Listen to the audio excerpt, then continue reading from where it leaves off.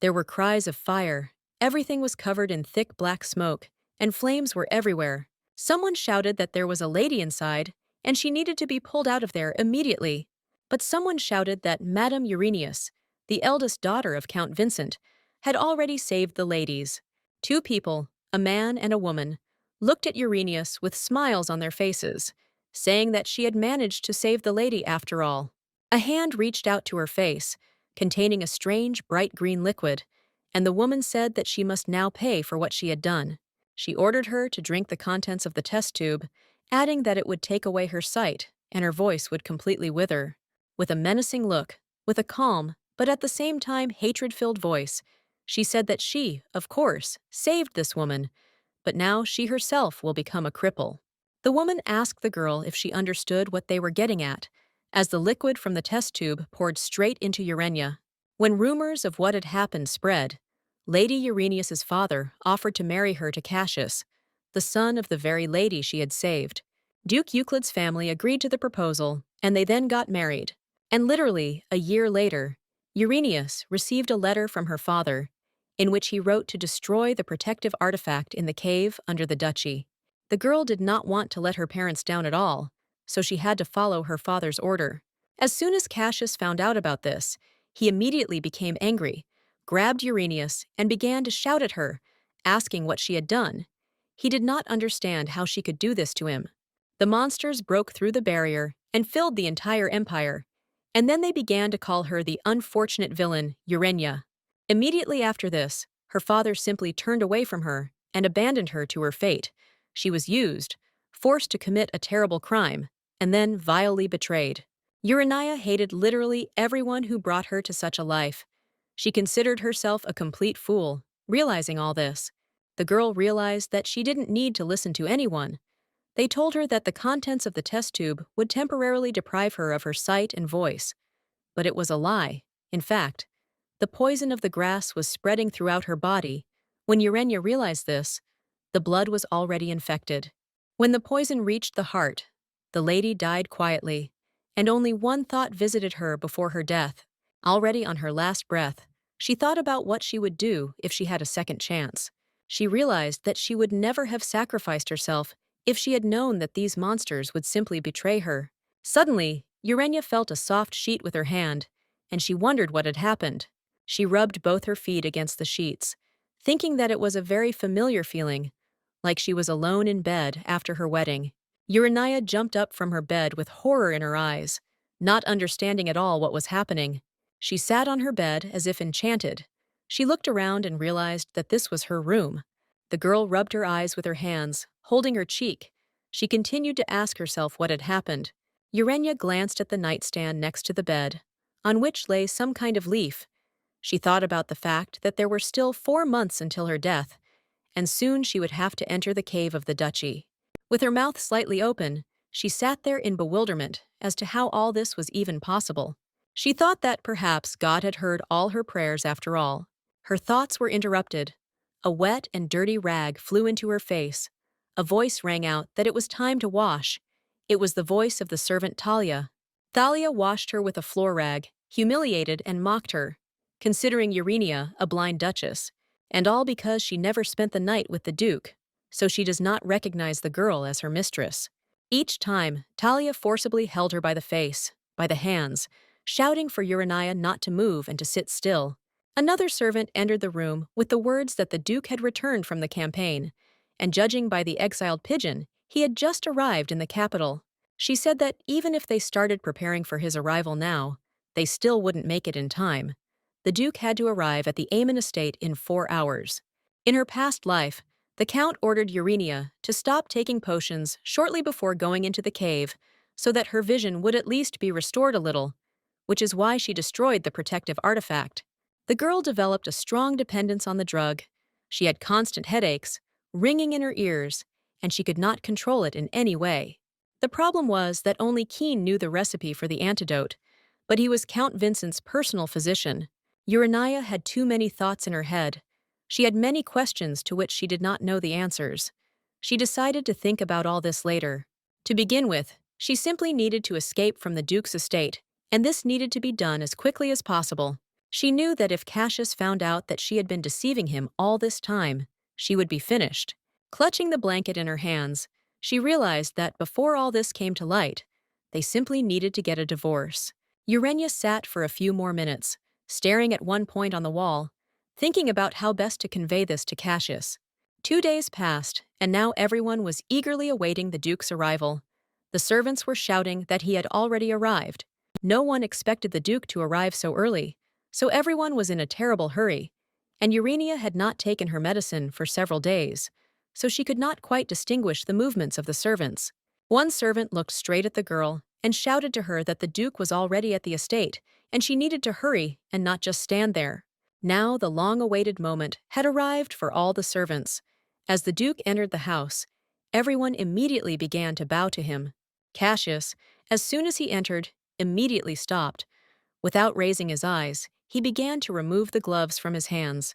The Duke immediately turned his attention to Uranius, who was standing apart from everyone else, and asked her if she had heard that he was arriving, indignantly. The girl looked away, and the Duke asked if she simply didn't have enough time to hide in her room. Urania stood silently and tried not to meet the Duke's gaze. She did not know what to answer him.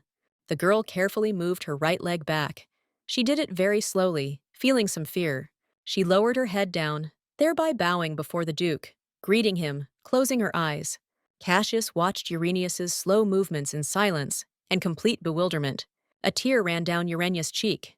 She thought that perhaps she should have greeted him a little more tenderly. They were husband and wife, after all.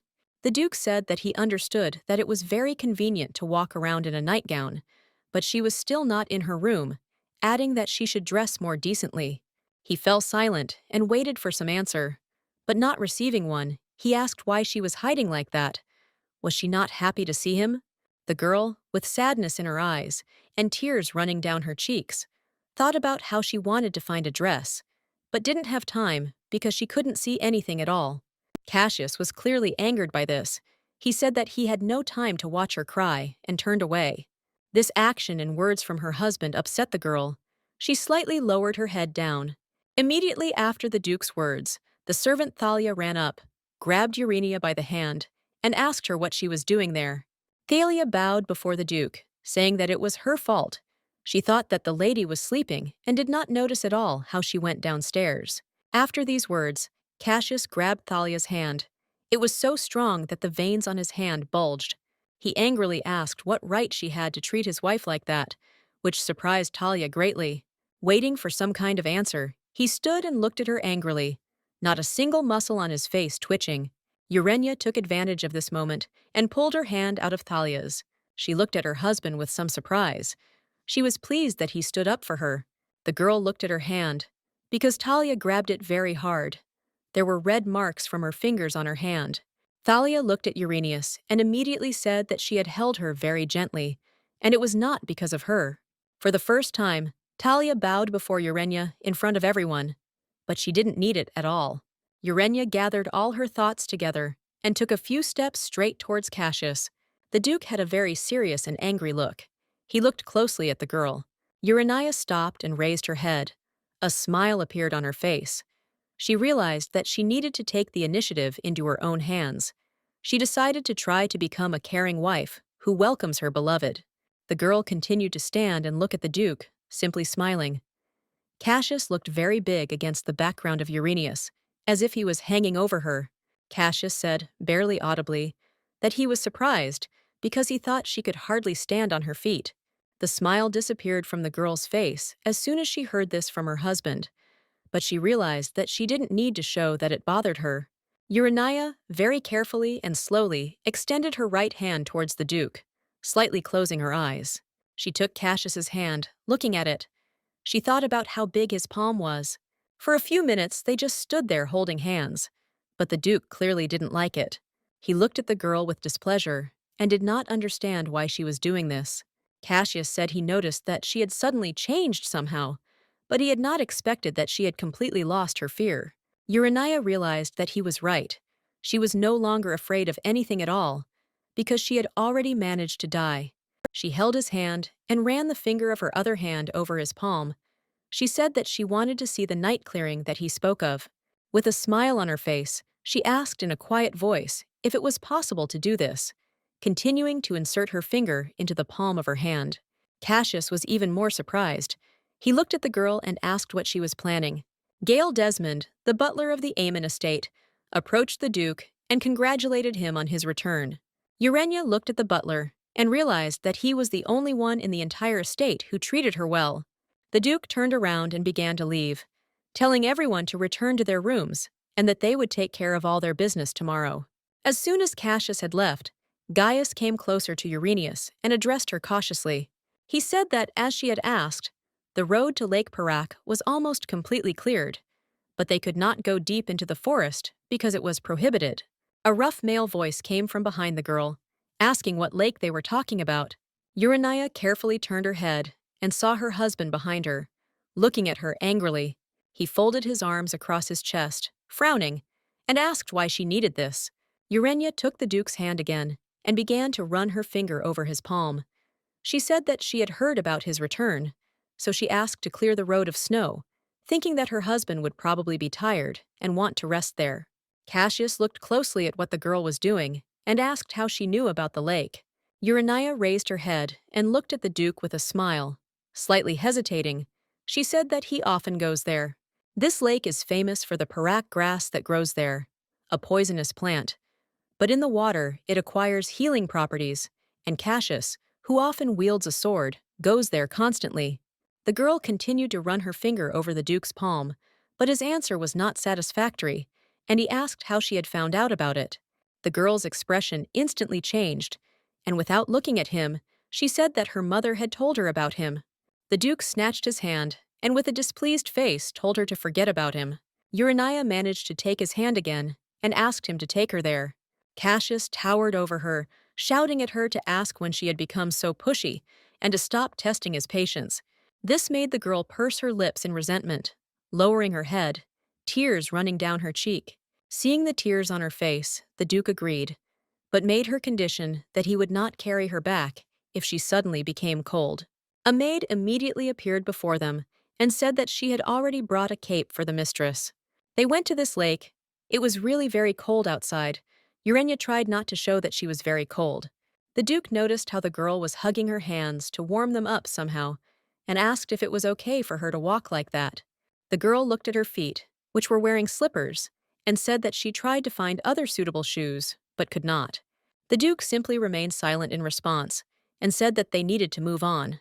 Uranius looked at Cassius and realized that in her past life, she hid every time she heard about him. Previously, they did not communicate at all, because she was afraid that the deception would be revealed. But now everything will be different, and in order for her to divorce him, they first need to at least talk. Uranius quickened her pace. Following right behind Cassius, she gently touched his back. He turned and asked what happened. She took his hand and began to run her finger over his palm, but she found it completely uncomfortable to do this with her gloves on. Cassius looked at her and asked if she wanted him to carry her further. He thought for a moment and decided for himself that this was actually a good idea. Without waiting for an answer from Uranius, the Duke picked up the girl with one hand, saying nothing. Urania was so light for her husband that he carried her on one arm. At this time, the girl looked around, examining everything, admiring nature. Urania thought about the fact that she, of course, asked him to do it herself, but now she felt a little ashamed. The lady thought that even the Duke would probably find it difficult to carry her with one hand. She looked at him and thought that he would feel better if she hugged him. Without thinking twice, Urania hugged Cassius with both hands, after which he immediately asked what she was doing. The girl looked at him in bewilderment and was at a loss, not knowing what to answer him. Cassius said she was acting as if she could see him clearly. Urania remembered in time that he should not know that her sight was returning. Despite the fact that the gentleman asked her what she was doing, she continued to hug him, but now feeling awkward. There was no emotion on Cassius's face. He just looked straight ahead. Time passed very quickly, and they had already come to that very lake. Urania thought about how he lowered her to the ground quite gently, which was surprising to her. Cassius, adjusting his cloak, asked why she wanted to come here. Without thinking twice, Urania simply took his hand and began running her finger over his palm again. Looking at his hand, She said that she wanted to come here because they never spent the first night together. Although she planned to divorce Cassius, she first needed to strengthen her power in the duchy. And to do that, everyone needed to know that they were a real couple. Urania asked the Duke not to abandon her, so as to preserve at least a drop of her honor. Cassius smirked and asked how she could even talk about honor. Absolutely everyone who saw her at least once, or even just heard her, called her the blind and mute Duchess. Uranius felt uncomfortable about this, and realized that she was just a thorn in the Duke's side. The Duke grinned again and asked why someone like her needed honor. Without thinking twice, Urania smiled and said that there was no other way, because she was also a human being. The Duke clearly did not expect such an answer. This can be easily understood from his facial expression. He lowered his gaze and thought for a bit. Cassius said he highly doubted that was the case, adding that she continued to amaze him with how her frail body held up in such cold. After these words, the Duke simply turned around and began to walk towards the lake, taking off his clothes, which the lady did not expect to see at all, and immediately turned away. She completely forgot that he came here to bathe. Telling herself that she had to pull herself together, Urania looked at the lake and realized that if Parak grew here, then the antidote for it would also be found somewhere. She looked towards the Duke and watched carefully as he entered the water. The lady did not take her eyes off Cassius, looking at his broad shoulders and muscular back. She looked at her husband and couldn't understand how he couldn't be cold in such weather. Before her eyes, Cassius was completely immersed in the water. A minute had already passed, but for some reason he did not emerge. Urania began to worry. She began to shout out different phrases, hoping that he would float out. She looked straight at the lake, shouting his name loudly, but it was no use. Urania was seriously panicked and screamed that if he could hear her, he should quickly come up to the surface holding the stones in his hands. One by one, she threw stones into the water, as if giving him signals. Out of despair, the lady sat down right on the ground, because more than 5 minutes had already passed, and he was still nowhere to be seen. And then she began to think that something was clearly wrong here. Urania was quite worried. She clutched her cape in her hands. She kept staring into the lake, hoping to finally see Cassius. The girl sat like that for a few more minutes, and realized that she could no longer just sit in one place and ran to the lake. Without thinking about the consequences at all, she dove straight into the water and immediately remembered that if a person not gifted with magic jumped into the lake, he would die immediately. When Urania was little, about 10 years old, she had the chance to attend a funeral for the first time. It was there that little Mrs. Uranius met Cassius for the first time. Then she learned that his father, the previous Duke Euclid, had died in the war. It was clear to everyone that their son was in terrible pain, but he did not utter a word when he learned of the death, and although Urania was little then, she was already sad about it. She tried to pronounce his name through her teeth and prayed that everything would be okay with him. But literally, a couple of seconds later, Urania suddenly squeezed her eyes shut and her mouth opened slightly. Another second, and she was already going to the bottom. But miraculously, Cassius, who was deep enough, noticed her. He tried not to waste a minute and swam very quickly towards her. As soon as he was close, he grabbed her hand tightly. Cassius realized that she was unconscious and was seriously afraid for his wife. The Duke swam with all his might, swiftly and quickly, in order to swim out as quickly as possible. As soon as Cassius found himself on dry land, he immediately went to the estate with the girl in his arms. Urania woke up in her bed from the sound of Thalia's voice, and from her throwing a rag right on her face again. Thalia leaned over to her and started screaming that she knew something would happen. She asked how it happened that she fell into the water. Urania remembered that she actually jumped there to save Cassius. She had a lot of questions in her head about what happened to him and whether he was alive. Thalia said that the Duke was soaking wet and that he had to jump after her. What she heard made the girl feel uneasy. She felt awkward, and she thought only about him. But the lady understood that since she was in her bed, everything was okay with him too. Urania was so lost in her thoughts, thinking only of her husband, that she threw the rag with which Thalia had washed her aside. Thalia started yelling at the girl, asking if she was crazy because she had slept for 2 whole days. This shocked Uranius greatly. She froze. Her breathing slowed. She did not understand how this could be. The lady touched her forehead with her hand and realized that she had a fever, but she was very lucky to have survived it all. Thalia said very loudly for the girl to open her mouth, as it was time to take the potion. Urania immediately recognized the stench as the Parak decoction sent to the Counts by Vincent. As soon as Thalia took the glass in her hands, Urania immediately grimaced and turned away. Thalia grabbed the girl by the head and screamed at her to drink it quickly, asking what had come over her and what was wrong with her. The maid squeezed her jaw hard and forced the potion into her mouth. Because the girl was spinning so hard, she managed to break free and dropped the glass on the floor with a crash. Urania wiped her mouth with her hand, and Thalia continued to yell at her about what she had done. Cassius heard these screams and the roar, and Thalia came out of Uranius's room with her head down. The Duke asked what had happened there, to which Thalia said that the lady needed to take medicine, but she refused. She did not have time to finish speaking as he went to Uranius's room. He walked up to the bed and hung over the girl, looking straight into her eyes. Urania didn't expect to see him so early, and in her room at that, and she felt a little awkward. In response to Talia's words, the Duke only told her to get out and that he would not repeat it. Thalia hung her head down. She tried to say that she still needed to take this medicine, but the Duke left. He slowly walked into Uranius's room and saw a broken glass on the floor. Cassius stood there for a few minutes, looking at his wife, smiling slightly. Urania, looking at him, realized that her vision had recovered a little more, and now she could better see her husband's face. She kept her gaze fixed on him, practically without blinking. She stared into his eyes. Suddenly, the silence was broken by Cassius's question. He asked why she jumped. Urania did not know what to answer to this, and turned away from him slightly. Out of awkwardness, she began to clutch her blanket as the Duke's hand appeared next to her. He placed his hand on hers, moved even closer, and told her to answer him. Cassius, seeing the expression on Uranius's face, realized that she was uncomfortable and took her hand. The girl, feeling some calm, said that she was very glad that he was okay and that everything ended well.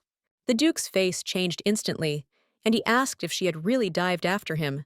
Urania turned her head towards him, but she did not raise her eyes. She only nodded her head.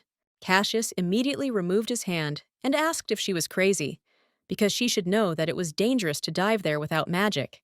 He asked her not to do it again, because even this once was more than enough for him. Urania felt a little ashamed, but she didn't understand why he was so angry with her. She decided that she needed to apologize to him for this, and reached out her hand to his neck. Cassius leaned against the headboard and hovered right over the girl, asking what she was thinking about. At that very moment, Uranius's hand was on the Duke's shoulder, which he clearly did not expect. She hugged him very tightly with both arms and quietly said, "I'm sorry."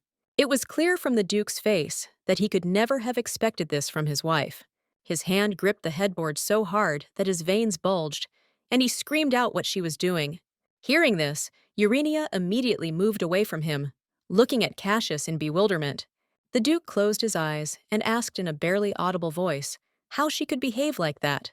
Having said this, he took the blanket from her bed and threw it over Uranius's shoulders.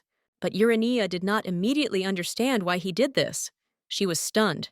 She looked down and realized that she was wearing a very revealing nightgown. She felt ashamed. She didn't realize that she had been dressed like that all this time. Urania immediately covered herself with a blanket and closed her eyes, her cheeks turning red with shame. Cassius picked up the bell from Uranius's nightstand and rang it. Almost immediately, Thalia entered the room and addressed the Duke, for what reason he had called her. He asked if the doctor had written any treatment recommendations yet, since she could have swallowed some parak grass in the lake and needed to take an infusion of the white grass. As soon as Urania heard about the white grass, she realized that it was the yang grass. The Duke told Thalia to bring the medicine when ready, but not to force her to take it anymore. Finally, Cassius told her to remember once and for all that if she risked humiliating his wife, she was humiliating him. Even though Urania was deep in thought about the yan herb, hearing what Cassius said left her in shock. She sat on the bed, looking straight at him, and couldn't believe that he had taken her side. Then she remembered that very situation when she asked him not to leave her, to save at least a drop of her honor. Urania thought that he had finally listened to her words, which made her very happy. Another maid read the note that her mistress had given her and asked if she really wanted her to call Opilia. Urania smiled and said nothing, simply nodding her head. Lena, without asking any more questions, immediately said that it would be done as she asked. Before Urania could look back, the maid was already outside the door. Lena, a kind girl, very kind. She took care of her despite Talia's horses. She took care of her mistress, even when she was locked in the tower. Lena was the only one who continued to communicate with Urania, no matter what. Lena was right there, along with Apilia, and the girl asked if she had called her. Urania carefully raised her head, looked at the maid, and smiled at her. The lady needed allies. Opilia is the baron's wife, who was deprived of her title. Originally, she was the personal servant of Cassius's mother. Urania realized that if she could make her an ally, she could replace Talia for her, and she already knew how to do it. Without thinking twice, Urania asked the girl if it was true that she had recently lost her child. Opilia asked how she knew, to which the lady replied that Lena had told her about it. Putting some note on the table, the lady said that it would help her find her child. Urania promised that she would allow them both to live on the estate, but in return, she would do her a favor.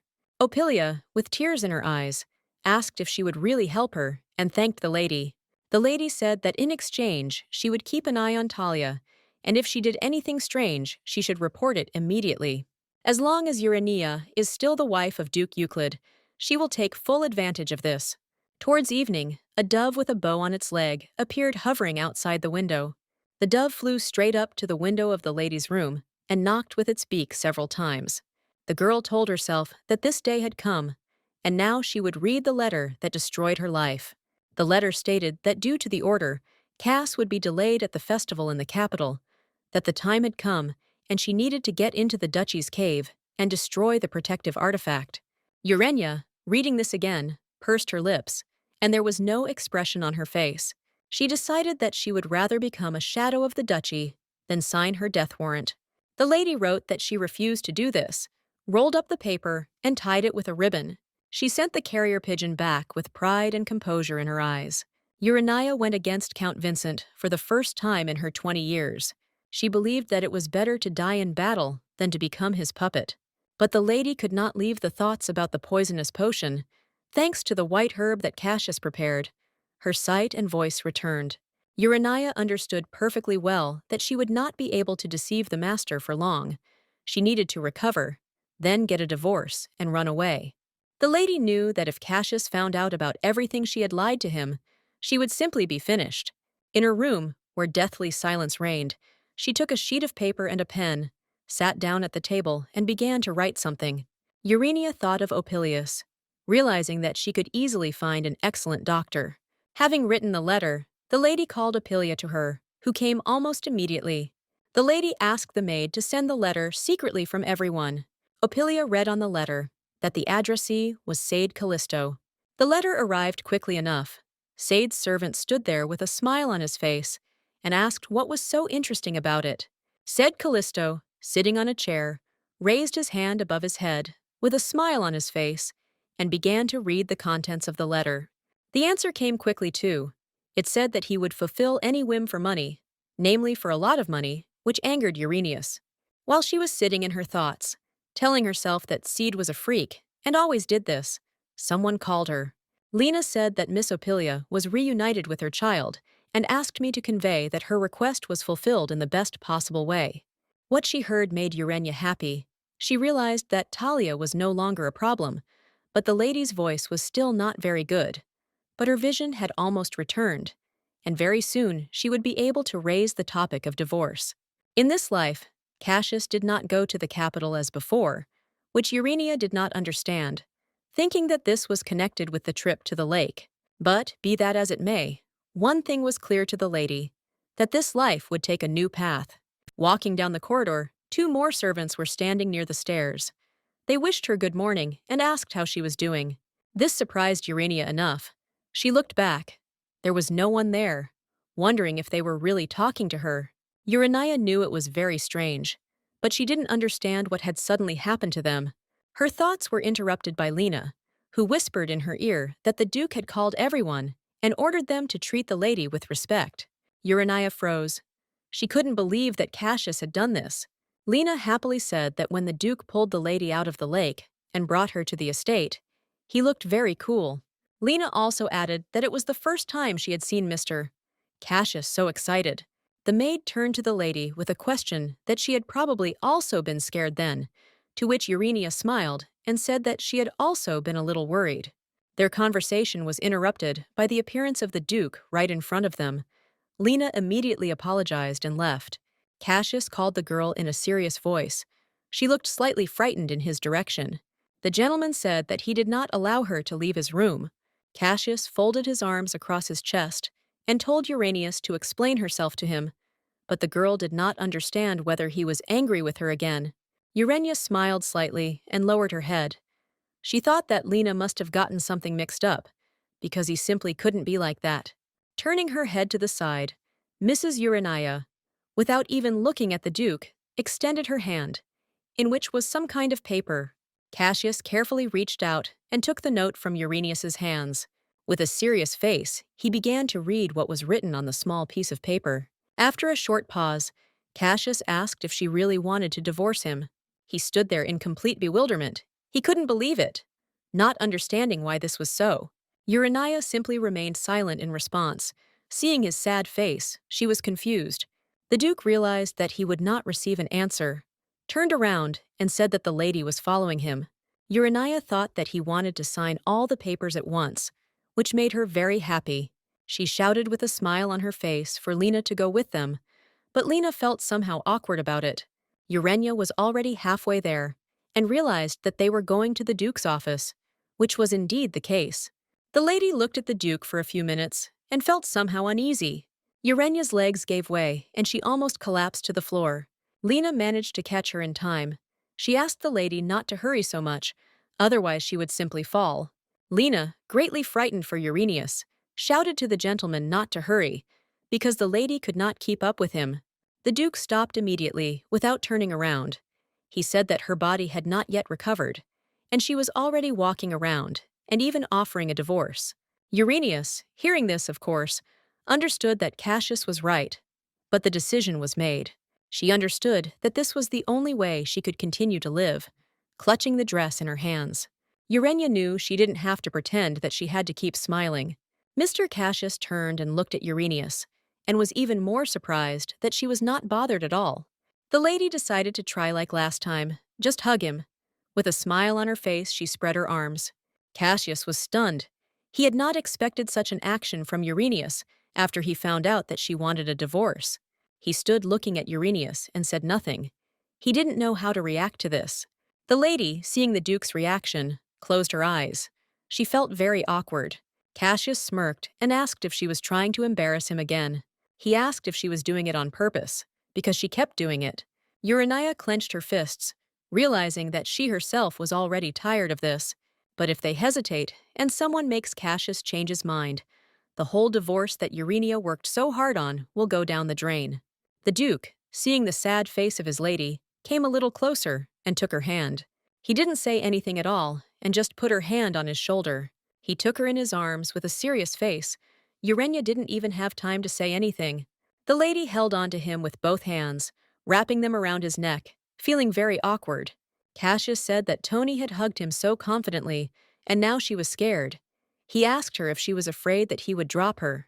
The Duke turned his attention to Lena, who was silently and attentively observing everything, and told her to leave them. Lena felt sad about this. She also wanted to watch everything that was happening. They went straight to Mr. Cassius's office. It was very beautiful there, and everything was neat and tidy. Cassius decided to court the lady by making her his signature tea. Urania watched the Duke in silence. She felt somehow uneasy. The Duke, pouring tea into a cup, said that he admitted that he had treated her rather coldly. Coming closer to her, he said that, no matter what, she still had to understand him. Urania sat there, perplexed as to why he had even started this conversation, and why she should understand him. Cassius sat down next to her and said that he could not do anything because she herself always avoided him. He came very close to her and said that she had changed a lot lately and asked if this was really all she needed now. Urania wanted to take the saucer and cup when Cassius's hands immediately appeared on hers. He lifted the saucer, hung over her, and asked about the dissolution of the marriage. Urania even became scared. Cassius said that when it came to divorce, she stopped being afraid of him at all. Urania sat silently, feeling very awkward, beads of sweat running down her cheeks, and the Duke watched as Urania convulsively raised the cup to her mouth. Urania thought that the divorce seemed to have affected him greatly. She touched her lips to the cup, and it became very hot for her, so much so that the cup fell out of her hands. She screamed in pain, closed her eyes, and pressed her lips together, covering her mouth with her hand. The Duke immediately reacted to this, brought a handkerchief to her lips, and Urania froze. He asked her if she was badly burned, and it was clear from his face that he was very worried. Cassius even got up from the sofa. He carefully touched his mistress's lips with a handkerchief. Urania looked at him as if enchanted. She felt both pleased and awkward at the same time. She put her hands in front of her, thereby pushing Cassius away from her, which he did not expect at all in such a situation, because he wanted the best. He looked at Uranius and didn't understand why she reacted that way. The lady realized that she had not meant to push him at all, and that it had happened on its own somehow, and she said that yes, she had burned herself. Cassius said that she doesn't like to complain, constantly asks for hugs, and even jumped into the lake after him. He scratched his head and asked how she could possibly understand it then. Uranius felt even more awkward, but she didn't answer him, just looked at his thoughtful face. Cassius walked over to his desk and opened the nightstand without saying anything to Uranius. Approaching the lady, he handed her a small box, saying that it was a family treasure of their family, adding that she should wear it in society. Urania froze. She asked herself several times where she should wear it. Realizing what he had actually said, she only had one question. What about the divorce? With a menacing face, Urania stood up from the sofa and walked over to Cassius. She just looked at him for a few seconds. I extended my hand. The lady asked to give her hand because she needed to tell him something, to which Cassius simply turned away. He did not want to hear anything and simply began to leave. Uranius didn't expect this from Cassius at all. He never did that. As he left the room, Cassius told her to take her duty as a duchess responsibly. Turning slightly to Uranius, what for this? He too will justify her expectations. Urania understood that everything would not be so simple. She sat in despair. She turned her attention again to the very same box that stood on the table. Urania reached out to it, taking it in her hands. She became curious about what was there. Opening it, she immediately recognized what it was, and was quite surprised. She realized that these were waves of memories. This necklace, the symbol of the duchy. Since he gives it to her, it means that the lady could not even dream of divorce. Nowadays, divorces and remarriages are commonplace, or rather, long and strong ones are rare, so it is unlikely that he cares about his reputation. Urania thought that perhaps he still blamed himself for the fact that she lost her sight and voice when she saved his mother. She was haunted by the fact that she now had to wear this necklace, which clearly did not make her happy. If she sells it, she will earn so much money that she will be able to live in comfort for the rest of her days. But then she put the necklace back into the box, firmly and confidently, telling herself no. She realized that no matter how much she wanted a divorce, her life was more important to her. Urania decided for herself that she first needed to calm Cassius's sense of guilt. She left Cassius's room and went in search of him. Going downstairs, she called for him, but no one answered. Lena said that she didn't know where he was, and the other servants hadn't seen him either. She said that his advisor should know about this, to which Urania said that then they needed to find him. Urania was very upset because she couldn't even find a counselor. She wouldn't be able to calm him down if they didn't see each other. She sat and thought about how he had simply disappeared. But she wasn't going to sit back either. Thanks to the yang herb, her vision had been completely restored. Her voice had still not fully returned, but it was time to move on to the next step. A servant came, whom Urania urgently wanted to see, and he asked what had happened. Urania was pleased that he began to treat her with respect. For a few seconds she froze, just looking at him. She silently put the paper on the table and pushed it away from her, telling him to prepare for departure. The lady decided that since Cassius was gone, she would then look for medicine. Gale said that he understood everything and that they would leave immediately after reporting to the Duke. Urania, with a smile on her face, said that Cassius should not know about this. If he found out, something would clearly go wrong. The lady pointed to him with her hand. to which the guy asked if he should turn the note over or what. He turned the paper over, but there was nothing on it, and Urania responded by saying that she knew what he did in the mornings. Gale felt very awkward. His cheeks turned very red in a second.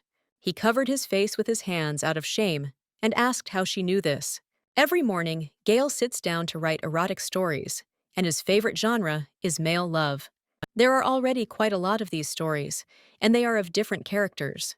Urania herself recently found out about this when his messenger pigeon accidentally flew into her room.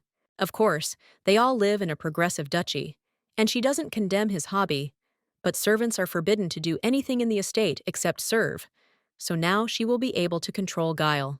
Urania, with a smile on her face, said that they would do each other a favor and keep quiet. Gale smiled awkwardly and stuttered that then he would begin preparations right away, adding that he would report back immediately when they left. Gale really tried his best and did everything very quickly, and so they set off on their journey. They arrived quite quickly, and when they got out of the carriage, Urania had a frightened face. Gale said that they had arrived where she had said, and he should be here. As they entered this old building, they saw people in front of them who were discussing something heatedly. Gale, barely audible, asked the lady if they needed to go further. Urania put out her hand, thereby making it clear that there was no need to go further. She stood with a serious face, her gaze fixed straight ahead, and not looking away at all, saying that the one they were looking for was already here. Callisto Sade, the leader of the mercenaries, appeared before them, immediately spotting Uranius. With a smile on his face, stroking his beard, he said that it was Duchess Euclid herself. He is an old friend of Uranius, and she thought about the fact that he died even before her. After the destruction of the artifact, a brooch appeared in the barrier, through which monsters crawled. The Empire did not have enough people to cope with them, so they wanted to use mercenaries. However, the Mercenary Guild had raised their prices outrageously, and Sade was responsible for that decision. And as Lena said, that's why Cassius killed him. Sade approached Uranius and said that in childhood, she promised to marry him, and now, someone else's wife. He asked what she would say to him about this. He put his hand on her head, which the lady did not like at all, and she shouted for him to move away from her. Sade asked her, calling her as before, Rini, if anything special had happened. Mrs. Uranius did not quite understand this question. She looked at him with bewilderment. Sade leaned towards her ear and asked if she had forgotten, saying that her father, Count Vincent, was a real scumbag.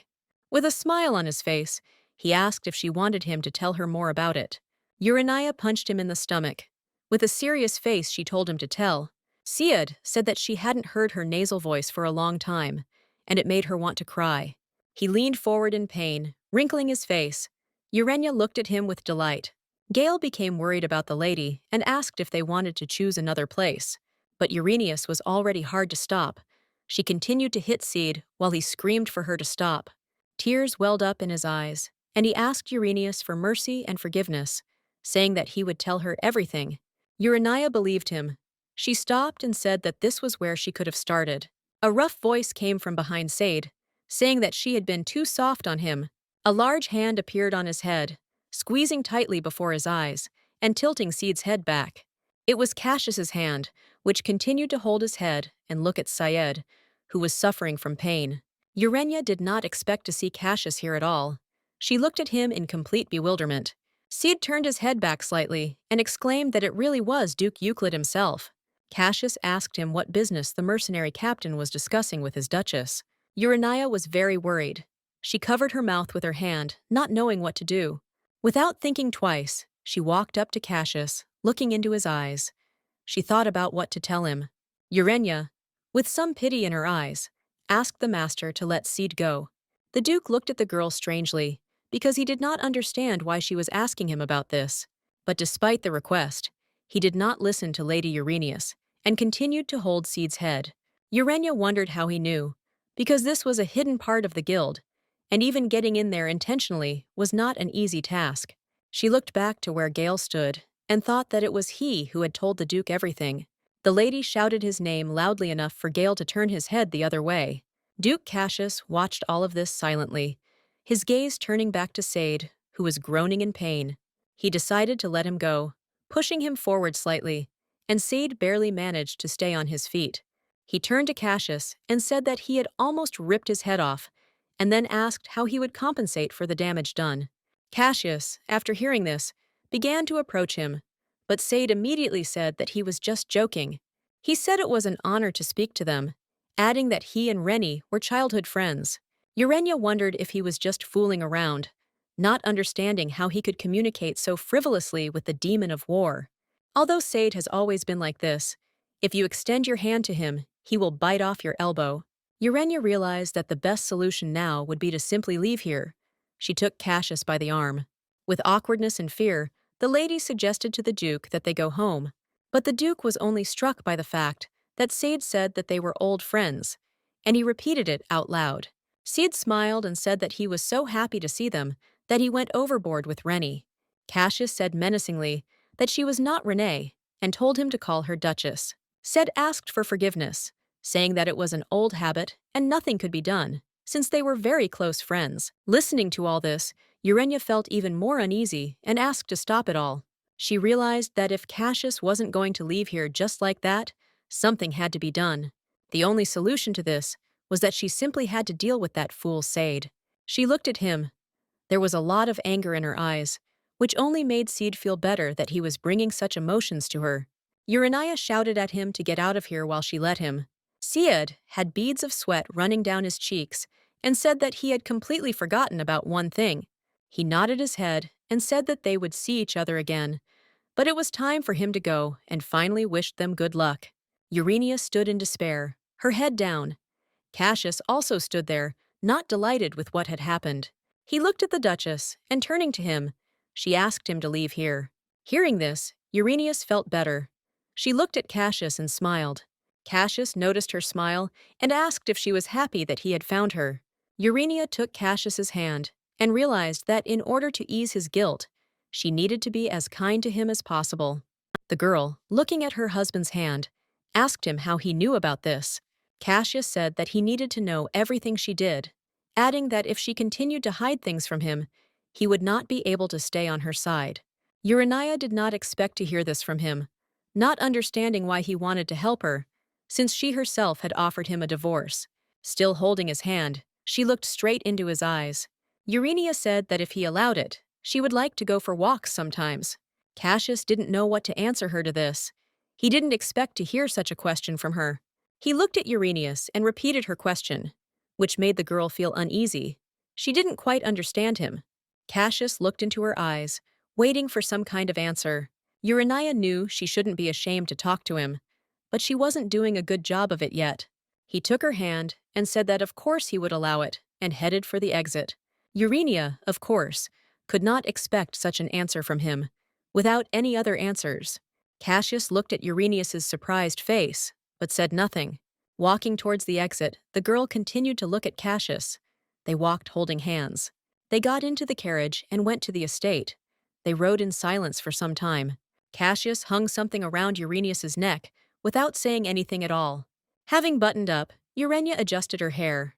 Cassius said that it would be better this way. Urania also remained silent. She looked down, and Cassius looked at her.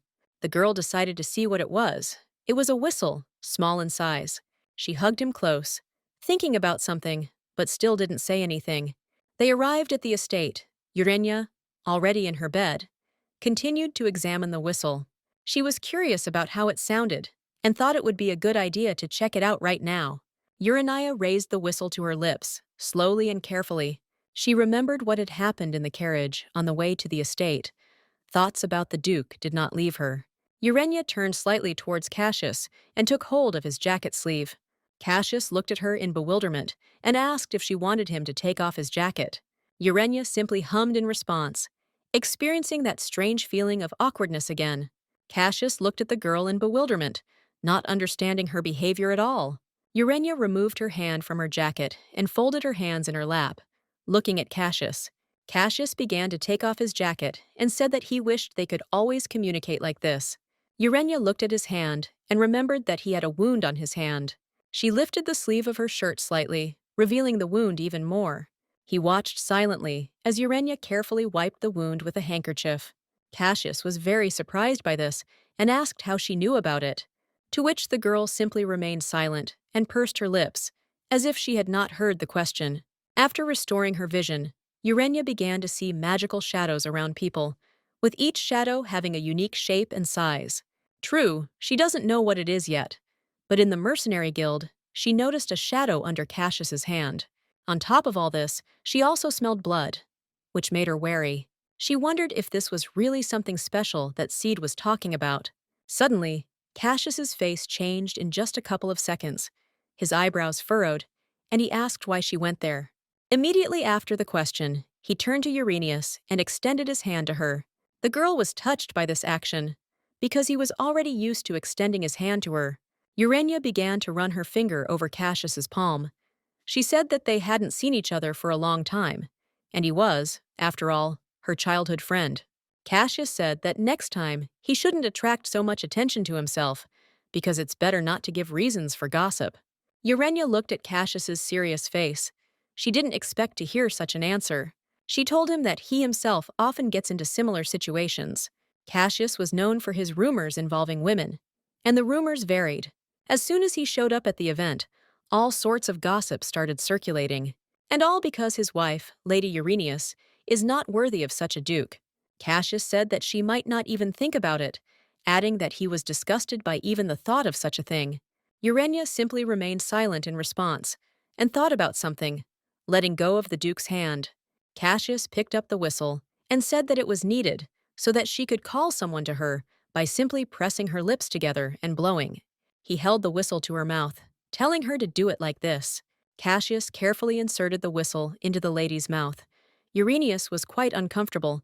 Because of this, she froze and held her breath. The Duke noticed this and said that, of course, one should just blow, but it would be better to hold it with one's hand. The carriage moved on, straight to the estate, and there was deathly silence inside. Urania placed her hand on Cassius's hand, and he looked at her without turning his head. The lady carefully and very tenderly ran her finger over his hand and said thank you. Time passed very slowly. They both replayed everything that happened in the guild and were already quite tired. Cassius propped his head up with his hand and tried to fall asleep. Urania laid her head on her husband's shoulder and also fell asleep.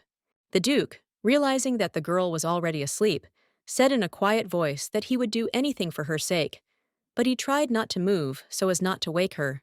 Already at the estate, Lena came to Uranius and said that Lady Apilia had already arrived. Urania thought that she seemed to have accomplished her task, and this made her happy. Apilia stood before the lady with her head down. She said that she had found out everything about Talia. Thalia, seeing Urania, said that she even walked with difficulty, but still went somewhere. She said that she had made life difficult for all of them.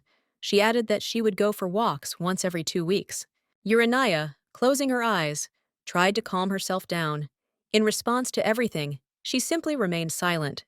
The lady placed a small note on the table and waited for Thalia to take it. She said she was interested in how Talia handled her money. Talia immediately became nervous, saying that this was her job and she could handle everything herself. Urania told her to show her her money, which scared Talia very much. The lady lowered her head and told Talia to show her the expense accounts and her savings. Turning her head, the girl realized that the servant was in no hurry. She was very nervous and repeated again that she should do it right now. Thalia noticed the voice she used when she spoke to her, and for the first time she called her mistress. Urania looked menacingly at Thalia and said that she had now become her mistress. She said that her voice has returned, but not completely, so she prefers to remain silent for now. Thalia was very outraged by this, asking how she could not tell the Duke about this, to which Urania replied that she had not yet recovered anyway. She added that if this was just a temporary phenomenon, she would only upset him. Talia wanted to say that the lady simply had to tell everything, but the girl immediately interrupted her. She said that it was she who decided who was responsible for what here, tucking her hair behind her ear. Such statements greatly outraged the servant Talia, so much so that she froze for several seconds with her mouth open. Urania noticed that Talia clearly didn't like her answer, but she wasn't used to talking like that yet. It was very difficult for her, because her vision had not yet fully returned, and her eyes were very tired. She repeated that Talia had been ordered to bring the bills. Talia began to look from side to side, clenching her hands, beads of sweat running down her face, as she was very worried. Uranius was outraged by this answer, and she said that it meant that she had decided to admit her guilt after all. At that very moment, the maid Thalia fell to her knees before Lady Urania. She begged the lady to forgive her. She said that she had already spent all the money. Urania was very surprised, not understanding how it was possible to spend all the money if it wasn't even winter yet. Talia said that she spent it on developing the garden, since the lady's body had not yet recovered. So she bought the most expensive plants whose aromas were beneficial to her health.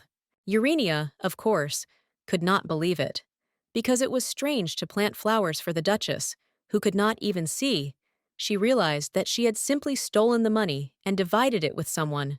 The lady closed her eyes, finding it hard to believe that Talia had been able to squander the annual budget of the largest duchy in the empire. Urania told her to get up. As soon as Thalia heard this, she raised her head and asked if she forgives her. Thalia, a servant absolutely loyal to the duchy, the only reason she despises Uranius is because, in her eyes, the mistress is a disgrace to the duke. Therefore, Urania doubted that Talia stole the money for herself. The lady also wondered if this could be somehow connected with Opilia's report. Opilia said that Thalia met with a man. It was Gerard, the guardian of the Euclids. Lena whispered in Urania's ear that he was a well-known pervert. He had touched a lot of maids. Urania wondered if Gerard had seduced Talia, or if she had deceived him. Their conversation was interrupted by the stern male voice of Cassius, who entered the room and asked what they were doing there. He stopped in front of Thalia, who was kneeling, and looked at everyone in bewilderment, waiting for an explanation. As soon as Urania saw Cassius, she immediately turned her head away. She didn't expect to see him here. Cassius said that sometimes he felt as if she saw him, and Urania, hearing this, became even more worried. He said that at first she looks at him and then turns away in fear, which looks very strange from the outside. Uranius turned to him, and Cassius asked if he was just imagining it. The girl began to smile stupidly. Her cheeks became slightly pink. She did not know how to get out of this situation. Cassius looked at Thalia, who continued to kneel, already looking at the Duke. Talia bent down to the floor and asked the master for forgiveness for appearing before him like this, adding that she was fine and that the mistress should not be blamed for this. She said this as if she was truly sincere, but looking at the floor, she smiled sarcastically. Cassius said that apparently she still didn't understand something. Talia rose and asked the Duke what he was talking about. He said that Urania had done nothing wrong, and no one had the right to blame her. Cassius turned his head slightly towards Uranius, looked at her, and said that he would not interfere with them. He turned his gaze back to Thalia and told them to continue. Uranius was pleased to hear this from Cassius, and a small smile appeared on her face. It was already night. Urania was lying in her bed, looking at the ceiling, thinking about her husband. As her vision returned, she began to look straight at Cassius. She knew that if she continued to do this, one day he would understand everything, and if something goes wrong, he can kill Uranius, because she has disgraced his family. Urania decided that if she couldn't get a divorce, she would have to tell him right away that she was going through a hard time. While she was thinking about everything, something flashed in the window. She turned her head and looked intently there. Urania carefully got out of bed and began to slowly approach the window. It was a small messenger pigeon, and there was a letter tied to its leg, and she thought it was from Sade. Urania carefully removed the letter from her paw and saw Sade's seal, as she thought. The letter was from him. She sat down at the table, untied the ribbon, and unfolded the letter. She was interested in what he could have written to her after their last meeting. Sid wrote that if she wanted to learn about her magic, she needed to return, but she should not forget that his services would be very expensive. After Urania read the letter, it disappeared right before her eyes. Urania understood that even if she decided to leave magic, she still needed to meet Sid again. Thanks to the white grass, her voice and vision became much better. But there are still problems. She continues to have pain in her body and neck. In her past life, her body was constantly in pain. Then her nose bled. Then other consequences of the poison began to appear, which led to her quiet death. Urania needed Sid as soon as possible. Otherwise, she would not find a worthy doctor. The next morning, Urania came downstairs, wearing a beautiful dress and her hair tied in a bow. She walked past various rooms and when she came to one of the doors, she thought it was Gil's office. After tugging the handle a few times, she realized that the door was locked, which made her slightly angry. Urania, of course, was not surprised by this and reached her hands to her hair. She realized that it was not in vain that she had taken the hairpin with her, with which she would be able to open the door. The lady decided that she would have to thank Sade for teaching her how to pick locks. She managed to open the door and entered the room with admiration for herself. But what the lady could not expect was that Gale would almost immediately decide to return to his office. When he pulled the handle, he realized that his door was open, which surprised him greatly. Gale entered the room, and Mrs. Uranius immediately appeared before him. This shocked him, and he immediately asked indignantly what she was doing here. But then Gale realized who was standing in front of him and calmed down. He asked if something had happened, adding that he simply needed to be called. Urania stood there with a smile on her face, wondering if he was ashamed that he had given away her entire plan to Cassius. Gale stood there, perplexed as to why the lady was in his office, and why she was now simply smiling. Urania sat down at Gale's desk, and he simply stood next to her and watched what his mistress was doing. She put a note on the table, pointing to it, where she asked if anything had changed in the garden and if any new flowers had been planted. Gale said he wasn't sure about that, but it seemed like no, asking why, since only guards were there. He asked what happened and why she was asking him about it. Urania said she was interested in where her duke's money was spent, to which Gale said that he could then show her the ledger. Suddenly, Urania became quiet and began to smile strangely, which greatly surprised Gale. Urania said that she had completely forgotten to tell him that her sight had returned. There was a deathly silence in Gale's office. Gale didn't know what to say. He coughed slightly and asked for forgiveness, saying that the lady had surprised him. Urania sat and smiled, and Gale said that it was just a miracle and congratulated Urania. But the lady's face changed very quickly. She lowered her head and closed her eyes. She said that Talia was supposed to keep records, but, according to her, there is currently no such record in the duchy, to which Gale said that this cannot be, because she told him that the lady personally entrusted her with financial management. Urania smiled and said that, in case he hadn't noticed, this was the first time they had spoken. With a sly smile on her face, she asked him if he would report this to the Duke as well. Gale felt awkward from this question. Beads of sweat immediately began to flow down his cheeks. He thought about it. Urania decided to take action and picked up one of the books that Gale had written. As soon as Urania read one word in the title, she immediately became indignantly surprised. Gale immediately ran up to the lady and snatched the book from her hands, saying that he was completely in her power. Urania said that then he should arrange a meeting for her with Cid Callist, without reporting to the Duke. Gale, of course, didn't want to do this at all, but he said he would do everything. Urania, hearing his consent, was delighted, showing it with her wide smile. She wanted to relax and take a bath. But when she arrived, she saw Talia there, filling it from barrels. Thalia stood there with a smile on her face and said that the bath was ready for her. Urania immediately noticed her sinister smile. It was already clear what she did. The lady stood silently for a few seconds, simply looking at the maid. She wondered if she was tired of filling the bathtub with poison and dirt every time. Urania turned around and said that perhaps she would take a bath in the lower room. Thalia, perplexed, immediately followed the lady and asked why this was so, since everything was already ready. When Urania left, she said that it didn't matter at all. She just didn't like it here. It was clear from Talia's face that this made her very angry, and she watched her go with an angry look. Urania went down to the lower room, where there was a large bath with clean water. The lady had not felt so good in the bath for a long time. She remembered what it was like before. Suddenly, Urania heard someone enter there. She sat up and looked back. It was Thalia. She was right there, not looking at her mistress. She told the other servants to bring something. Urania was completely confused. She did not understand what was happening and why it needed to be brought inside the bath.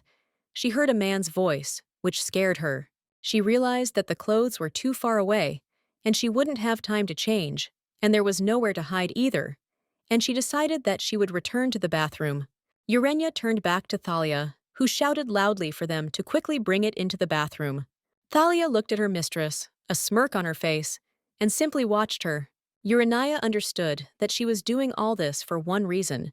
She wanted to dishonor the Duchess by showing her naked body to the servants.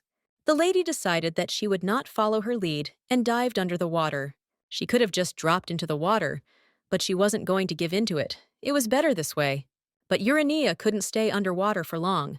She quickly ran out of air. Suddenly, a large hand pulled the lady out of the water. Urania was quite frightened. It was Cassius's hand, and pulling it out of the water, he immediately threw his jacket over it. He stood in front of her and simply told her to put it on. Urania looked at him in surprise. Cassius turned his head back and said that if any of them still valued their lives, they should lower their muzzles to the floor. He told them to roll out immediately from there. Two servants were hiding behind the side of the bathtub. At that very second, they bent down to the floor and began to run out of there without saying a word. Cassius looked at Uranius and said that she was still very careless. Urania thought that he was probably angry because she was constantly embarrassing him. The lady felt very embarrassed that he had caught her in an unpleasant situation again. Urania asked why she started shaking, adding that her body had weakened at the wrong time. Cassius looked silently at his wife, who was indeed shaking very badly, but said nothing. He silently turned around and began to leave, something Urania did not quite expect from him. She thought he was disappointed, so much so that he didn't even want to talk to her. Urania thought that perhaps now was her chance to talk about divorce. She almost ran after Cassius, who was very close to the exit, but hearing the splash of water, he stopped. The lady came up to him and took his hand. Cassius immediately turned around. He was like a stone statue, and his eyes were like amethysts. Urania took his hand and ran her finger over his palm, thinking about who she was in his eyes. She suggested that he get a divorce again, saying that then he would have to be even more angry with her. Cassius said firmly and confidently that he had already said that they would not get divorced. Urania looked down and asked him if he still blamed himself. The Duke did not expect to hear this at all. He asked again what she asked. Urania only said that all this happened only because of her. She said it sincerely. She looked him straight in the eye and told him that he shouldn't blame himself. Cassius, covering his face with his hand, said that he hadn't thought so at all, stumbling slightly. Frowning, he said menacingly that Urania was a treacherous woman after all. Urania was shocked by what her husband said. She did not understand why he said it. Cassius turned and started to leave, telling her never to bring up the subject of divorce again. He said this in a very serious voice and tried to leave as quickly as possible. Urania turned around and saw the whistle lying on the edge of the bathtub. She took it in her hands and decided to bring Cassius back. She blew into it with all her might. Cassius immediately approached Uranius. She did not look at him, and he asked what she was doing. Taking his wife by the shoulders, he said loudly and menacingly that they would never get divorced. Leaning towards her face, he repeated even louder that it meant never at all. Urania was a little scared. He spoke about it very seriously, in a complex manner. Urania, hearing this, realized that she had no chance and decided to confess to him. She said his name. Cassius looked at her in bewilderment. His face changed, and he asked what she could possibly say. Urania, with a smile on her face, said yes, and that he didn't have to worry about it anymore. Cassius looked at the girl in surprise. He froze in place and asked if it was her voice. Urania, with a smile on her face, just nodded her head. She was glad that she no longer had to hide it. Cassius asked her if she could see him now, and Urania quietly replied that she did. Cassius looked happy. His heart must have become much lighter. He must have been experiencing pain no less than his mistress all this time. Urania said that as he could see, she was fine now, and she looked at him with a smile on her face. Cassius said that he would do whatever she wanted, which surprised the lady. Taking hold of her hair, he said, "Just stop shaking already." He said this with some awkwardness. Urania, hearing that he would do whatever she wanted, immediately thought about divorce.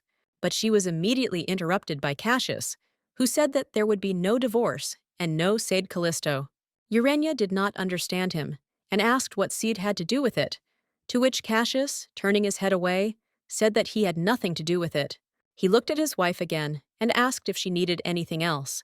Urania thought for a few seconds and asked if she could have some money. Urania will have to meet with Sade to find a worthy doctor, and when she gets stronger, she will finally be able to live independently, as she wants. But for this, she needs money, a lot of money, to make it work. Urania realized that she shouldn't rush into a divorce just yet. If Cassius is worried about her condition, and that is the only reason he refuses to divorce, then once she gets better, they will be free. He asked her if that was all, asking if she would stop talking about divorce after that, to which the lady said yes. Cassius wanted to believe it. He silently looked at his wife and suggested leaving there. Urania was asked if she could change her clothes first. She asked him to call Lena, since she did not want to walk around in just a jacket. Urania went behind the screens, waiting for Lena to come and bring her clothes. Lena, entering the bathroom, saw the lady and immediately asked what she was wearing. As she got closer, she realized that she was wearing Duke Cassius's jacket. Lena puffed out her cheeks from embarrassment and joy, as if trying to contain her emotions. She stood there and was touched. Urania couldn't stand it and said that she had misunderstood everything. Urania felt very awkward about everything that was happening, and she called Lena again. Lena screamed in surprise. She just heard the lady's voice. She asked her if her voice had returned, to which Urania, smiling, said that she wanted to take a bath. The expression on her face was truly sincere. She was truly happy for her. Lena, the only person in the whole world who always took care of the lady. She approached the Duke and said that the lady wished to take a bath. She asked him to leave. Cassius looked at Uranius, who was standing behind Lena, in bewilderment. Lena said that she knew that they hadn't spent their first night together yet, but if he continued to stare like that, the lady would be uncomfortable. Uranius was greatly surprised by this, and was delighted that she had the courage to defend her in front of the demon of war himself. The Duke, having heard this, thought a little and said that he understood everything.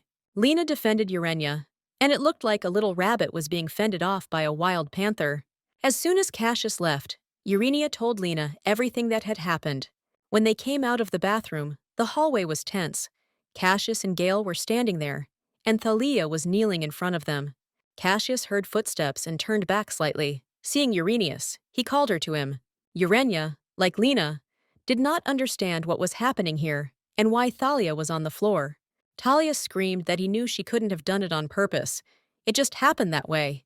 Cassius said that he had already told her several times that by insulting his wife, she was insulting him. Urania came closer to them and looked at Thalia without any regret. Cassius became very angry. He said that this time her insolence had exceeded all limits. He asked, since when did a servant have the right to justify herself to him? He was so angry that the veins on his neck bulged greatly. Talia asked the Duke to listen to her, saying that the lady was simply deceiving him. Talia started pointing at Uranius and shouting that all this time she was just pretending to be dumb and blind so as not to do anything. With a smile on her face, she said that the lady was simply taking advantage of his kindness.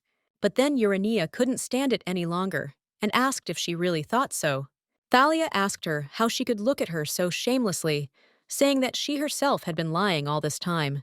Urania knew from the very beginning that this would happen, and asked Talia if she could answer for her words, that she had lied to everyone around her. Urania began to say that she had recently begun to check the embezzlement of their budget. Everyone knew that it was Talia who was responsible for the distribution of the duchy's budget. Thalia became even more angry and asked what she meant by that. Urania said that the inspection was not yet over, but she had already learned that 30 times more than was required had been spent on seeds for the garden. Talia suddenly fell silent, lowering her head. She did not understand how the lady could have found out about this. Urania suggested that Talia's freedom be restricted until she completed the check. Cassius, hearing this, immediately ordered that she be locked up immediately in the Eastern Tower. Talia asked to stop and listen to her. She said that she could explain everything. Urania remembered that in her past life, she was locked there.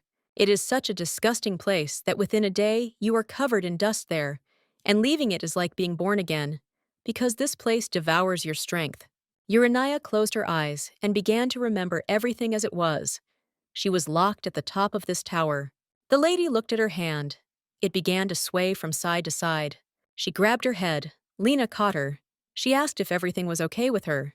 Lena was very scared for her mistress. But then she heard the Duke's menacing voice. Step aside.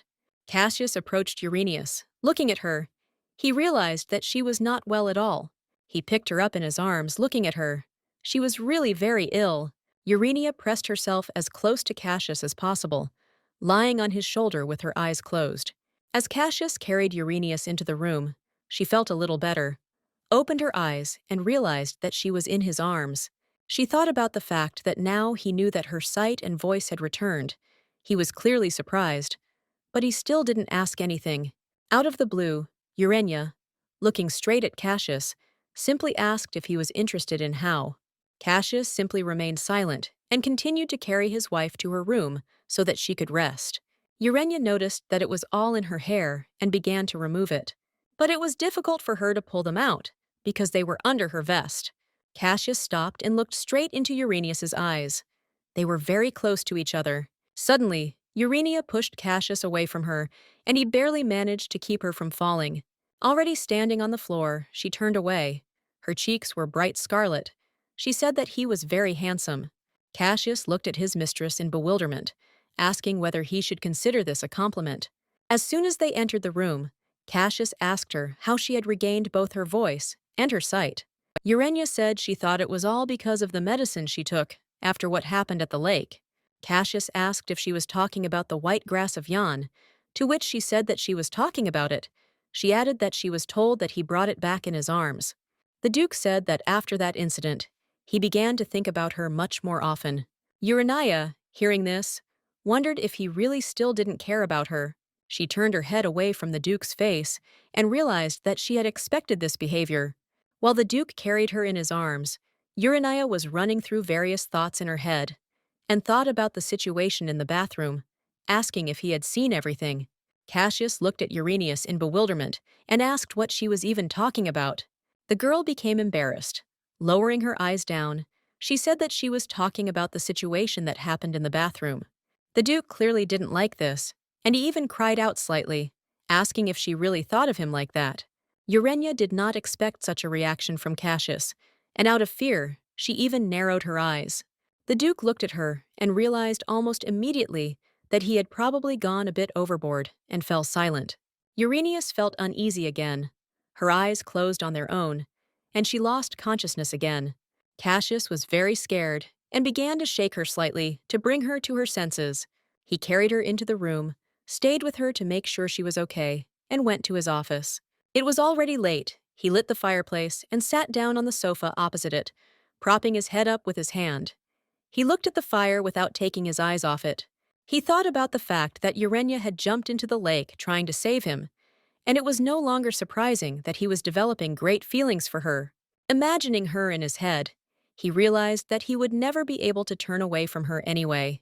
Cassius was very concerned about why Urania needed a divorce so much, and she raised the topic so calmly, as if she had already been preparing for it. It was clear from his face that he was upset by this, and he wondered if Seed Callisto had anything to do with all of this. Periodically glancing at the fire, the Duke asked himself many questions in his head, his thoughts sometimes interrupted by the crackling of wood. She first met Cassius before the wedding, when Urania came to the hospital to visit his mother. Despite the loss of her voice and sight, she was all beaming with a smile. No one doubted that she was ready to jump into fire and water for the sake of others. And, probably, even then, Cassius decided everything for himself. Perhaps it was after this that he was ready to marry her, as Count Vincent asked him. Originally, the Duke was supposed to marry either the eldest or the middle daughter of Duke Herod. After Urania became Cassius's wife, she stopped smiling altogether. She had no face. She was always scared, always in her thoughts, as if in another world.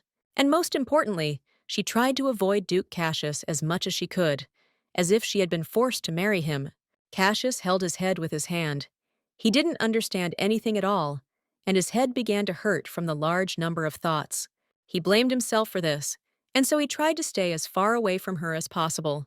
Cassius himself did not expect at all that everything would turn out like this, somehow very quickly and completely incomprehensibly. He understood that if Urania wanted a divorce for the sake of Seed Callisto, then he was even less likely to give in, because he will do so much more for her than Sadie ever could. Cassius walked up to the bed, looking at Uranius. He realized that he didn't give a damn about anyone else. The lady was lying on the bed. Her face showed that she was very ill. Her cheeks were bright red. Cassius looked at her with the thought that he was not going to hesitate, just like Urania, jumping into the icy water. He understood that even though she had not opened up to him, love could not be earned instantly. Cassius looked at the girl silently, feeling genuine pity when someone entered the room. It was a servant, and without further ado, Cassius ordered him to call the chief physician. As soon as the head physician appeared at the door, the Duke said that the Duchess had not yet recovered. Despite him, Cassius told the doctor to treat her so that she would feel better tomorrow. He couldn't even imagine what Urania was going through. He felt sorry for her just by looking at her. Cassius stayed with her for a short time and went off to rest himself. Morning came, and the sun's rays penetrated the room through the tulle. The sun was bright, which woke the Duchess up, and she rubbed her eyes.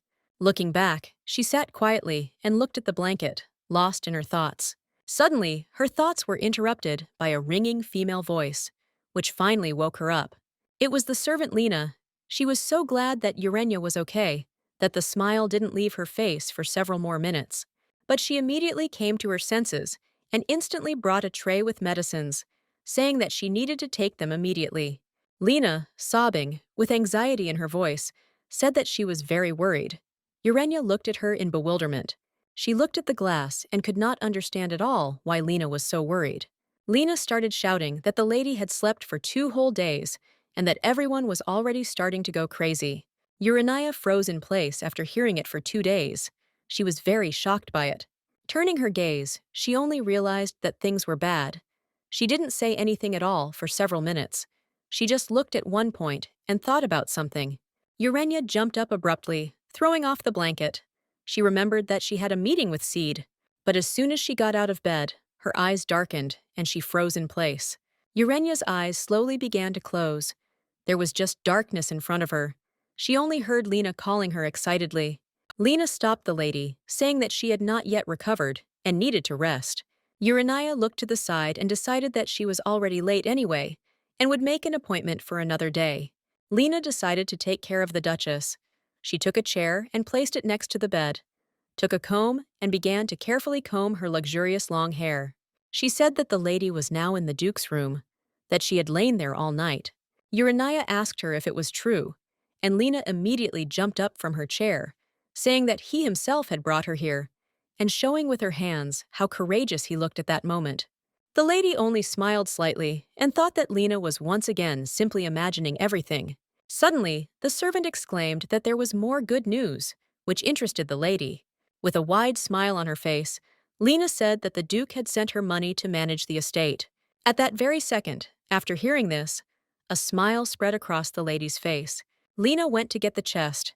She brought it to the Duke's room. Opening it, Urania saw many gold coins. It was clear from her face that she was very surprised by their number. She looked at them and could not take her eyes off them. Lena looked at the money with admiration and said that this was not all, that with such a quantity one could build an entire estate. Urania only thought that this was the wealth of Duke Euclid. The lady thought about something, and a slight smile appeared on her face. She turned to Lena. Urania ordered her servant to put all this in her storage. The smile never left her face. She realized that it was time for her to think about how to use all this money. Leaving the Duke's room, she went to the dining room and decided to think about it there.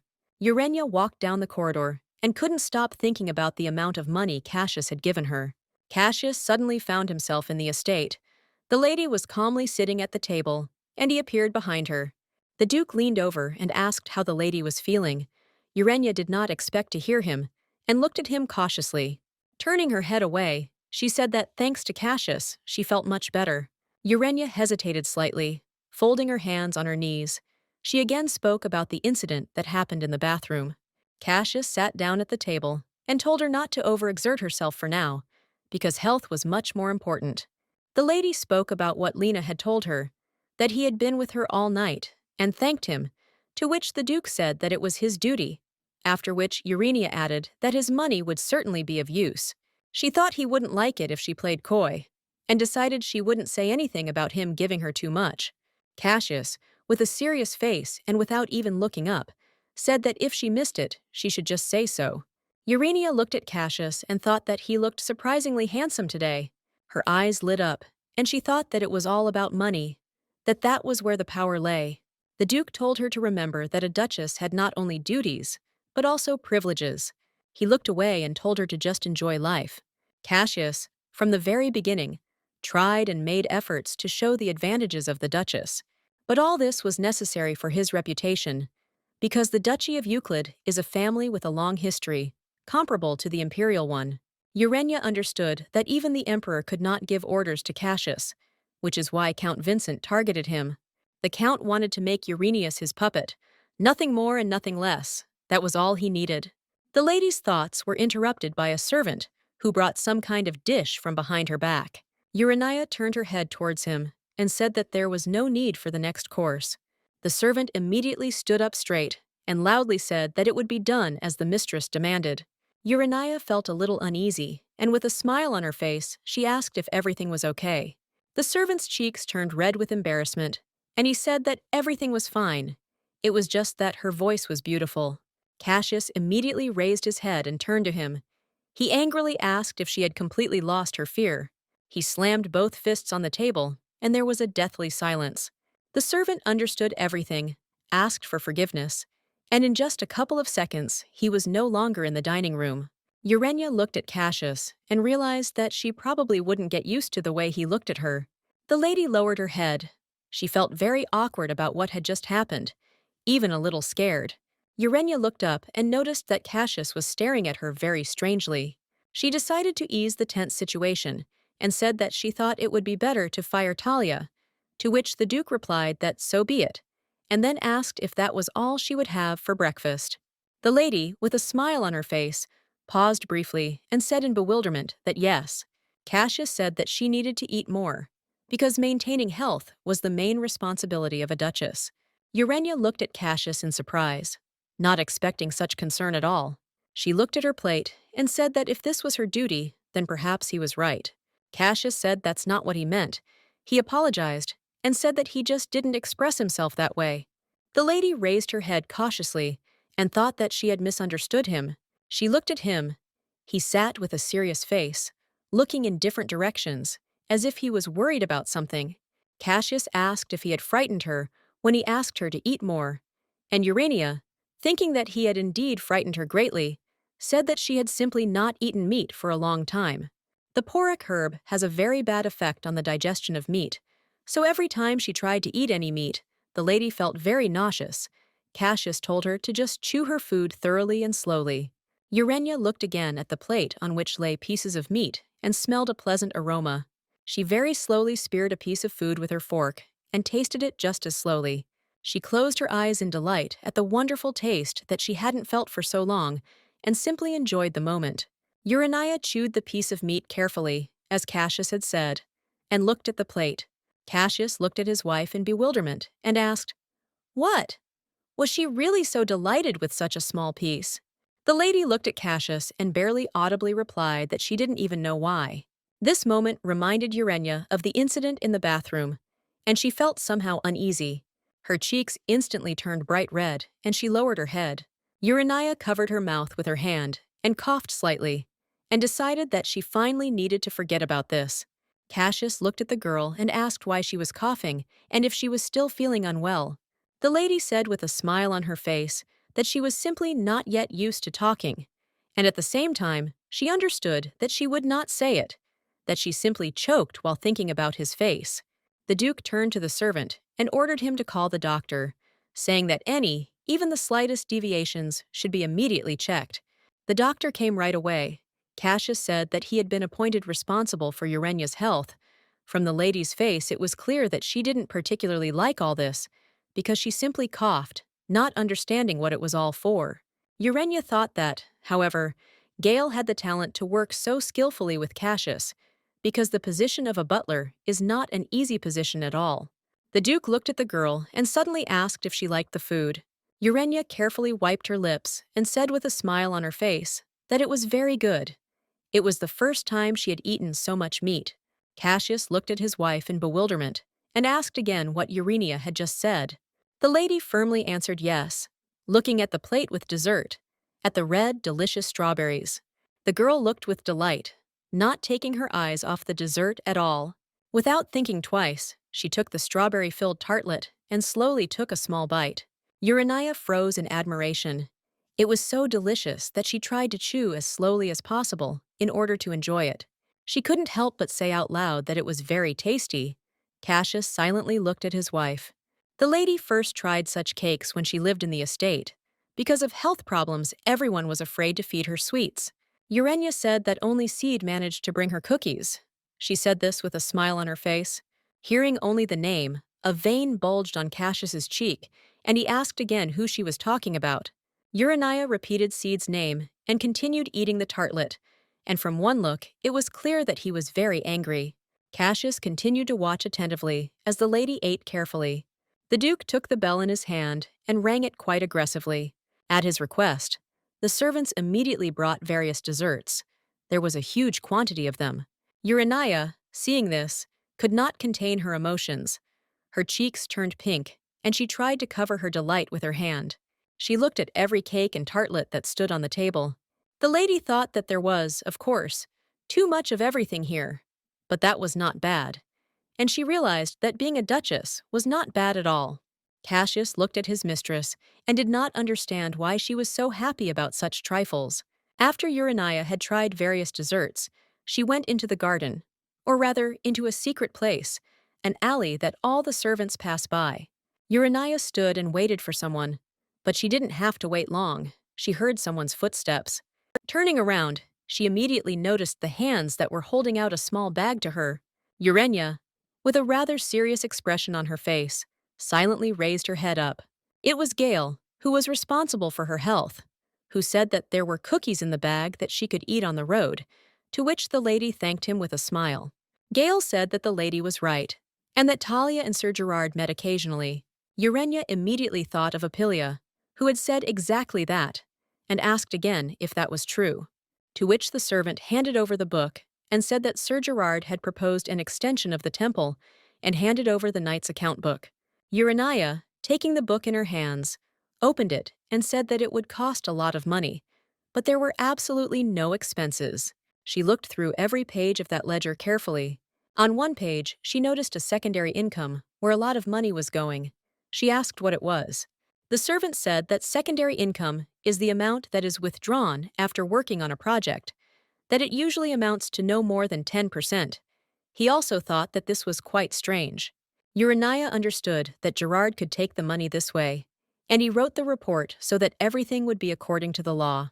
Gale said that this is exactly what it looked like, and Urania simply thanked him in response. The servant added that Sade had also arrived 5 minutes ago, and it was clear from Urania's face that she had not expected this at all.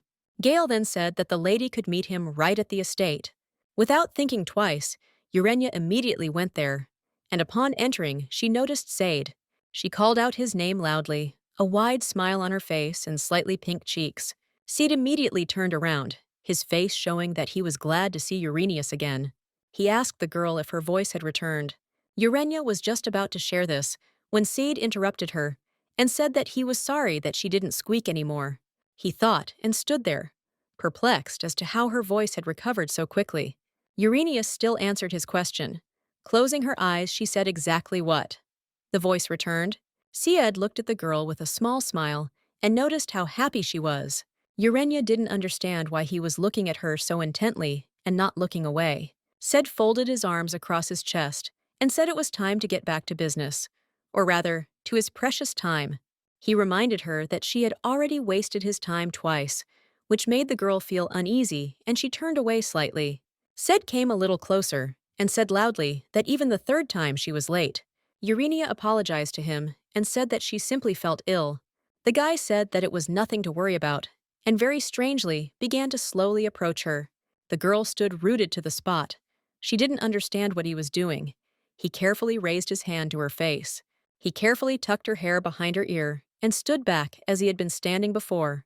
With a smile on his face, he turned to her and asked her to tell him what had happened to her. Urania felt quite awkward from the guy's actions.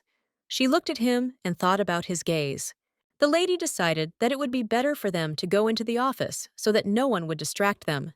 She told him absolutely everything that had happened to her recently, except for returning to the past. Sid propped his head up with his hand, and after listening to the lady, he said that this was all some kind of boredom. Urania, noticing the expression on his face, said that he only wanted to talk about perversion, which surprised the guy. He felt awkward and realized that he needed to respond to what his longtime friend had shared. He said that, be that as it may, she was giving off a strong magical aura. She didn't expect that and was quite surprised. Urania said that it was she who wanted to ask what kind of magic began to bubble up in her body. It was clear from her face that she was quite angry with Sade. She approached him as close as possible, looking intently into his eyes. Sadhu felt uneasy and realized that it really bothered her a lot. He said that he didn't know much, because they were still little, but he noticed the growing strength in her when she was 12 years old, and that's about when everything started spinning. Hearing this, Urania's expression changed. Sade continued, he said that perhaps Count Vincent did something to her, and most likely that was the case. The guy said that now her magical power is sealed, but over time it breaks out drop by drop. Urania sat rooted to the spot, her hands folded on her knees, listening attentively to everything that Seed told her. She slowly and barely audibly said his name, and said that it was all very strange. Turning away from him, Urania said that he was a handsome man, and also so smart. He felt a little uneasy, and a small drop of sweat ran down his cheek. He wanted to say something. After a few seconds, he realized what Urania had just told him and asked again. But the girl seemed not to hear him. She repeated that he had seen magic in her. She sat there in rapture. Her eyes seemed to light up. She was thinking about something and looking at one point. Sid said that only Vincent could finally remove this seal. Urania began to talk about how, when she was 12, her father brought some kind of wizard into the house. She remembered herself as a little girl, with a frightened expression on her face, and not understanding anything at all. A picture popped into the girl's head of her standing behind her father and seeing a strange man in front of her whose face was completely invisible. It was as if she now felt the same fear that she had experienced then. That strange wizard, looking at the little girl, touched her forehead with his thumb, and then he completely covered her face with his huge and strong hand, and when he touched her, it seemed as if part of her had evaporated somewhere. It was as if then, instead of it, an unbearable pain appeared, because of which she passed out. Urania looked at Sade and asked if the Count had really decided to take all of her powers. Sid said that the Empire had been fighting the monster invasion for many years. He said that 30 years ago, just before the end of the war, wizards and warriors were at the very top of the Empire, and no one could deny their importance. If everything was simple with the military, then raising a wizard is a separate art, and it was after meeting the wizard that she was forbidden to leave the estate. Perhaps the Count wanted to do everything he could to prevent her abilities from manifesting, but she realized that he was still a disgusting person. Sid wondered what could have broken the seal, since such magic could last for hundreds of years. Urania asked if it was the poison of the Parak herb that destroyed the seal. Sid, closing his eyes, thought and said that this was, of course, possible, and paused for a moment. He said that, however, the Duke could not help but notice the powers growing within her. Urania said that he was in the capital now, so he didn't notice. He'll be there for another week or so. She looked at the guy and asked if he knew how to hide her powers. Sid covered his face with his hand and repeated the question. He had a rather strange behavior. A sly smile appeared on his face, and he said that of course he knew that he was already prepared. He added that it was an extremely valuable thing, and upon hearing this, the lady looked at him with a little malice. Sid took a bracelet out of his pocket and said that it was very special. The lady asked in a calm voice how much he wanted her to pay for it. Sid exclaimed about what a straightforward girl she was, and said that he wanted 300 gold pieces. Urania said it was cheap, about the same as the dress, adding that the wealth of the duchy should not be underestimated. Urania took the bracelet in her hands and looked at it with the hope that it would really help her. She now fully felt what it was like to be rich. Sade, who was sitting next to her, closed his eyes. Sid asked to give him a hand, and said that in order to hide her powers, she should press twice on one ball and pointed to the other, saying that this is where she should press to release them. He said that this bracelet would last for a month. Urania did not expect this, and she was counting on more. Sid asked for forgiveness, and said that this thing is very rare, and also without side effects, extended his hand, and said that if she doesn't like it, she can give it back. And Urania said that she must not let Cassius know about her powers, and if she needed to, she would buy another one. They were silent for a few minutes, but then Urania remembered her treatment and asked how things were going with it. The guy told the girl to come to the capital in 2 days for the holiday. Urania looked at him in bewilderment and asked what holiday he was talking about and why she had to go there. Said, getting up from the sofa, said that she would definitely find the person she needed there. He added that she should not be afraid that he would send an official invitation to the duchy. Urania stood up from the sofa after him and realized that he had thrown a smokescreen without understanding why. He turned around and with a sly smile on his face said that they would see each other again. The next day, Urania, as if nothing had happened, went to the dining room where a delicious strawberry dessert was waiting for her. She sat and enjoyed every piece, prolonging her pleasure. In her past life, her father deprived her of such joy, which made her very upset. Count Vincent was about to try to do something to her, and the thought of it only depressed her. Her thoughts were interrupted by Gale, who entered the dining room quite unexpectedly. Urania decided that he shouldn't see that she was upset about something, and a wide smile appeared on her face.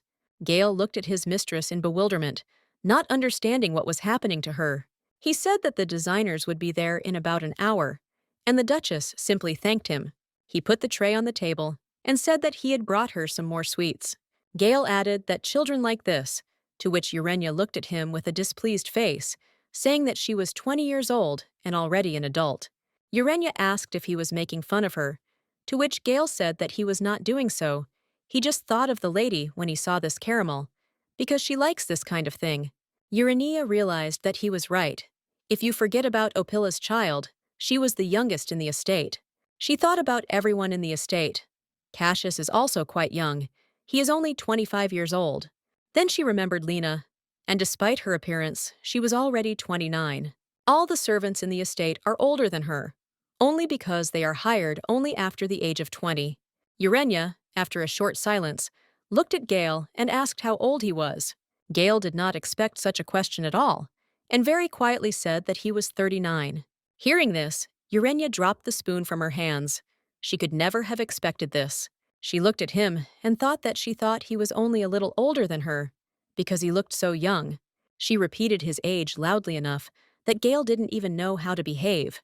He looked at his mistress with a surprised face, and Urania thought that she had probably gone too far, and covering her mouth, she asked what his secret to youth was. She immediately remembered his hobby and asked him if it was because of that. Gale coughed slightly and decided to change the subject, asking what she would order to be done with Talia. Urania said she thought she should wait a little longer, that she had not yet finished her investigation. Gale said that he understood the lady, but Urania immediately asked with fear in her eyes whether the Duke had done anything to her. Gale, with a small smile on his face, said no, that he had completely handed over this matter to the lady. He said that it seemed like he just didn't want to worry her. Urania fell silent and thought about something. She thought that she wouldn't worry about it at all. Only his gaze frightened her.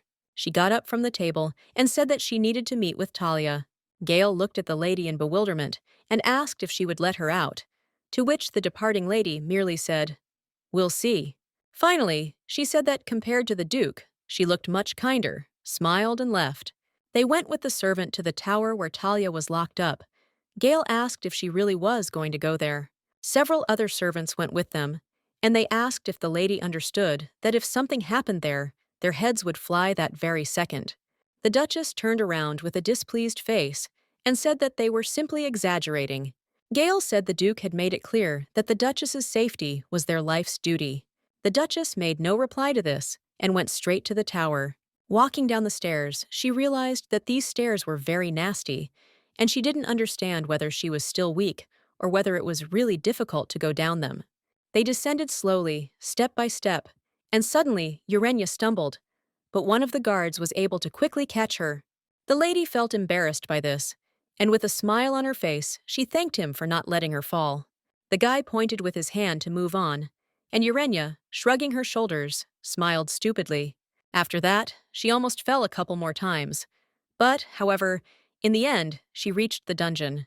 Turning away from everyone, a voice came from behind her that the lady had done a great job, to which she slowly turned around in bewilderment. She asked if they did it on purpose, thinking that she was very embarrassed, and said that this was the first and last time. Thalia sat in the dungeon with her head down. During this time, her hair had grown very long, and she didn't even raise her head when the mistress and her servants arrived. Because of her parents, Talia was led to the path of evil. But she was not like that at all initially. But still, she did many bad things. Urania, frankly speaking, suffered precisely because of her. The lady looked at Talia without any pity at all. Coming closer, she asked how she managed to stay here all this time. Talia, raising her head, remained silent. The lady did not stop there and said that she lives in dust and dirt, drinks dirty water, and did not forget to remind her that she did the same to her. Thalia, hearing this, rushed to the bars and began to beg the Duchess to forgive her, saying that she was simply forced. Urania looked at her with anger in her eyes and asked who made her do all this. When the lady asked who was responsible for all this, Talia lowered her head and only repeated that she swears on her life that it was not her. Without waiting for an answer, the lady asked if it was Gerard. Hearing this, Talia's face changed and she fell silent. The girl carefully raised her head and looked at the lady with fear, her hands trembling from excitement. Urania realized that if she was going to hold on to something or someone, she had to break it first. The Duchess knew perfectly well how to do this. Turning away from the bars, she ordered the servants to let her out. The servants, without asking any questions, silently opened the dungeon, and they all went upstairs together. As soon as Talia went outside, she immediately covered her face with her hand. The sun was very bright. She was unaccustomed to this. Urania turned her head slightly and told her to take a bath first, and then they could talk over a cup of tea. Talia, slightly lowering her head, looked at one point on the ground, said that she would never forget her kindness. Urania, hearing this, turned away from Thalia and simply remained silent. She thought about her words. She knew she would never forget the stench of dirty water and floor rags, and how servants freely came into her room while she was bathing. The Duchess turned to Guile and told him to guard the bathroom, while Talia washed and ordered him not to let her escape under any circumstances. Urania was quite serious. She walked to the estate with her head down, lost in her thoughts. As soon as Thalia walked into the estate behind Urania, all the servants looked at them in surprise. For the safety of the mistress, 2 guards held Talia's hands and watched her every step. Urania thought to herself that it was too early for Talia to think that this was kindness, because she would not forgive her so easily. Talia began to scratch her neck with her broken nails, causing deep scratches to appear there. Talia told herself that she couldn't be trusted, that the mistress wanted to make her wash herself in the slops, that she wanted to take revenge on her, that she was itching all over, as if rats were crawling on her body. The girl, seeing water in the bathroom, started screaming that there was slop in there and ran out naked. Urania looked at her. She huddled in a corner. The lady wondered what had happened to her in the dungeon. The lady wanted to talk to her after the bath, but it seems she is not in any condition now. She said that Talia should come to her senses first. Sitting with a cup of tea, Urania thought about how Gerard had clearly been using Talia. Unfortunately, the lady does not have the rights to properly manage Euclid's guards.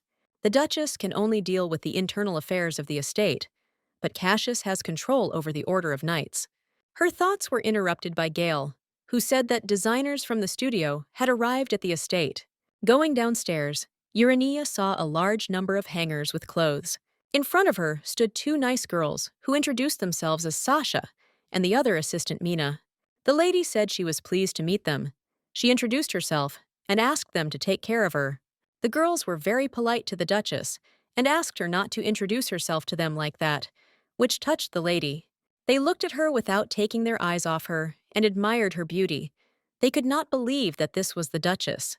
Sasha said that first she would show her the finished outfits and asked if she wanted to wear them. Urania, slightly lowering her head, asked to show her the best of these outfits. There was very little time left before the holiday, and she had nothing ready at all, so she wanted to make arrangements with the most prestigious studio in the capital. These studios were so full of orders that the lady decided not to even bother going there. Instead, she called Sasha, the owner of a sewing workshop on the outskirts of the capital. Their dresses are too flashy, so they are not very popular among sophisticated ladies.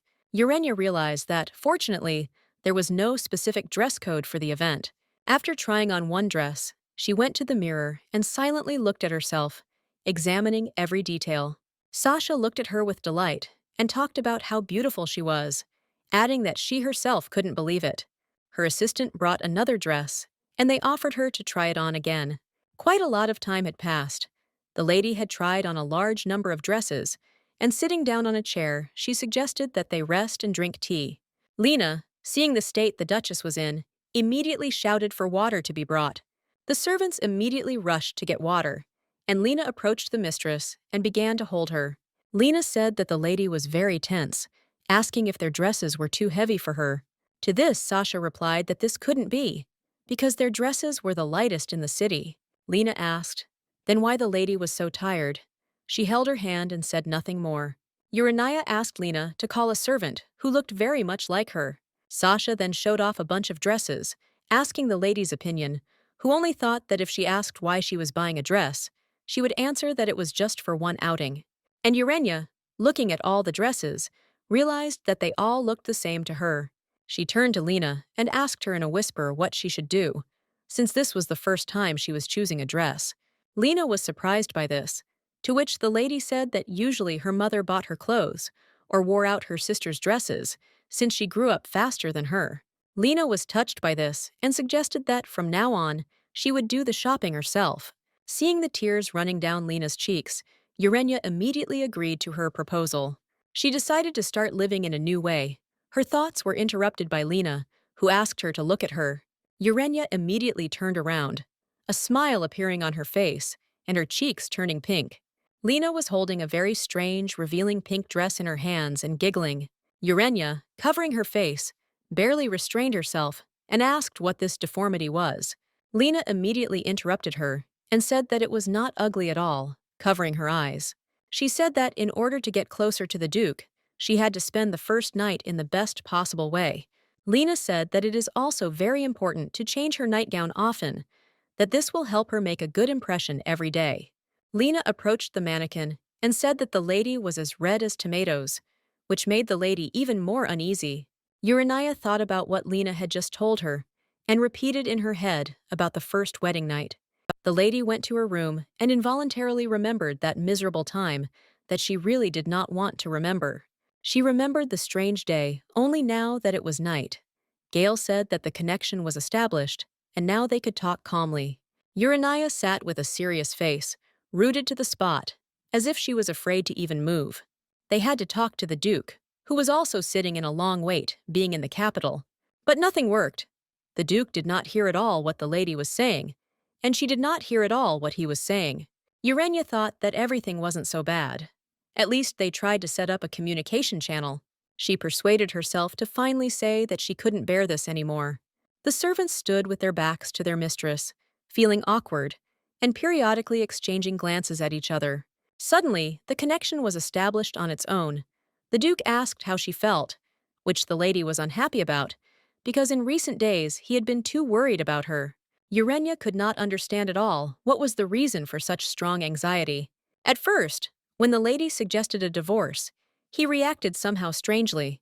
She looked at the servants and realized that, judging by their reactions, none of them thought so. But she thought that maybe she was just winding herself up. Urania asked Cassius if it were possible. Could he order the people accompanying her to leave the room? Cassius looked at her in bewilderment and said that it couldn't be done. Urania was surprised by this and wondered why this was so, and the Duke added that they were responsible for her safety while he was not around. He added that if even one hair fell from her head, she would answer for it with her life. Cassius closed his eyes and asked for forgiveness. He said that he had to go now and asked her to take care of herself. She looked at him as if he were crazy, and behind her, the servants were touched by the Duke's attitude towards his mistress. Urania lowered her head and wondered what this feeling was. Thinking that wasn't it, love. In the morning, the Duchess was having breakfast.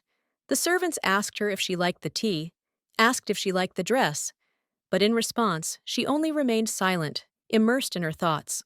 She thought about how funny it was. The attitude of those who had just recently bullied her had changed so drastically. Ophelia appeared before her and, turning to her, asked if her mistress had called her. Urania was glad to see her. With a smile on her face, she called her over to her. The lady, closing her eyes, said that everyone should leave except Lena. The servants immediately obeyed her and left. And the lady thought that soon there would be rumors that the Duchess had kicked out all the servants, leaving only Lena and Ophelia. She thought that then it would become obvious that she trusted only Ophelia, but there was no way out. Urania looked at the girl with a smile on her face and asked how her child was doing. Ophelia lowered her head, thanked her, and said that he was fine. Urania, looking down at her cup of tea, thought that all she wanted was the trust of the servants. The level of simple obedience is not suitable. Such loyalty, when serving the master, is the goal of the whole life. The lady looked at Ophelia and said that she would now be responsible for the maids. Ophelia did not expect this at all and wanted to ask something. But before she could finish speaking, Urania interrupted her. The lady said that this was her personal assignment, but asked if this was too difficult a job for her. When she couldn't speak and couldn't see, everything was different. But now she's not a nominal duchess. She has the power to make her own decisions. Ophelia was a little shy, but said that she could count on her. Urania was glad to hear this, and said that she hoped for her help in the future. She also added that if someone does not agree with her decision, she can punish that person. Their conversation was interrupted by Lena, who said that she had brought the lady some cold tea. Urania took a small sip and realized that it was warm, and realized that Lena was being overly concerned about her. She put the cup on the table, looked at it, and realized that it was still good to have such a person. The lady noticed how much her hands were shaking, and that she could drop the cup at any moment. She raised her hand up and watched as it shook violently, and realized that the symptoms were getting worse. Urania knew she needed to heal completely, so Cassius wouldn't find out. Her main task for today was the obligatory meeting with the doctor. The carriage went to the very holiday that Seed told her about. She went there together with Lena, who was very worried, to which the lady said that no one even noticed that she was actually a girl. Lena said that she was not worried about this cosplay, but about what would happen if the Duke suddenly found out about it. The lady told her not to worry, because this would not happen, because he could not know about anything if no one told him about it. Urania was reading a book on the way, and she read out loud that the servants were important assistants to the war demon. But her reading was immediately interrupted. Gale abruptly snatched the book from her hands. With a smile on her face and narrowing her eyes, she said that if he fulfilled her request, she would not tell anyone about his books. Gale understood that he had no choice at all, and tearfully agreed with this. The carriage slowly arrived at the sparsely populated outskirts of the capital, where it was very quiet, but very beautiful. Since the lady could not go to the party in the Duke's carriage, she asked Sade to find her one in which she could travel safely. As she exited the carriage, Urania realized how quickly they had arrived, and that the magical portal was a godsend. Turning her head, she noticed the Duke, who was also looking intently at her. Cassius's expression instantly changed. He never expected to see his wife here. Urania, as soon as she realized that it was him, immediately turned away and did not understand what to do next. She tried to calm herself down and realized that she had something.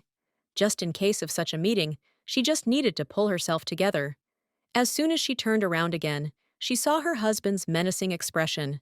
Urania was very afraid and could not collect her thoughts.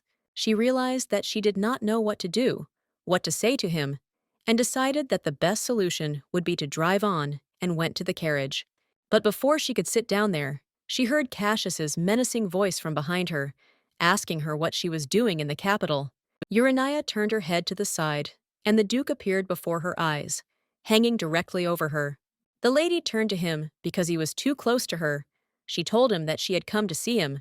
Cassius narrowed his eyes and realized that she was deceiving him. It was evident from her behavior and the way she spoke. Urania immediately said that there was nothing wrong with that, asking him if maybe she shouldn't have come at all. The Duke stood rooted to the spot and did not know at all what to answer her. He said he just thought she was being cunning, adding that it was unlikely she would wear such a dress to meet him. Urania thought that he didn't like her outfit at all, and she felt somewhat offended. From this awkwardness, the lady simply turned her head back, which was even more incomprehensible to the Duke. Urania lowered her head slightly and asked with sadness in her voice if everything was okay with her dress, adding that, on the contrary, Everyone was saying how beautiful it was. Cassius, hearing this, froze, pursed his lips. He closed his eyes and was simply silent for several minutes. He said that it was dangerous to be there alone and sent her to the townhouse, adding that he had an important meeting and would come a little later. Urania asked him who he was meeting with, to which Cassius said that it was now clear to him that she had not come to see him. The lady told him not to jump to conclusions without knowing everything, adding that she was on her way to a party, but decided to stop to meet him. Cassius looked at her and asked if this was a party dress after all. Urania said that he was right, that with this dress she wanted to emphasize the status of the Duke's wife, and also that this way she would be able to successfully integrate into society. The Duke asked about her health, to which the lady replied that he should not worry, that she had an escort with her, and even if she became ill, there was a reliable person nearby. Cassius's face showed how worried he was, but Urania noticed this and immediately said that everything would be fine. She was really tired of such anxiety. Turning her head away, she repeated that he should not worry. Cassius turned his head towards the carriage and asked if dressing her maid in men's clothing was a mandatory condition of the party. Lena, hearing this, began to get out of the carriage, to which Cassius asked if she had such a strange hobby that he did not know about.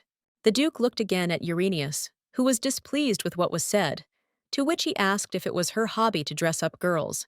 Urania hung her head down and said that it was not so. She asked Lena to change into men's clothes because she could not go with another man. Cassius asked her if she really didn't have a suitable partner. Upon hearing this, the lady's eyes widened greatly, and she wondered what to answer. She looked up and saw some degree of disappointment in her husband's eyes. Urania turned her head away in displeasure and said that this was exactly the case, and asked if he had any health problems, saying that he had hearing problems. Their conversation was interrupted by one of the guards, who said that traces of pursuit had been discovered. Hearing this, the lady thought about these words and did not understand what they were talking about at all. She looked again at the Duke, who stood and looked at the guard simply in silence. In short, she turned her head and said that it looked like they were trying to attack her.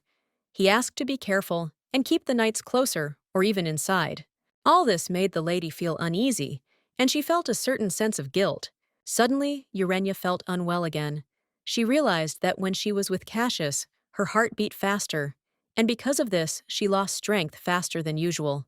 Lena asked if she was really okay, but the lady immediately interrupted him and said that everything was fine, that she was just overtired. They got into the carriage, and Lena said sadly that it was time to go on. Urania took the masquerade mask in her hands and put it on herself already in the carriage. Lena looked at her mistress a little strangely. Sitting in the carriage, she remembered Sade, who had written her a letter not so long ago. There he asked why she was worried that because of the masquerade they would not recognize each other. He told her not to talk nonsense, because he would recognize her at first sight, even if her face was completely under the mask. She herself knows that she has a rather noticeable hair color, especially since only 1 in 100,000 inhabitants of the empire has such a color. When the lady read this, she experienced strange feelings. She sat and understood that she simply had to overcome herself. She wanted to gouge her own eyes out from such words.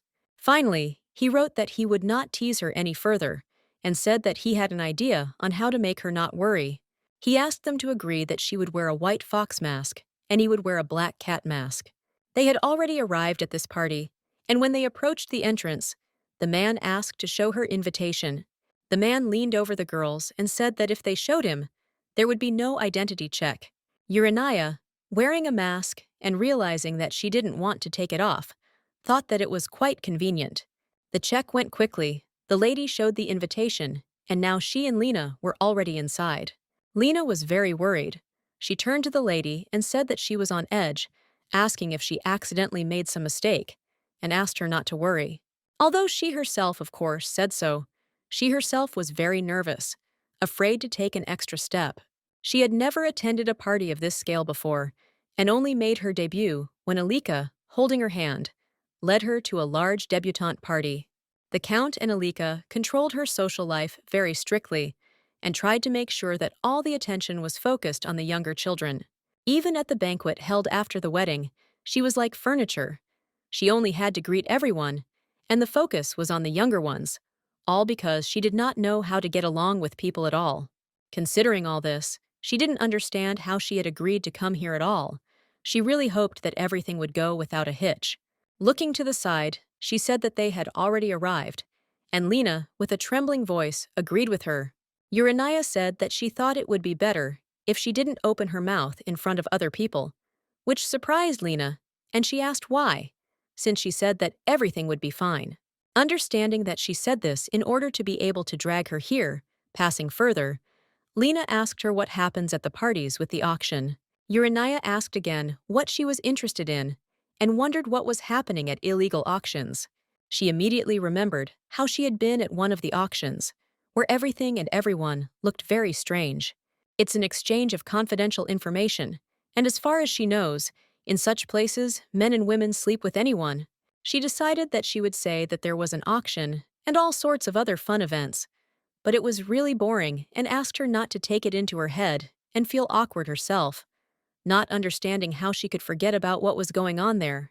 Urania, taking Lena by the arm, realized that this was not a reason to turn around and leave. They stood for a few more minutes, looking around, looked at each other, and moved on. And then they noticed the first people, who were also wearing masquerade masks. They walked somewhere purposefully and without looking back or to the sides, because they were really very worried. Urania wondered if Seed had arrived yet. For some reason, she hadn't seen the black cat. For a second, she stopped and thought about what if he had simply deceived her. Suddenly, the lady's expression changed. Her eyes widened greatly, and she seemed to see someone in the distance. She saw Sade, easily recognizable by his long blue hair and the same black cat mask they had agreed on. Urania noticed Lena nearby, who took a glass from the tray and immediately took it away. Urania whispered in Lena's ear that she would leave her for a while, because she and Sade needed to talk about something. Lena, hearing this, became worried and asked if she was sure that she should go alone. Urania smiled in response and told her not to worry, because his personal security would be with them. She said that if she did not return in an hour, Lena should go to the carriage and wait for her there. Smiling, she said at last that she should try not to talk to anyone. Sid noticed Urania standing nearby. He was looking at her intently, which looked strange. For some reason, Urania became even more worried. She turned towards Sade, and they went somewhere. They went to a place where it was quite dark, which made the lady even more worried. Urania thought that she didn't understand what was happening, because she felt someone's gaze on her. Sid turned his head slightly and noticed that she was falling behind, and called out to her to keep up. Walking straight after Sade, she decided that she must have just imagined it, probably because she was worried. Compared to Sade, Urania seemed very small, and he was like an impenetrable wall. They came out of the main hall and watched everyone, their behavior, and in general, what they were doing. Urania wondered why there was such a crowd in one place. They walked further, and Sade pointed to the door, saying that this was his room, that he conducted all transactions there, and that it was there that he was given information about her doctor. Urania asked who this man was, and asked him to tell her about him. Sid smiled wickedly and said that this was the wife of the White Eagle who had thrown the party today. This was Phoebe Lillian, a fairly well-known person in the Empire. He felt sorry that no one would appreciate it. He said that he had gone out of his way to find a wonderful doctor for the wonderful, charming Duchess. Urania said that she was generous and would reward him after the treatment was completed. Sid bowed slightly before the lady and said that she should do as she wished, with a smile on his face. They approached the door, where a guard stood and told him to tell them that Callisto had arrived. Urania, watching this, realized that apparently they knew him here, and she felt a little better. In the office, Urania said that she found her thanks to one guild, that she needed the help of a healer, and asked if she could help her. The woman raised her head and only mumbled something in response, lost in thought. Seeing the girl in front of her, a smile appeared on her face, and she asked if it was really her that Sir Callisto was talking about. Sid wished Urania luck, saying that she would definitely need it, and that it would not be easy to persuade this healer. Urania asked him why he was leaving, to which he said that he would continue to carry out his service. As soon as Sade left, she felt somehow uneasy. She stared at Phoebe and remained silent. Phoebe greeted her and said that first of all, there were 2 rules. Even though she had been brought by a trusted person, She couldn't take off her mask or talk about her identity. Uranius looked at her slightly perplexed. She periodically looked around, examining what was in the office, and I realized that it was logical that I couldn't take off my mask, because today was a masquerade after all. Phoebe asked Urania what she was willing to offer in exchange for her help. The lady silently looked at the girl and took the bag in her hands and lifted it slightly. She said with a smile that she really hoped that was enough, placing the bag on the table. Phoebe slowly turned her gaze to the bag and remained silent for a few minutes. Because of this silence, Urania tensed up. She thought that this seemed not enough to her. Urania walked up to the table and placed another bag next to it, only it was slightly smaller. Moving away from the table, she pointed to the table and asked if her services were really more expensive. Phoebe, closing her eyes, said that she didn't know because money didn't really interest her. If she needed it, she wouldn't be treating people. Urania, hearing this, pursed her lips and realized that Seed was right, that it really wouldn't be easy to come to an agreement. Urania looked at her hand and noticed on it the same bracelet that Seed had given her. She silently twisted the bracelet on her wrist, wondering if this would be a good idea. She thought that since she was a healer, maybe the bracelet would be of interest to her. Urania wondered what was happening when she entered the hall, where there was a large crowd of people. She was confused at first, but now she knows what the black shadow she sees around people means. The so-called shadow looked quite scary and unusual. It was just like a black spot. If she concentrated, Urania could see the smallest manifestations of her illness. I widened my eyes as much as possible and tried to unsee something. There was another person in the office with them. She looked at him and asked if he had also come for treatment. Phoebe, closing her eyes, paused for a moment and said no, that he was healthy, but the shadow near his head was very thick. She wondered if he was really okay. I thought that he was hiding the fact that he was sick or didn't know about it at all. Urania, covering her mouth with her hand, asked Phoebe that if she was wrong, he still needed help. Immediately after the question, she turned her gaze to this man. He just stood and was silent. Phoebe said she had examined it yesterday and found no symptoms, asking what she based her assumption about his illness on. I said that if something is wrong with a person, she sees it and also sees the sore spot. She lowered her head and said in a quieter voice that she could also see her own ailments. Phoebe said that perhaps she had not found anything in this man because the disease had appeared recently. She was curious, although it was hard to believe. She said that she could not take Urania's word for it, asking if there was any evidence, to which the lady replied that she simply needed to conduct an examination and she would see everything herself. There were 2 more girls in the office. They started shouting that, most likely, she was just a scammer, that she just showed up at Madame's party, was taking up the time that the lady had allocated to help them, and also doubted her qualifications. They turned to Phoebe and told her not to listen to this rude woman and to throw her out. Urania said that she was telling the pure truth and that they could not believe her because she didn't care.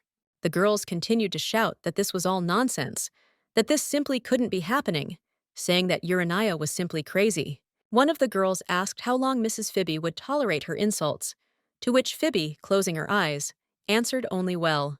Phoebe looked at Urania and asked her to come closer, calling her Mrs. White Fox. Urania took the 2 bags from the table and handed them into the hands of Mrs. Phoebe.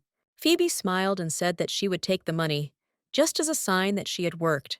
The lady was surprised by this. She did not expect that Mrs. Phoebe would agree so quickly, considering that initially there was not even a hint of this. Urania leaned over and whispered to the lady that the source of that man's illness was on the back of his head and the side of his head, and judging by what she could see, it was quite serious. I looked at her and asked if she was ready to take responsibility if she made a mistake. Urania firmly said yes.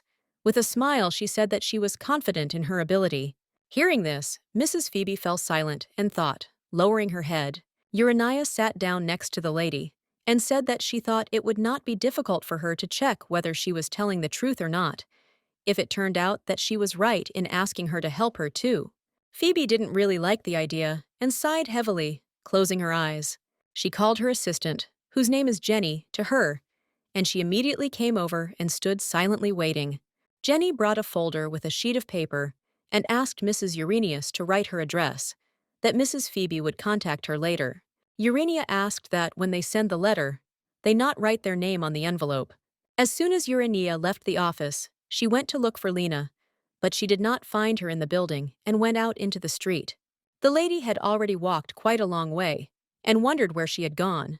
Urania stopped and finally took the mask off her face, as she was already tired of wearing it after so long. She thought about what she had told her to wait for her in the carriage if she did not return on time, and if she was there, she would ask the coachman to stop here, and decided that she would wait for her. While she was standing waiting to see the carriage with Lena, she heard some strange sound. She looked around and saw in front of her some strange little cart from which this strange sound was coming. The lady tried to understand what it could be that she felt uneasy somehow. She was seriously scared and didn't understand what the hell was going on. Suddenly, a strong wind rose, and it instantly became very dark outside. From this small cart, some incomprehensible monster burst out, which made terrible sounds. Urania opened her eyes and saw this monster in front of her, and hoped that she was just imagining it all. She immediately started looking for the whistle that the Duke had given her, and decided that she needed to call for help. As soon as she felt it, she immediately brought it to her mouth, watching this monster intently. With all her might, she whistled into it very loudly. She tried to whistle as long as possible, but her efforts were in vain, because due to the wind, she could not hear anything at all. She decided that she needed to pull herself together and try again. Urania brought the whistle to her mouth again and took a deep breath. She whistled loudly. This monster was very close, right in front of her face. She had huge, sharp teeth and was growling furiously. The lady thought that this was all over, but then she noticed some kind of black cape in front of her. Before Urania could even blink, the monster's head flew off. She looked closer and saw a man standing there, watching this monster bleed to death. Urania looked closer and recognized familiar features.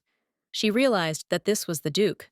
Cassius turned and asked her if this was her way of protesting his refusal to divorce. He said that at this rate he would go crazy. Urania stood rooted to the spot. She asked where he came from. He had things to do. Cassius, putting away his sword, said that he thought it should be obvious to her how he ended up there. Urania opened her mouth and said that she didn't understand what he was talking about. He said that what was more important now was that she hated him so much that she wouldn't even let him touch her toes. Urania looked at him and didn't understand what kind of nonsense he was talking about. She didn't even know what to answer him. Cassius looked intently at Uranius, waiting for some kind of answer. Then Cassius came even closer to her and looked into her eyes, while she felt some fear and did not know what to answer him. Urania asked him if he could tell her how he ended up there. Cassius didn't answer her question and asked her if she could tell him how she got to the party after all. Urania, looking down, said that she told him that Cid invited her. Cassius, hearing this, simply fell silent, and it was clear from his face that he was not pleased. He said that for some reason, it seemed to him that all these days she was playing with his feelings. Urania thought about his words, because that was exactly what she wanted to say. She said that if he was worried that she was dishonoring his honor, and that was why he came, then he need not worry, because she promised not to do that. Cassius asked again what honor she was talking about, standing there in bewilderment. Urania replied that he could only come here because he was worried that she would sing the family's honor. Cassius said that his honor was given by birthright and asked if he looked like someone whose honor could be taken away or dishonored. Urania was surprised. Apparently this was not the reason, and Cassius said, addressing her as my dear. He said that, like her, so her honor also belongs to him, because she is his wife, bending over. Urania could not stand it, and said that she was not a thing to belong to someone. Cassius clearly did not expect to hear such an answer from his wife, and said that she did not understand it. He said he meant that they made a vow to always be together. Urania, hearing this, was stunned. Her eyes widened, and she didn't understand what he was talking about. She thought he had been hit on the head with something. Cassius looked at his wife's feet and said that her shoe had come off. He carefully got down on one knee and reached his hands towards her leg. The Duke asked Uranius if she could let him help her put it on. Urania simply remained silent in response and nodded her head. She watched his actions carefully. Cassius carefully took the lady's leg and placed it on his knee. Urania, watching him, wondered why he was behaving like this. At this time, Cassius said that he did not want to divorce her for a very simple reason. He carefully took her foot and put it into the shoe, remaining silent for a moment. He raised his head and looked into Eurenius's eyes and said that the reason was very simple, that he did not want to lose her. Urania did not expect to hear this from the Duke, because she doubted his feelings and asked him to repeat it. Cassius continued to stand on one knee, asking to be allowed to be hers, and if suddenly she did not want or could not be his. Urania looked him straight in the eye, and he asked her if she would agree to make him hers if he would kneel. She remembered how he had spoken to her not long ago, his rudeness and some kind of contempt. She remembered every situation where he showed coldness towards her, and wondered if he really didn't hate her. Urania expected more nastiness from him, but he asked her again to stop thinking about divorce. He said that after all she was his wife, and a member of Euclid's family. The lady looked at him with surprise and misunderstanding. Cassius looked away slightly. It was clear that he was saying all this sincerely. Urania was stunned and didn't know what to answer him. She was going over in her head everything he had just told her. They stood there for a few more seconds, just looking at each other, without moving. She thought he just wanted to make her his property. Aristocrats often behave selfishly towards other people. Urania decided to ask if it was true that he didn't want a divorce, to which Cassius asked if she really wasn't listening to him at all. She understood that it would not be easy to get a divorce, and that this meant she would have to hide her illness from him. Their conversation was interrupted by someone calling Eurenius very loudly, and they both turned towards the voice. They saw a cheerful Said, who was running straight towards her. Urania was surprised and did not understand what he was doing. The lady was very angry, because first he took and left her alone, and now he showed up as if nothing had happened. Cassius noticed the discontent and anger in Eurenius's eyes, and simply watched everything that was happening. Said ran to ask if it was because of him that she started talking about divorce. Cassius asked if she loved this tailed one who was now running towards them. He stared into her eyes, waiting for some kind of answer, as Cid ran towards them. Urania was very surprised by this question. She felt uneasy, and she asked if he was in his right mind. She screamed furiously that she couldn't even dream of this in her nightmares, to which Cassius exhaled and quietly said out loud that it was such a relief. Urania looked at him in bewilderment and asked again what relief he was talking about. At this time, Cid ran up to them and, looking back, asked what had happened here. Urania asked if he had anything else to say, to which Cid replied that all he could add was that he was damn good, and asked if everything was okay. She said that she had not been well at all before, but thanked the Duke for his help, and added that she was very grateful to him for taking and leaving her alone. But Said did not react to her words in any way. The lady thought about what a scoundrel he really was. He simply ignored her words. Said looked at the Duke and asked for what purpose he had decided to overcome this long and tiring journey. Urania was clearly ashamed of him. She said that one day his tongue would be cut out for his expressions. Cassius said there were rumors about an illegal auction. He had to check it out himself, asking if he knew anything about it. Cid said that, unfortunately, he could not say anything, since the imperial family forbade him to give out details of the case. 30 years ago, the war ended. But despite this, no one could close the portals through which the monster comes. Because of this, it is necessary to build and strengthen barriers with various artifacts. But despite this, cracks often appear in the barrier, through which the monster gets into their world. Cassius asked what he was so busy with that he didn't notice a monster that could tear a person apart, to which Said replied that the guards, who were hired for that purpose, should deal with the monsters, but his job was to conduct the investigation. Urania thought that he was showing with his whole appearance how much he hated Cassius, but at the same time he was trying to communicate as politely as possible. Looking at him, she realized that she was surprised by the fact that Cid agreed to work for the imperial family, because in his past life, around this time, a coup occurred as a result of which the emperor and his family were killed. Not to mention that a little earlier, she destroyed the artifacts and was locked in the tower. Because of this, Said hated Cassius very much, after which he died trying to beat him. Urania realized with a smile in her eyes that everything was different now, and that was very good. Cassius asked Said about the emperor having fallen so low in his beliefs that he had become a dirty mercenary, to which he replied that he understood that being from a lower class, he had to do hard and dirty work. Sid said that, because of him, he lost some pretty important evidence and asked why he even bothered to get involved. Cassius replied that his friend Urania was in danger and could die, saying that he was thinking about work, and if something happened to her, he would have his head cut off. To this, Sid replied that there was no need to be so dramatic, since he had invited his friend to the party and would have taken care of her safety himself. At this time, they heard a loud clatter. It was the guards running, whom Cassius had called over. Suddenly, there was a bang, and everything very quickly turned into smoke. Urania closed her eyes as tightly as she could. This was another of Sid's stunts. He threw out another smoke screen. Urania could not understand why she couldn't leave like a normal person and what all this was for. Cassius walked up to her and covered her with his cloak, hiding her from all the smoke. She felt very warm next to him, and she was briefly lost in her thoughts. She didn't know if it was because she was warm or for some other reason, but she was very tired. Cassius pressed her to himself and asked if she was tired, to which the lady replied that she really wanted to rest. He offered to carry her, and without waiting for an answer, took her in his arms. Urania pressed herself as close to him as possible, and they headed towards the carriage. The lady, raising her head, asked him if Cassius was angry because of her. Cassius, looking forward, asked her in a calm voice why she got that idea. Cassius said that if she thought he was so gloomy because she supposedly did something, then it is not so. He is just thinking about how to punish the knights who were supposed to protect you.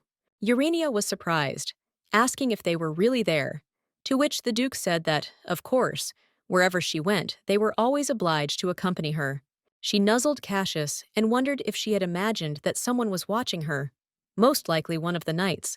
Slightly angry, she realized that she would have to be even more careful in the future. They went to the estate, and a man appeared in front of them.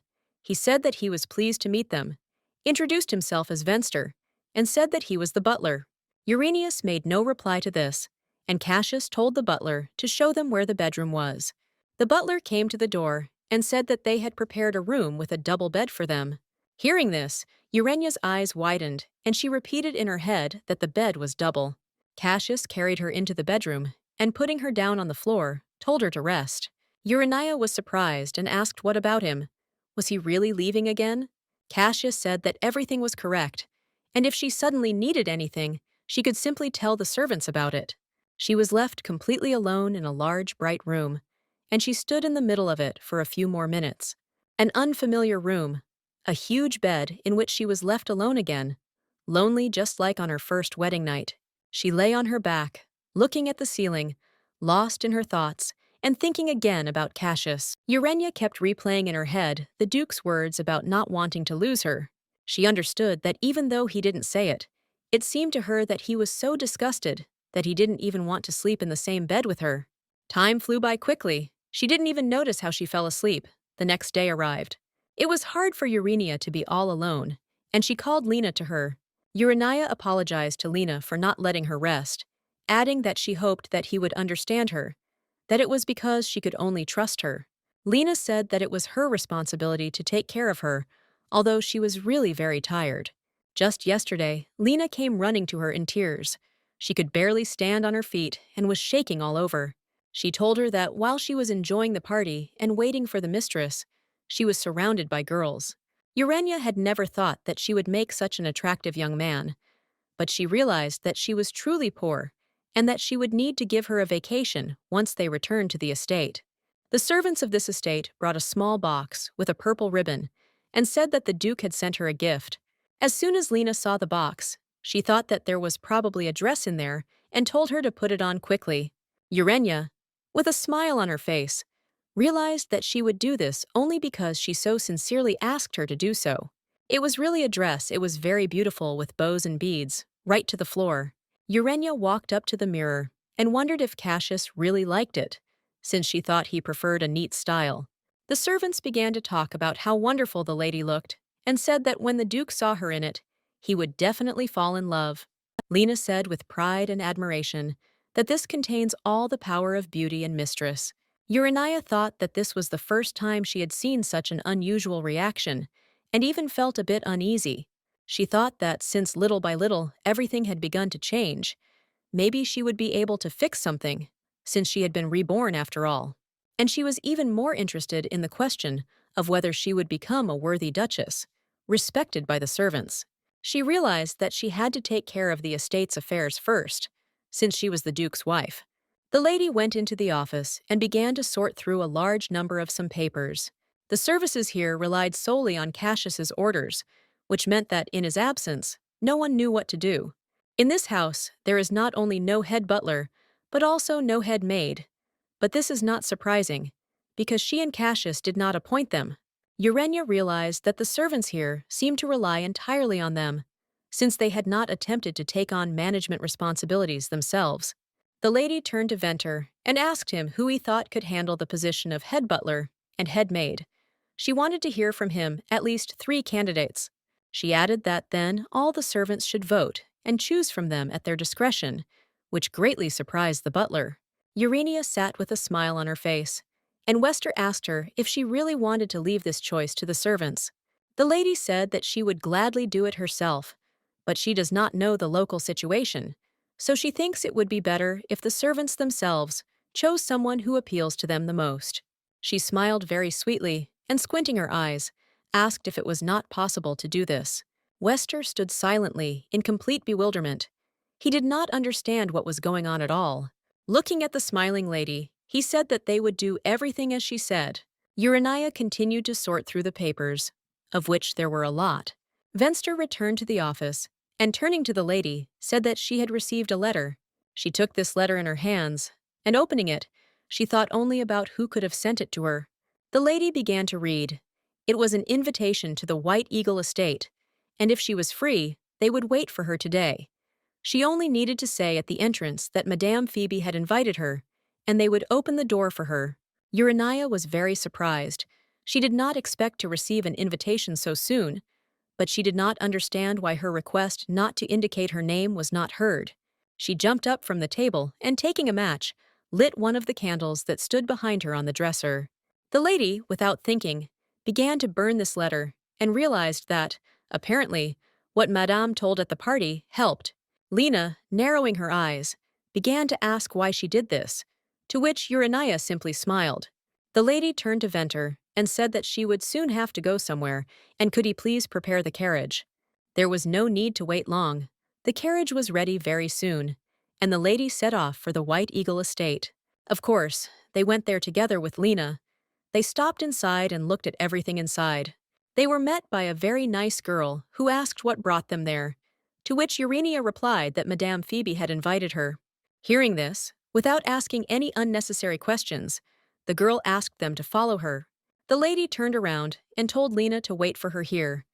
Lena was surprised and asked what if something happened to her, and maybe she shouldn't go alone, to which Urania said not to worry and it was definitely safe here. Lena remained to wait for the lady, and she went after this sweet girl. They approached one of the many doors, and Urania walked inside. She immediately noticed Phoebe, who did not expect to see her so quickly. Urania immediately thanked Madame for the invitation. Phoebe said that she was very grateful for accepting the invitation. Urania noticed that she had become much friendlier and wondered if it had happened after she found out that she was Duchess Euclid. She decided to ask the lady if they helped and whether her words about that man were confirmed. Phoebe looked down slightly, said that the lady was not mistaken, and asked how she could thank her. Phoebe said he had a tumor on his brain, that it was a rare disease that was hard to diagnose, so she didn't notice anything at first. After this, Phoebe thanked the lady once again and knelt down in front of the lady. Urania was very surprised and asked why she had to fall on her knees. Phoebe, with a trembling voice, began to talk about her negligence and inattention. Urania looked at all this with horror. Phoebe said that the man could have died in need of help, but thanks to the lady, he is alive. Urania walked up to Mrs. Phoebe and extended her hands to help her up. Urania asked with a smile on her face if they had managed to find a cure.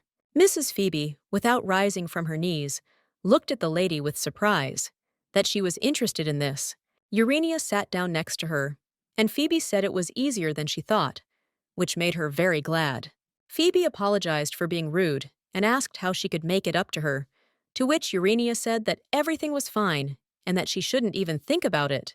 Phoebe had never agreed to treat any of the aristocrats, but she thought that Uranius, She would have helped without question if she had asked for help, like the Duchess of Euclid. After all, the Euclid family is one of the most powerful in the empire, but it didn't want to do this and doesn't want to. The lady does not at all like the idea that she would be helped just because she has such a title. She asked when approximately Madame could begin her treatment, to which Phoebe said that it would happen right now and asked her to sit down.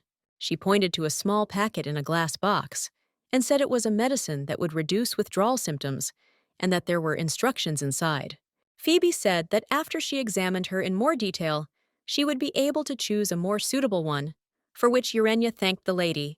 After a short silence, Phoebe looked at the lady and addressed her with a serious expression on her face. She said that the man whom she was able to cure in time wanted to thank her. The lady was very surprised and asked if this was true. Although she was unable to see this man, she was able to clearly feel the aura that emanated from him. Phoebe said that, without exaggeration, she saved the life of an important person for the Empire, so he wants to thank her. Hearing this, Urania was even more surprised. Her eyes became several times larger. Urania immediately said that she had done nothing special and told her to take back this gratitude. Phoebe turned her head away and said that she couldn't, asking for forgiveness, adding that handing this bag to the lady was an order. Mrs. Phoebe held out something in her hand and said that the man had also asked her to give her something else. It was a pass. She said that if she ever needed help, she could come to the Imperial Palace and show this document. The one she cured would definitely come. Urania was surprised and asked if he was really from the Imperial family. Mrs. Phoebe smiled and said yes. That was true, but clarified that it was not he, but she. The one who was cured by Urania was the only princess of the empire, Ellis de Anastasia. Having finished everything, it was already quite dark outside, and the lady could not get rid of her thoughts. She still did not believe that she had become a benefactor of the imperial family. Behind her, Urania heard some strange sounds. Turning around, she noticed a guard hiding behind a tree. Urania didn't understand why they continued to hide, because she had noticed them a long time ago. The lady thought about the fact that she had not seen Cassius since yesterday, but the maid said that he had been at home and left early in the morning, only he decided to avoid meeting her. Urania wondered if he really hated her that much, or if he was just really busy these days. Urania stood for a moment and looked into the distance, lost in her thoughts. The girl came to the same lake in which she almost drowned last time. Taking a closer look, Urania froze in place, because she saw the silhouette of a man in the lake. She noticed a muscular, masculine body that seemed quite familiar to her. It was Cassius. He walked with a serious face and droplets of water running down it. As soon as the Duke noticed his wife, he immediately asked what she was doing there. Urania was surprised, and she said that she simply couldn't sleep, and immediately changed the subject, asking if he would freeze. Cassius turned his head away with some displeasure and said that everything was fine. As soon as he turned his head to the side, Urania noticed his neck. She was quite frightened by what she saw, and immediately asked what was wrong with him. The girl came closer and wanted to touch his neck, but he immediately told her not to come near him. He said it was a manic episode, that he was still in an active phase, and that he could harm her if the episode suddenly took over. Urania asked him if it might be better to return to the house then, adding that they would look for a cure for the manic attack, to which he said that she should not worry, because after working with the sword, it can be difficult to suppress it, and there can be severe pain. Urania thought that she could not even imagine that Cassius would have this fatal fit, for a simple man, after killing the monster. She didn't understand how he could think that everything was okay in that case, and she was upset because she thought it was all because of her. The girl looked at the Duke again and asked how she could help, or at least ease the pain. The Duke said absolutely nothing, to which Urania asked if he really had to just stand there and suffer, if nothing could be done. Cassius said he didn't know, adding that one could give in to the thirst for murder, but it was unlikely to solve the problem, since the monster would never drink blood. She looked at him and noticed that he had become very sad and thoughtful. She had never seen him like this. Cassius thought for a moment and said that his former duchess had told him about it. Urania was very surprised. She couldn't believe that this could happen, that it was simply impossible, that she was simply not that kind of person. She looked down and thought that the Duke must have misunderstood something. Cassius told her not to make too much of it, that he deserved it, because he had ruined her life. Urania said that he was wrong, because if it were true, his mother would not have loved him so deeply that even lying, chained to the bed, after the fire, having received terrible burns, this woman continued to worry about him. The Duke only said that he hoped his mother had not been forced into marriage like other women. He said that when she was bringing him, she was constantly crying. He wasn't sure, but it seemed to him that he was an unwanted child. Hearing this, Urania was even more surprised. She could not believe it. The Duke stood rooted to the spot in his thoughts, and very upset, he tried not to look into the lady's eyes. Urania looked at his neck again and noticed how the veins were very bulging and even pulsating. The girl carefully extended her hand to the Duke's neck, while he simply looked at her silently. Urania asked again if he was really okay, noting that he still didn't look very well. Cassius closed his eyes and placed his hand on Uranius's hand. He took a deep breath. He said he wouldn't lie to his wife, and said he felt the same way. Urania pulled away from Cassius and asked if it was because she touched him. Cassius confidently answered no, and added that she shouldn't do it often, because he didn't want to harm her at all. Urania felt shy, and with a smile on her face, agreed with the Duke and thanked him for his concern. Looking at him, the girl thought that perhaps she was wrong about Cassius, and in fact, all this time, he was only trying to protect her. Cassius apologized with a smirk on his face and said that he just wanted to tease him a little, that it was okay to touch him.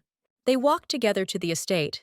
Urania asked the Duke if the attack began to subside when she touched him.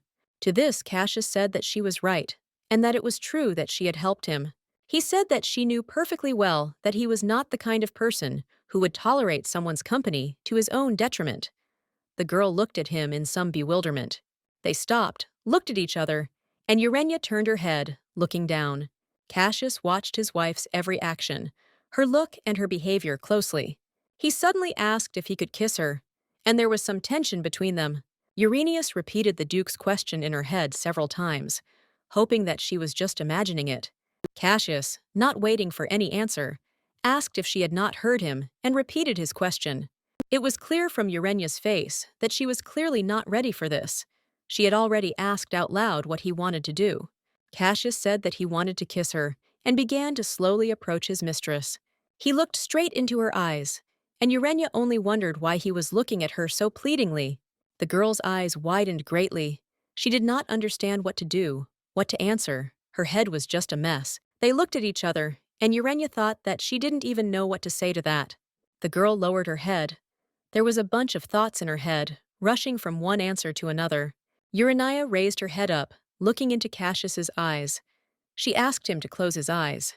Cassius did not understand at all why she was asking him about this, and simply remained silent in response. Uranius was just about to say that otherwise she would be very embarrassed, when Cassius came very close to her and touched her lips.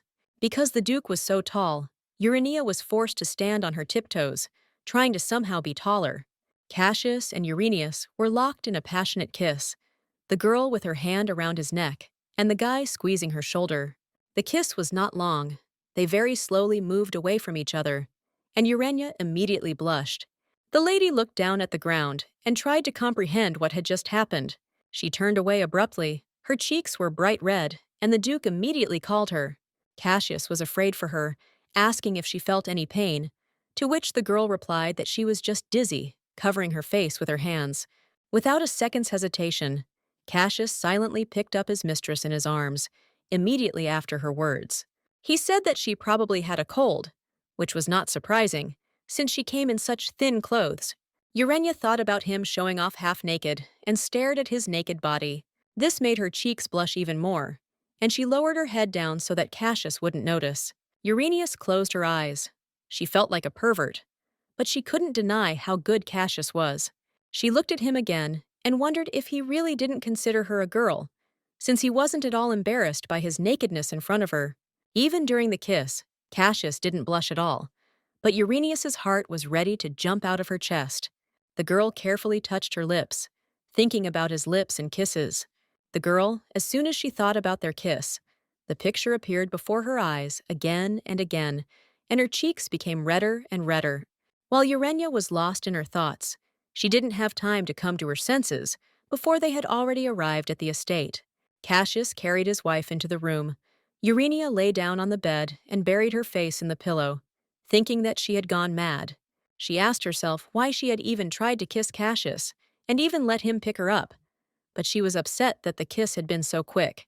Uranius was burdened by the fact that she had missed such a wonderful moment and had not enjoyed it, and all because she was wildly embarrassed. It was clear from Uranius's face that she was truly upset that everything had turned out this way.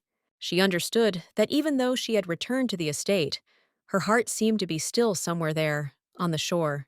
The kiss wouldn't leave her head, but the lady understood that it had to stop and that she had to pull herself together. After all, now that Urania has returned home, she needs to get busy with Talia's affairs. The lady sat on the bed for a few more minutes, decided that too much time had already been wasted, and went to the door. As soon as the girl left the room, she heard loud stomping on the floor. Lena ran down the corridor, saying that the lady needed to see something. Lena ran up to her and held out some magazine in front of her face and said that they wrote about the lady in the magazine. Urania picked up the magazine and opened it, seeing her photograph, where it was written that the mysterious girl's red dress had become the latest fashion. Lena said that a seamstress she knew said that she had so many orders for such a dress that a lot of people liked the lady's outfit. Urania thought the dress was kind of ridiculous, but who would have thought that so many people would react to it like that? Lena said that the lady was simply irresistible in this dress, to which Urania replied that she could say the same about her. Hearing this, Lena indignantly shouted out that this was absolutely not true. Lena began to loudly say that she was stunning. The dress and jewelry perfectly matched the mistress's hair. Urania remembered Cassius's reaction. He was so displeased that the lady thought he would burn a hole in her with his gaze. Urania said that it was the dress that made her look beautiful, not she that made it beautiful, adding that now she looks like a club-footed bear. Lena said with a smile on her face that there was no need to put herself down like that she was the most beautiful teddy bear. Cassius's assistant, Wren by name, appeared before them and greeted the lady. He asked Uranius what had brought her there, to which the lady asked if she could see the Duke. Wren, hearing this, immediately led the lady into the Duke's office without asking any questions. Entering the office, Urania saw Cassius, who was sitting at the table with a serious face, sorting through some papers. Cassius noticed the lady in front of him and slowly raised his head, staring at her intently. He said her name loudly, leaning both hands on the table, which made Urania even shudder. She did not expect such a strange reaction. Urania asked in a quiet voice that he was probably very tired, to which the Duke loudly and rudely answered no. The lady asked him if he could look at something and came closer to his desk. Urania put down the very magazine that Lena had given her. Opening it, she asked about the dress, whether it was beautiful. The Duke glanced at the magazine and, looking at the photo, said that he thought it was too revealing, and Urania responded that she thought it was the prettiest. Cassius's expression changed after his mistress's words, and he asked what she meant. Urania, feeling awkward, said that it was her first time going to a party, so she bought a lot of dresses. Cassius asked her to repeat it again. Urania, closing her eyes, said again that she had bought a lot of dresses and apologized for it. Cassius said that wasn't what he meant. He asked if it was true that she was going to a party for the first time.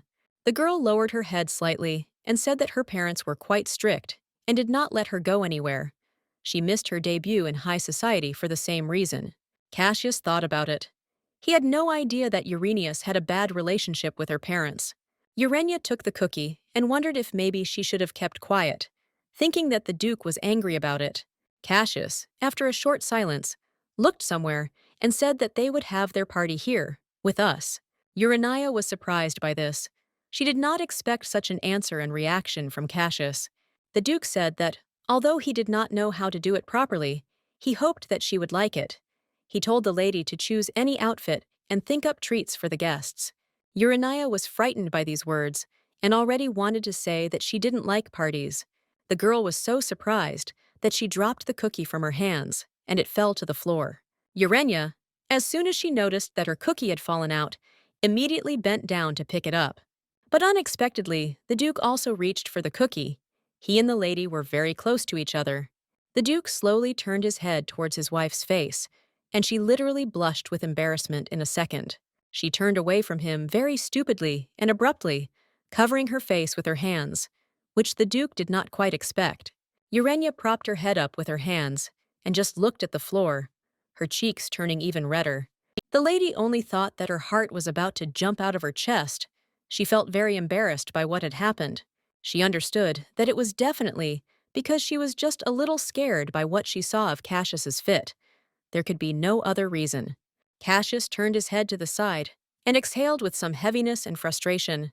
He said her name quite loudly, and Urania very slowly turned her head in his direction. He looked at the table where the sweets stood and asked if she had really come to treat him. Urania turned to him and said that, in fact, she was there to talk about Thalia, to which Cassius replied that he had already told her to do as she saw fit. The girl said that this also concerned the knight Gerald. She asked if he had heard what was said about them. She said that the playboy knight Gerald forced Talia to steal the mistress's money and bring it to him. When Talia heard that he was planning to expand the knight's quarters, she willingly brought him money. Although the knight's rooms were actually improved, the money spent on this amounted to 1/10 of the entire amount that Gerald received. The rest of the money he spent on drink, weapons, and ladies of easy virtue.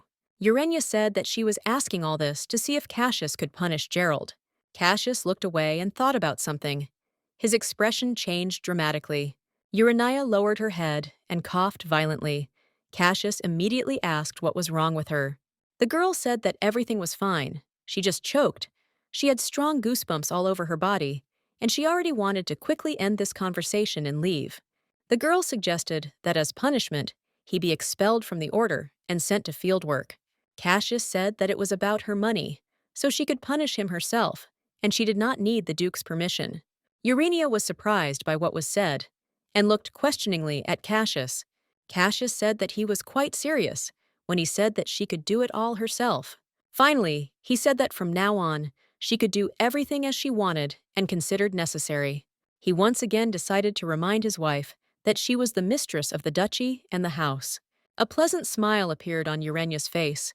She realized the words that the Duke had just said to her and understood that everything was in her hands. She thanked Cassius with a smile on her face and said that it was time for her to go, saying goodbye to him. Without waiting for any answer, she stood up and left, to which Cassius reacted quite surprised. He looked down and thought about how his wife seemed to continue to avoid him. Cassius simply stood silently and watched Uranius leave, lost in his thoughts. The girl decided not to waste time and went to Gerald to deal with him. Literally a couple of minutes passed before he was already detained. Gerald screamed to be let go, that the lady had no right to detain him. Urania stood there with composure and watched Gerald writhe and beg to be released. Gerald dropped his head. He must have already realized why he was detained. By order of the mistress, Gerald and Talia were brought in, as well as those servants who had mocked her. Urania asked Gerald if he admitted his guilt in having persuaded Talia to steal money from the treasury, to which Gerald shouted out that, of course not, because she brought him money, saying that it was her salary. Hearing this, Thalia hung her head down, while Gerald shouted at her to admit it. Without looking up, Thalia said that she was only doing what he asked her to do. Gerald, turning to her, could not stand it and shouted that Talia was a bitch. Talia raised her head up and turned to the lady. She said that he threatened her, and she did everything he said, and that she was the victim here. Gerald shouted out that since when had a stupid doll, who had neither seen nor heard anything, suddenly decided to play mistress, and he asked what she really thought about having power. Talia whispered to Gerald that he would definitely not be forgiven for this, and didn't he understand the situation they were in? Urania listened to everything in silence and called the servant Gale, who immediately responded and approached the lady. Urania asked him what the punishment was for insulting the Duchess, to which Gale replied that according to the rules of the Euclid family, the tip of the tongue was first cut off, and then the mouth was torn apart. Urania, without raising her gaze, paused briefly and said that this is exactly what should be done. It may seem cruel, but the lady needed to make everyone understand that she was the boss here and needed to be respected, because in her past life she was constantly bullied and eventually died a miserable death. She understood that there was no point in regretting the past, and now she would live a happy life and change what she didn't like. She said that everyone should remember that any offense will be punished to the fullest extent. Gale, on the instructions of the lady, went to Gerald and led him away for punishment. Urania realized that it was Gerald who had served as a great example to everyone of what could happen if something happened. Talia remained almost unpunished compared to Gerald. She stood before the lady with her head down.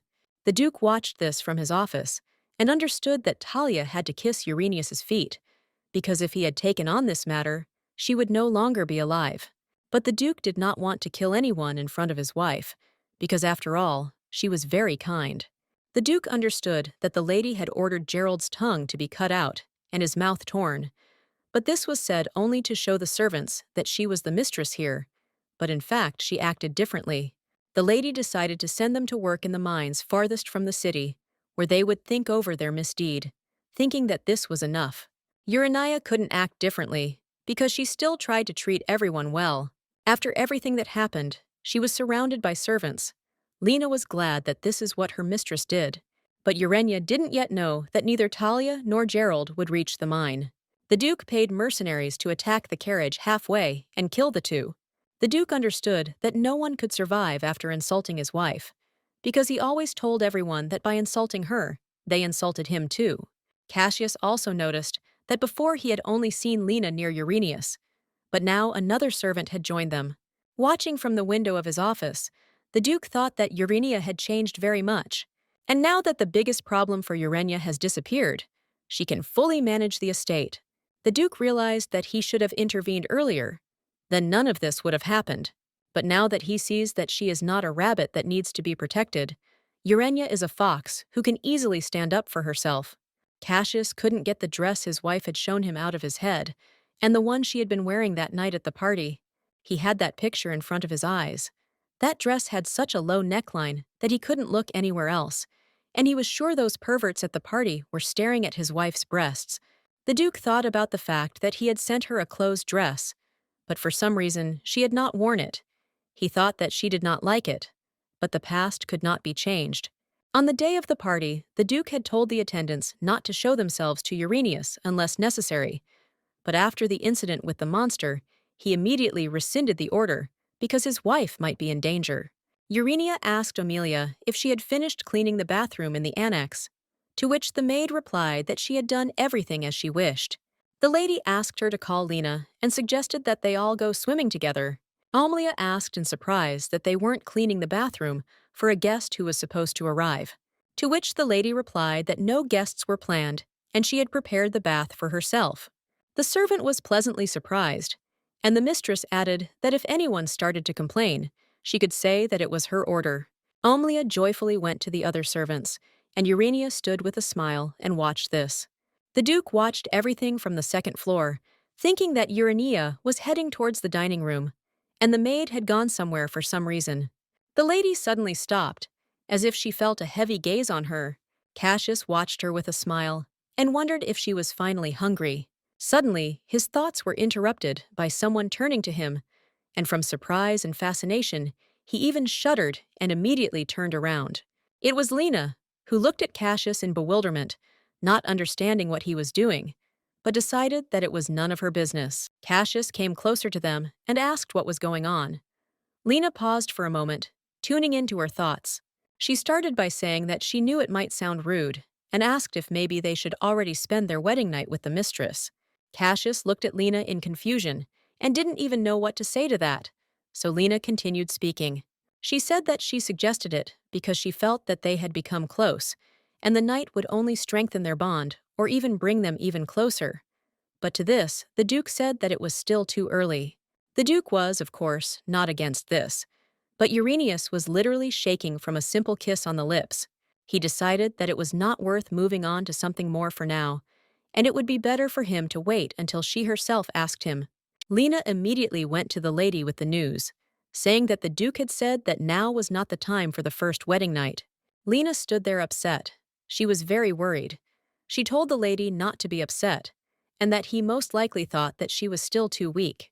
Urania didn't understand why this was so, because he himself had asked her to kiss him. She, out of some kind of anger and awkwardness, clutched the blanket in her hands and did not understand anything, thinking that maybe the kiss meant nothing to him at all. Urania thought that they were already ready for their wedding night, and now he is refusing his mistress for the second time. If she had known that it would be like this, she would have asked Lena not to bring this up. It was clear from her face that she was very upset. The girl did not understand why she expected a different answer, and it seemed that of the two of them, only the lady was ready to meet her halfway. Urania looked at her hands and realized that thanks to Phoebe's medication, the withdrawal symptoms weren't very strong. But the chills and trembling have not yet passed. But very soon she should send her a new portion. Her thoughts were interrupted because someone began to call the mistress very loudly several times. Lena ran into the room. Urania immediately asked what happened, to which Lena only answered that someone had arrived. She shouted very loudly and with fear in her voice that Count Vincent had arrived at the estate. Urania was slightly surprised and thought about something, realizing that this happened at the wrong time. She didn't understand why it was taking him so long, but she couldn't stop looking at her shaking hands. The girl got out of bed and asked Lena to bring her the most beautiful clothes. Urania got dressed and went downstairs, and seeing her father, she asked why he hadn't warned her about the visit. Count Vincent, putting the cup on the table, said that he had heard that she had begun to recover, and in his joy, had rushed over as quickly as he could. Urania couldn't stop noticing how much her hands were shaking. The girl, coming closer to her father, said that he didn't have to worry and that no one could hear them. She looked down and said that she thought that since she was feeling better, there was no need for him to come. With a smile on her face, she asked if he wasn't afraid of being caught for giving his daughter poison. The Count shouted that she was a useless piece of trash and that she had screwed up, but he didn't understand at all how that could happen. Urania sat down on the sofa, folding her arms across her chest, and asked seriously why she should harm her health. The Count, in a rage, asked how she knew about the poison. He clenched his teeth in anger and looked at her furiously. Urania responded to this by asking him if he really thought she had read about this on the bottle with his supposed medicine for her. The Count asked what she had in mind and what she was trying to achieve, to which the lady calmly replied that he should not judge by himself. Count Vincent smiled sarcastically and asked if she really wanted money, thinking that this was exactly the case. Urania thought about how disgusting it was that she had dedicated her entire past life to such a scoundrel. The lady said that she would not blackmail him, that she just wanted to live peacefully without his noose around her neck. She asked him to leave her alone, and that they would part ways. The Count asked her to simply listen to him, that only then would she be able to live in peace. Urania lowered her head slightly and simply remained silent in response, lost in her thoughts. In her past life, Urania believed his every word and sent endless letters through Lena asking for help. But of course, she never received any answer, which made her suffer and feel completely desperate every time. The Count said that she asked him to send medicine because she had learned the truth. Then he asked her if she knew that leaving him so abruptly was too dangerous. Urania got angry and asked if he was really suggesting that she continue to poison her body, just a little less. The lady asked if he even knew what the use of this poison led to, or if he simply wanted to kill her when she became a duchess. Hearing this, the Count narrowed his eyes and said nothing at all to his daughter. Urania looked closely at the expression on his face and realized that it said it all. She decided to continue and said that they wanted to get rid of her just to get her share of the Duke's fortune. The Count shouted something that seemed to make her head spin. The power of luxury in this place. He told her to come down to earth, because everything belonged to her husband. Urania looked away and decided not to deny that everything here was truly luxurious. The Count asked if she had really forgotten that he was the one who made her a duchess, and that at any moment he could change it, adding that she should bite her tongue. Urania said that it would hardly be easy, since there were those who had seen that strange medicine, and if they gave it to specialists so that they could find out what was actually on the bottle, it would be even worse. The girl thought for a second that the Count was surprisingly calm enough not to even interrupt her. Previously, the lady would give a lot of money to the family doctor so that, when needed, he could testify in her favor in court. Just recently he stopped communicating, and then the Count said that this doctor had died. Urania, frightened, thought about what this meant, that it would not be possible to make a remedy against the side effects of the poison. The Count, with a smile on his face, said that he had it, and with its help, she would get rid of all the side effects and live a normal life. The Count said that most likely she was already suffering from the effects of taking the poison, and the real medicine was just his way of controlling Urania. He said loudly that she would simply have to submit, that she had no other choice. Urania, with a smile on her face, said that when he returned, he could throw it away because she didn't need it. Hearing this, Uranius's father became very angry and slammed his fist on the table with all his might. He shouted that Urania was just an impudent girl, that if she did not obey him, he would go to the Duke and talk to him, after which he would throw her out of here. Urania sat with a calm face. She heard footsteps outside the door, after which she felt much calmer. The girl counted to 3, and servants entered the room, who immediately asked if everything was okay with her. Urania told the Count that he was already very annoying to her, and that she was very glad that the knights were always somewhere nearby and reacted to any loud sound. One of the servants came closer to the lady and said that they heard a noise. He repeated the question if everything was okay with her. Suddenly the girl grabbed her head and said that she suddenly felt dizzy. Urania closed her eyes. The servant turned his head towards the door and shouted loudly to call a doctor immediately. The lady tried to get up herself, but her head was spinning so much that her legs gave way, and the servants caught her under the arms in time to prevent her from falling. Count Vincent watched this with a dissatisfied face, thinking that they had appeared somehow very quickly. Lena supported Uranius by the hand. She said that the doctor was already on his way, that she needed to be patient a little.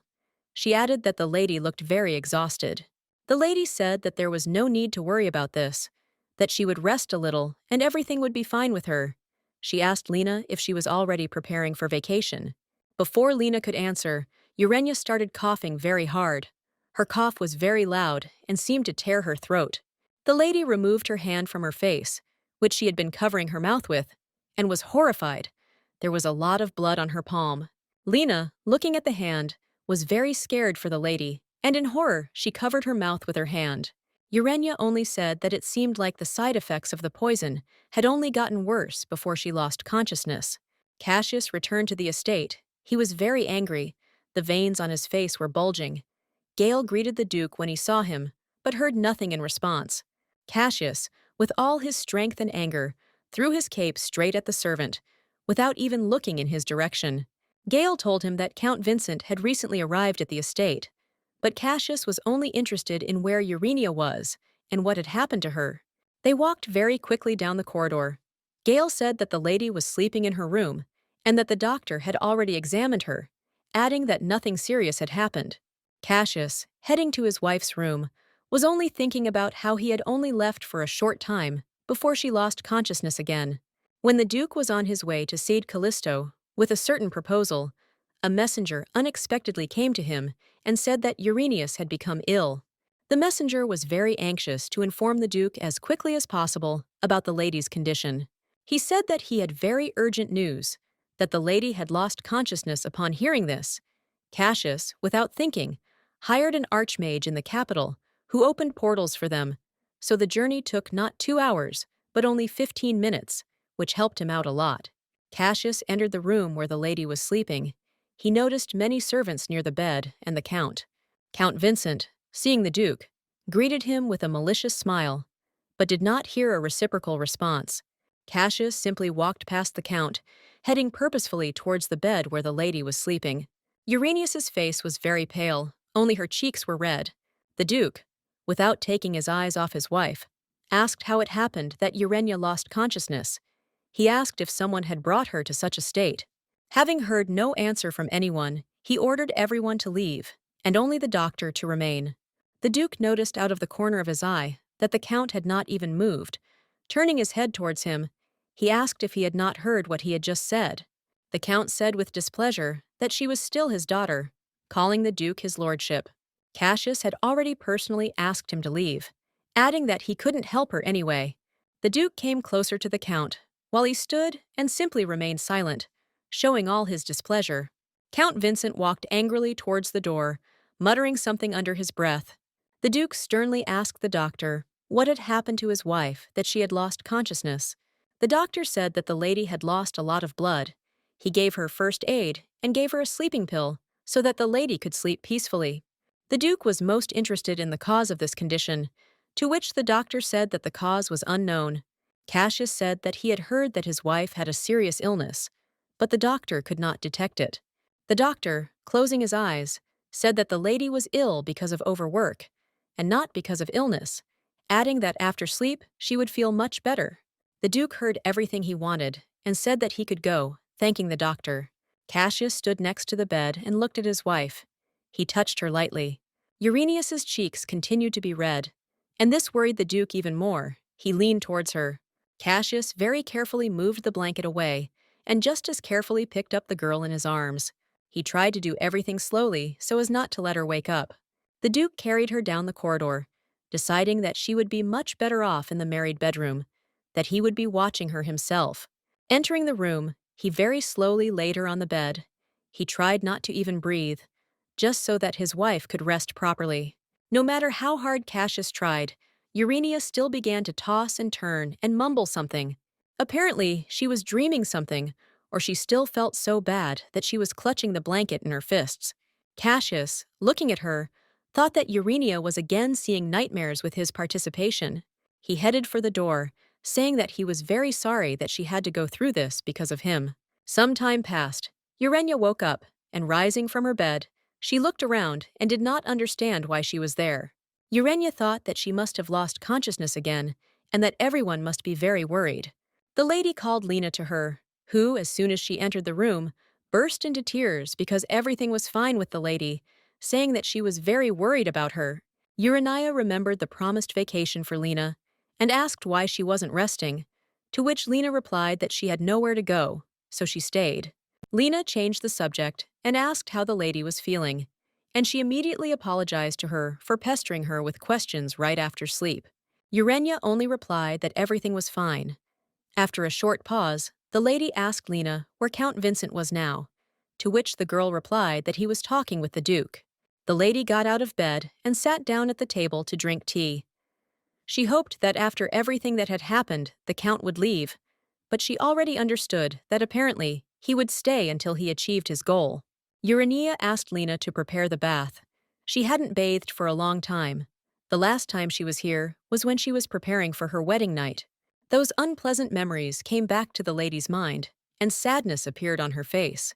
The girl immediately interrupted herself by saying that it was not the time to be sad, that she needed to think about what to do with the obsessive Count. Lena entered the bathroom. Urania said that she had one small request for her. The lady said that Lena needed to break Count Vincent's carriage a little, and the servant was horrified by what she heard. Urania, with a smile on her face, asked for understanding, adding that she does not have the best relationship with her family. The lady continued to smile and said that she thought that Lena now understood her train of thought. At first, Lena looked at the lady very strangely. Such a request from her was quite unexpected. But then Lena's expression changed, and with a smile on her face, she said that if the lady needed anything else, it would be better to have an assistant than not have one. Lena leaned very close to the lady, covering her mouth with her hand. She whispered and asked how far the carriage would have to travel after it broke down. She said that she could make the carriage fall apart only when it was far away from people. Hearing this, a wide smile appeared on Urania's face, realizing that she had entrusted her request to the right and reliable person. After Talia disappeared, Lena began to open up to her mistress in a completely unusual way. As Urania tucked her hair behind Lena's ear, she thought that perhaps she had even cried a lot when her mistress died in her past life. Lena felt very awkward from the way the lady looked at her and from the way she touched her, and very quickly removed her hand. Urania herself became embarrassed and giggled. She added that she was really counting on Lena. The servant had already started to leave the bathroom, saying that she would do everything in the best possible way, but suddenly stopped. It was clear from Lena's face that she was very upset about something. She asked the lady if she really wanted to divorce the Duke. Urania looked away and realized that she really didn't want to upset Lena just yet. The lady said very hesitantly that of course not, which caused Lena's face to change in a second. She was very glad to hear that. As soon as the servant left the bathroom, Urania became sad and decided that a little later she would definitely tell the whole truth. While Urania was bathing in the bathtub and enjoying herself, although not with happy thoughts, The Duke and the Count were in the dining room, discussing something while they were having lunch. When the lady came down, she heard part of Count Vincent's speech and immediately realized that he was up to something. And Cassius, judging by his displeased face, was not listening to him at all. It was clear that he saw all the Count's dirty intentions. Urania thought that this was so because, most likely, the Count was simply annoying her husband and decided that it was time to stop it. Cassius immediately noticed Uranius, moving away from the table. He asked her if she was feeling better. The girl said with a smile on her face that he was completely fine.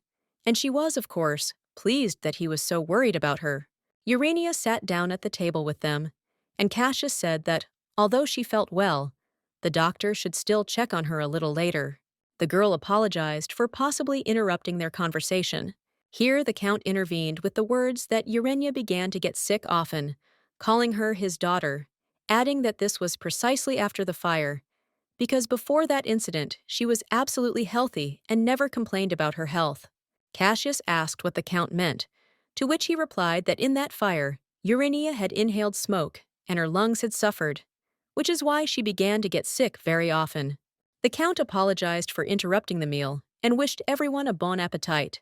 Urania realized how cunning it was on his part. First, the Count pretended to be a father who madly loved his daughter, and then, as if by chance, mentioned the fire in order to move the Duke to pity and gain his favor. She looked at him with a serious face. There was a lot of anger in her. She understood how pathetic he looked to her. Urania was sure that they would not be able to get along with Count Vincent. It was only a matter of time before he would attempt to kill Uranius, but he didn't yet know that she knew about all his plans. Leaving the dining room, Lena appeared in Urania's path and said that today she would sleep in the bedroom for the spouses. Urania immediately asked if this was the Duke's order, to which Lena replied that it would be easier for him to monitor his wife's condition. Urania thought that he liked to sleep separately, since he didn't even want to share the only common bedroom, and went to sleep on the floor. Lena decided to voice her fantasy out loud, where the Duke, taking Uranius by the head, approached her with the words that he wanted to merge with her. It was clear from Urania's face that she didn't quite like Lena's train of thought in such an open form. The lady said that she had already taken a bath, and she could change her clothes herself, and sent Lena to rest. Looking at Lena, Urania wondered what was wrong with her and what kind of pictures she had in her head. As the servant left the bedroom, she said that her sleeping clothes were on the bed. Urania walked slowly towards the bed and stopped abruptly because she heard something. The girl turned her head to the side and thought that the sounds were coming from the bathroom. She became nervous, thinking that Cassius had come into the room first. Urania decided that she should calm down. It was just a bath, and she went to the bed. As she approached the bed, she saw the clothes that the servant had prepared for her, and she did not understand why these clothes were there. The lady recognized this dress. Lena had offered it to her quite recently. Taking it in her hands, she held them out in front of her and spent several minutes simply looking at it. Closing her eyes, she realized that there was nothing she could do.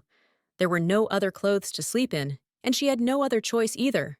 Walking up to the mirror and holding it up to herself, she thought that such a revealing dress would hardly suit her, that most likely she would simply frighten Cassius. While Urania was spinning in front of the mirror in her thoughts, she heard some rustling behind her. Turning around, she saw Cassius drying his hair with a towel. Cassius looked at Uranius in surprise and froze for a moment. He didn't expect to see the girl in the room so soon.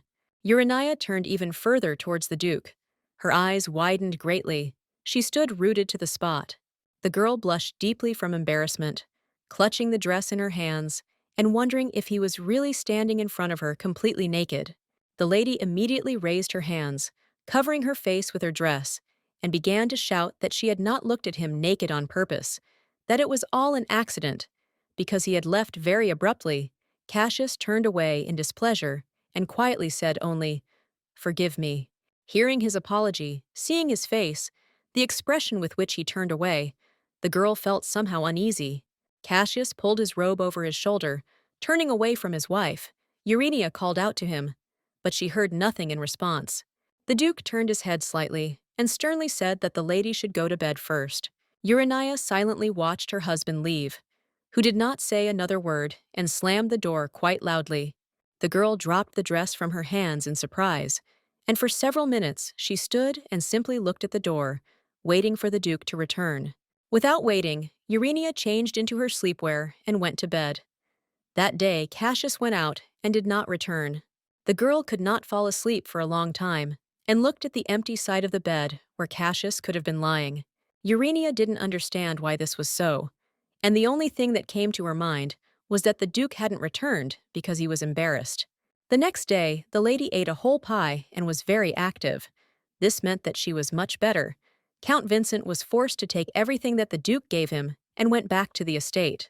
The Count finally told Urania that she could destroy the artifact whenever she wanted, adding that she and the Duke were close, so it would be easy for her to choose the moment when he would not be there. The girl noticed that his tone had become softer, and she asked the Count if he had decided to change tactics, to which the Count replied with displeasure that he would not do this, because she herself knew that he was the only one who could rid Urania of the side effects. Urania, as soon as she heard this, could not contain her emotions and laughed out loud, covering her mouth with her hand, saying that she would rather die than turn to him for help. The Count slowly turned his gaze to the girl, and it was clear from his face that he was dissatisfied and angry with such a reaction. The girl told him to be as angry as possible, because the angrier he was, the more pleasant it was for Uranius to look at him. She didn't understand where she got such thoughts from, and referred to the fact that, probably, she was influenced by the fact that she saw Cassius's naked body yesterday. Cassius appeared before her eyes, completely naked. She thought about how pumped up and beautiful his body was. But very quickly, Urania realized that it was time to end such fantasies that were raging in her head. The Count said that the girl could use Florence's road after destroying the artifact, to which Urania asked if he really was suggesting that they go to the Murin kingdom after that. Count Vincent confirmed her words, saying that the shortest road to Murano lies through the Florentine Gorge, and when the artifact is destroyed, the barrier protecting the Florence road will simply disappear. Then a curfew will be introduced, but this will only play into the Count's hands, because then he will not let Uranius into the estate if she suddenly disobeys him. However, when the barrier disappears, monsters will start coming through the portals, and they will destroy everything they see. It will take at least 3 months to restore the artifact, during which time many people will die. This was one of the reasons why in her past life, Urania was considered a cruel villain. The Count said that if Uranius did everything he asked, he would receive half of everything he owned. The girl turned her head to the side, saying that if he meant the Golden Road, then she didn't need it. The girl added that the real owner is not the Count, but a group of nobles whom he loves so much. No matter how much profit the goods bring, it is all meaningless if the road is closed or the traders are heavily taxed, and control over the road will still be limited to a group of aristocrats, to which Count Vincent himself belongs. The Count, with a displeased face, told Urania not to forget that she would also have rights to a family shelter, and she would also be able to manage the supply of medicines. He asked her to think about his proposal, to which the girl simply remained silent and looked down. The shelter where the medicinal herbs are kept belongs to Count Vincent, and he also personally oversees the distribution of medicines throughout the empire. This means that if Urania destroys the shelter, it will be the best revenge for her. Urania hovered over the Duke, lying right on top of him, silently and looking straight into his eyes. Cassius held the girl, saying that he had told her that she would fall. The guy asked if everything was okay with her. Urania awkwardly answered that yes. The girl sat down, and without raising her eyes, said that she was fine, and there was no need to worry about her, and then asked how he was. Cassius, holding his head with his hand, said that everything was fine and he would definitely live. Cassius asked what brought the girl there, to which she replied that she just stopped by on business. The guy looked away and said that he was just passing by. Urania thought for a moment and decided to ask a question that was bothering her a lot. She asked why the Duke had left yesterday. The Duke simply remained silent in response, trying to avoid any eye contact with his wife, and she did not understand why he was silent, and did not say anything herself.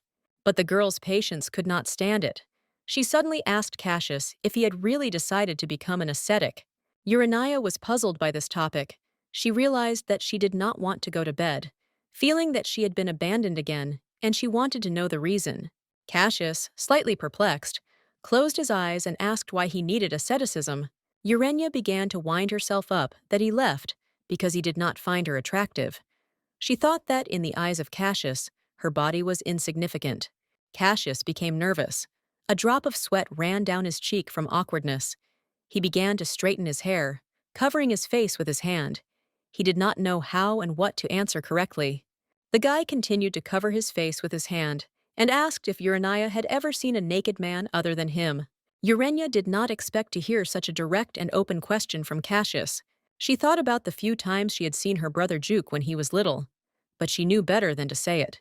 With a smile on her face, Urania remembered and cried out that she had seen Seed. Cassius suddenly and very closely approached the girl and asked why she was looking at the naked Seed Callisto. Urania felt awkward and began to stutter, saying that it happened when they were children. She remembered this, and then she could not even imagine that in the middle of the night she would see a madman who took apart a flying squirrel. Cassius, looking down and blushing slightly, asked what was he really insignificant compared to him. Urania didn't understand why he asked this. She looked at him in bewilderment and asked what he was talking about. Cassius asked if she hadn't said it was terrible, adding that her face was worried. Urania didn't understand what he was talking about at all, because it was just a story from childhood. The girl suddenly seemed to have an idea. She froze abruptly, and her facial expression changed. The thought occurred to Cassius that he had heard Urania talking to herself. The girl seemed to be angry with the Duke and shouted that he simply misunderstood everything. She asked why he was so worried, adding that she didn't know for sure, but he was probably the best man in the world, which greatly surprised the Duke. The guy didn't expect to hear this from his wife at all. He froze and just wanted to ask what she had just said, but he couldn't. Urania repeated this with a smile on her face. She watched carefully for Cassius's reaction. Cassius hung his head down. His eyes were wide open. He didn't even understand how to act. Suddenly, Urania realized what she had just said and felt very awkward. She immediately covered her mouth with both hands and did not understand what was happening at all. She felt very awkward and didn't know what to do. Cassius didn't say anything at all, so she thought he was probably just in shock. Suddenly, unexpectedly for her, the Duke extended his hand to her, which surprised the girl so much. They both rose from the ground, staring at each other and holding hands tightly. Urania turned her head slightly and said that it was just a misunderstanding, that by insignificant she meant herself. Urania said that she was the only one here who looked completely unattractive. She even felt a little sad, but the Duke immediately said that she was beautiful. Hearing this, the girl looked at Cassius. She was both pleased to hear and completely unexpected. Cassius, looking at her with some indignation, asked if she really didn't understand this. The girl couldn't believe it and was just about to ask him a question when Cassius turned away and told her to do what she was going to do, because he still had things to do. He was about to leave when Urania came closer to him and called him. The Duke seemed reluctant to turn to her and asked if she wanted to tell him something.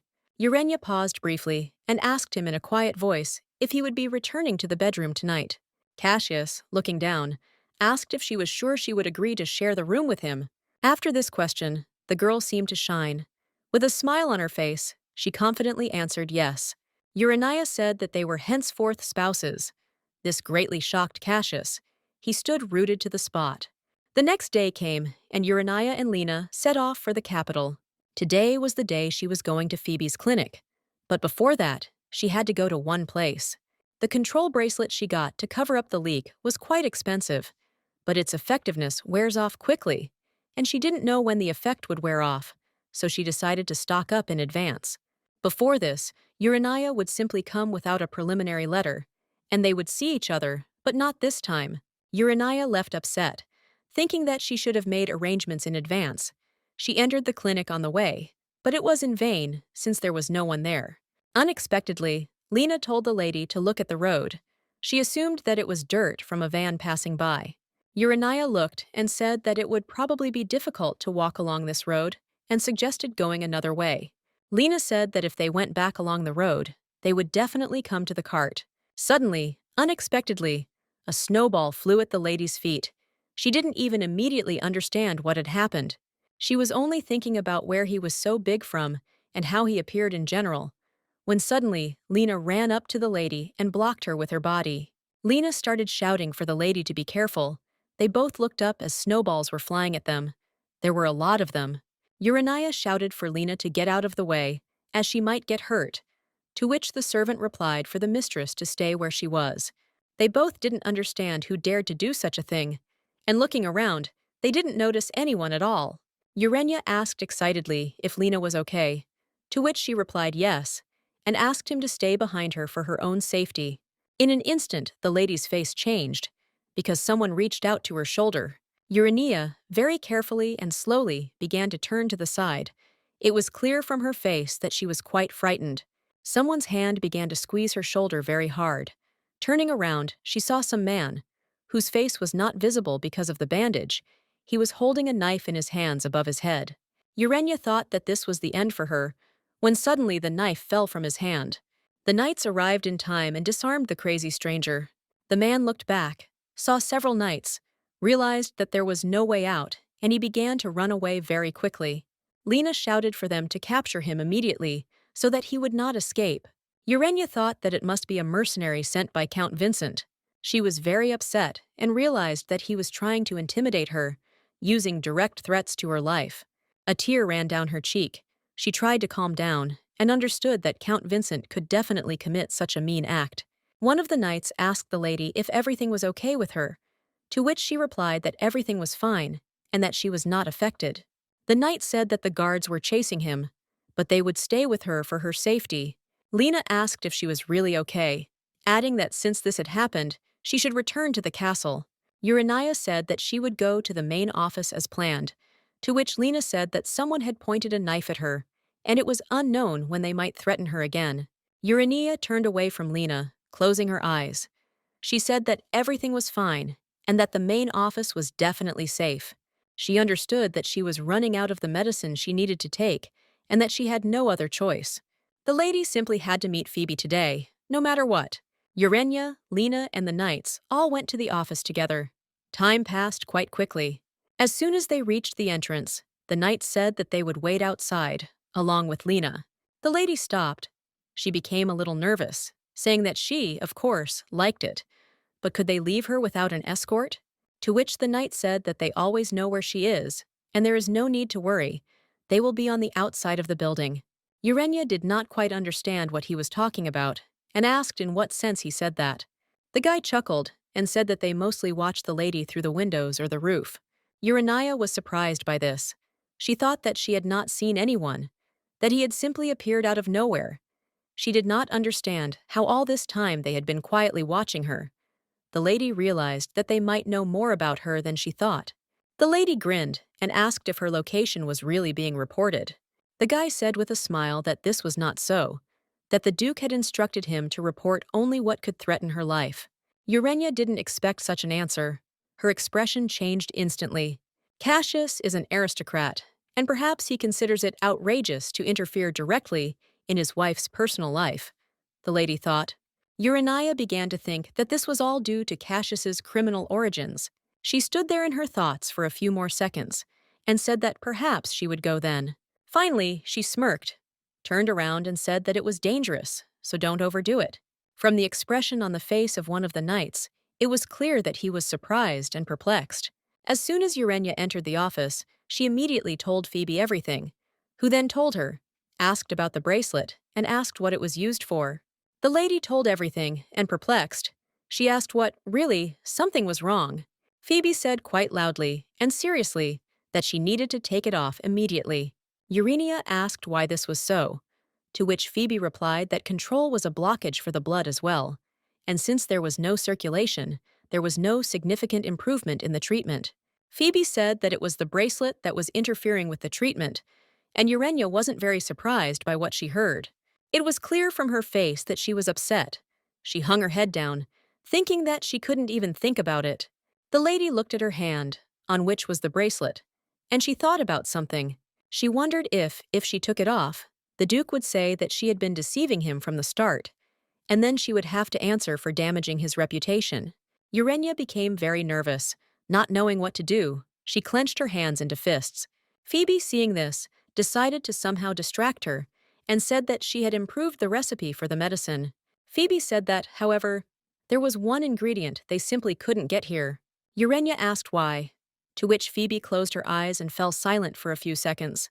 Phoebe said that a magical herb that grows in the Ankney Mountains was needed, and that it would prevent damage to the circulatory system caused by blood poisoning. Hearing this, Urania lowered her head again and thought about these words. The lady happened to learn about the forest next to the tower. Since it is someone's, no one can get permission to enter. And if you get it, the landscape in the forest is such that it is almost impossible to get to the tower. Once it was a free territory. But because of the demons, people can no longer get there. Urania was, of course, upset, but she decided not to show it. With a smile on her face, she thanked Phoebe and said that she would definitely think of something. At this time, Cassius was in the tower, where it was very dark, and only the candles gave some color. Besides Cassius, there was another man. The one who tried to attack the lady. He was bandaged on the floor. Cassius was very angry. He sat opposite him, crossing his legs. From his expression, it was clear how angry he was. He loudly and menacingly asked who ordered him to attack his wife. By this time, Lena and Urania had already returned to the estate. Getting out of the carriage, the lady told the servants that she had bought some seeds to decorate the garden and asked them to take them. The lady bought them because she knew she would meet the merchant at the Duke's residence, so that if the guards suspected something strange, but it seemed they didn't bother to report it, so for now she would act like this. When Urania passed by, all the servants bowed to her, which even made the lady feel a little uneasy. They looked at each other strangely, whispering something to each other. Urania noticed this and wondered what was wrong. Why such a reaction? She turned to Apilia and asked what was going on, to which the servant seemed a bit hesitant. Apilia lowered her head and said that the man the guards had brought had been dragged somewhere by the Duke. Urania was surprised that the knights had caught the criminal so quickly. The lady wondered what he might say about Count Vincent and asked sharply where the Duke was headed. Apilia, of course, understood that she had to answer, but she said that it was better for her not to go there. She said that if she was not mistaken, the gentleman would personally interrogate him, adding that she would simply be shocked by what she saw. Urania thought about her words. She didn't understand what could shock her. It sounded to her like he was doing something really terrible. She realized that she didn't have time. She needed to go there quickly. Her thoughts were interrupted by Lena, who asked her to go to her room first. Urania turned to all the servants and noticed how worried they all were. Lena said that she needs to rest after today, after all the events. Urania lowered her head and realized that going after Cassius right now didn't seem like a good idea. She decided that it would be better to be alone for now to collect her thoughts on what to do if the criminal confessed. Urania realized that she would no longer try to find out where the Duke was, and agreed to go into the room. Already in the room, she still couldn't stop thinking about what was going on there with that mercenary. She realized that she still had to go and stop all this. She walked around the room from wall to wall, and, approaching the window, her facial expression changed abruptly. Urania noticed Cassius on the street, whom she did not expect to see at all. She noticed that he was holding someone's head with his hand and dragging him along the ground, and she didn't understand what was going on at all. She stood in a stupor in front of the window and even opened her mouth in fear.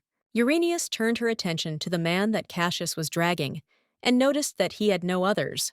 Cassius stopped suddenly, and Urania continued to watch him closely. He slowly turned his head towards the building and looked out the windows. Urania got scared and covered her mouth with her hands. She was seriously scared.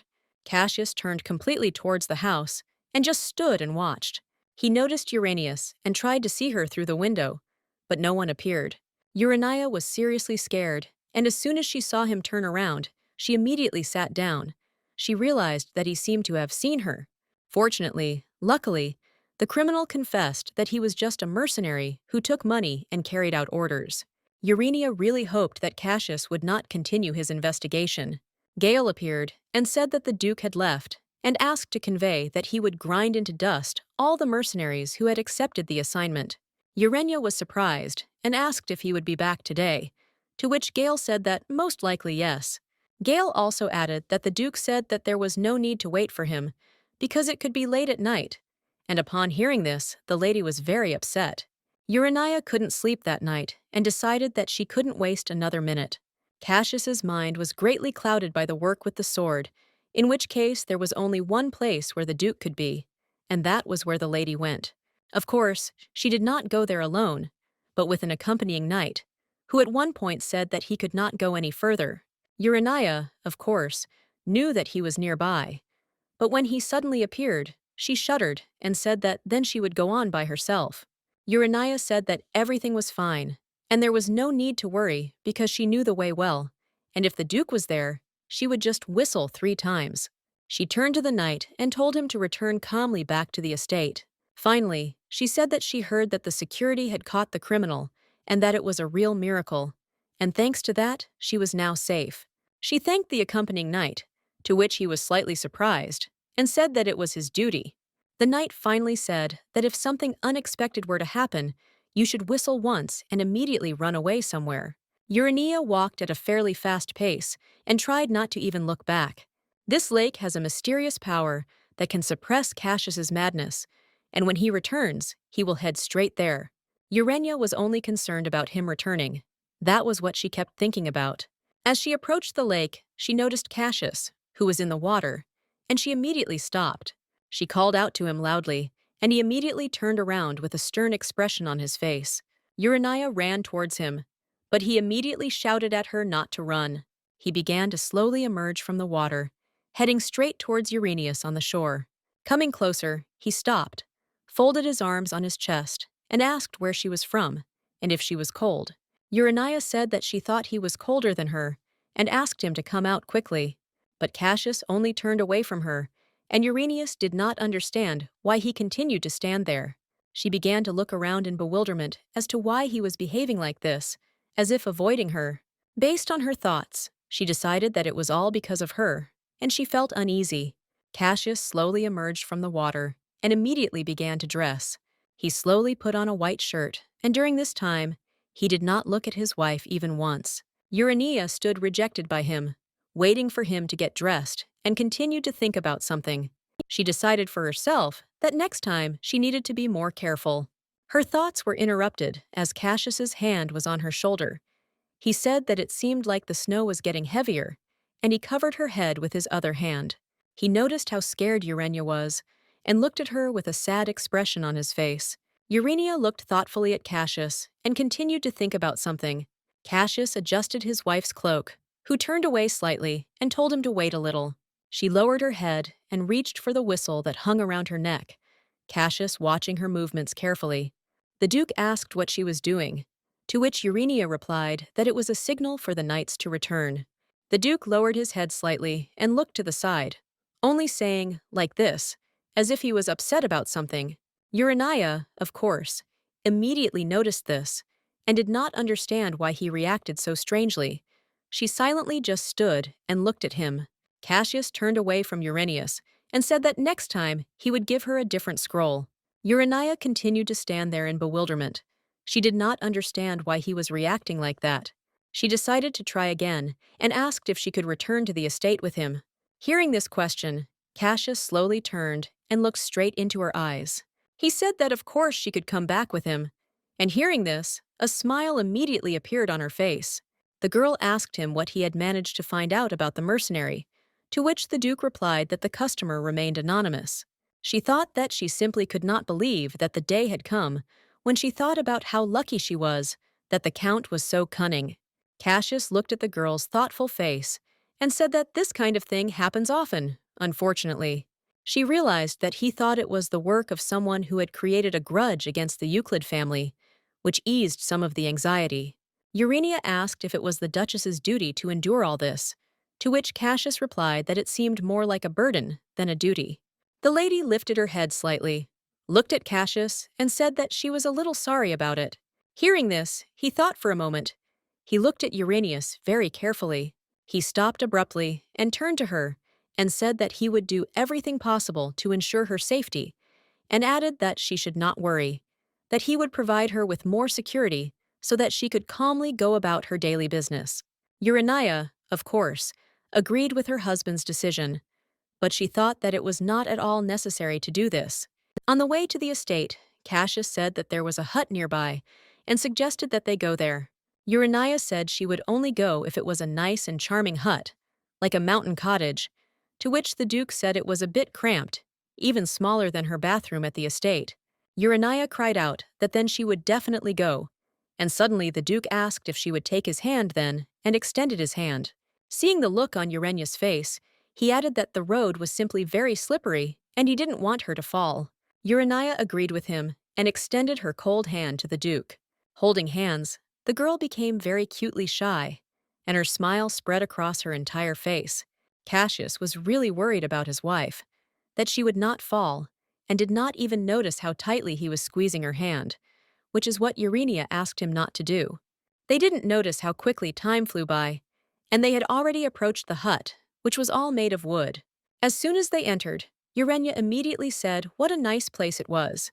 Hearing this, Cassius said that he was glad that she liked it. The Duke said that he would make a fire for now, and that she should wrap herself in a blanket for now, since it was really very cold outside. He sat by the fireplace, turned to his wife, and asked her to come to him. Urania was surprised at how quickly the Duke lit a fire, to which the Duke said that it was not that difficult, and asked her to sit next to the fireplace to warm up faster. Cassius himself stood up and went somewhere. Urania was a little upset, because she wanted to sit by the fireplace with him. She decided that she should not miss the moment, and told the Duke that he also needed to warm up. Cassius said that he would not freeze just like that. Upon hearing this, Urania quietly said that he was right, that he could go into the lake in the middle of winter and not even catch a cold. He turned slightly towards her, and with a smile on his face, said that if she knew this, then next time she shouldn't dive after him. Urania smirked and asked him if maybe he wouldn't tease her for the rest of his life. Cassius took some kind of bag in his hands and handed it to his wife, asking if she would like some cookies. Urania was surprised and asked if there really were any in the hut, to which Cassius said that he had brought them. The girl looked at him in surprise and asked if he had really planned to stay in the hut in advance. As Cassius came closer, she asked if it had anything to do with his condition. Urania lowered her head and asked for forgiveness, and asked if it was because of her that someone got hurt again. Cassius sat down next to Uranius and said that it was not because of her, that there was no point in thinking about it.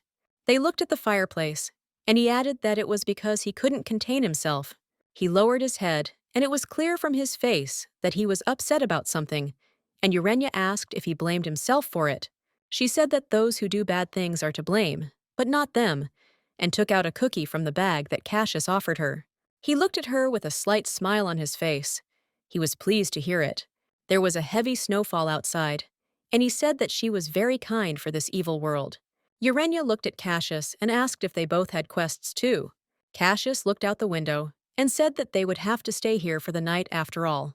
Urania was wrapped in a blanket, and Cassius added that if they went outside, they would be caught in a severe storm.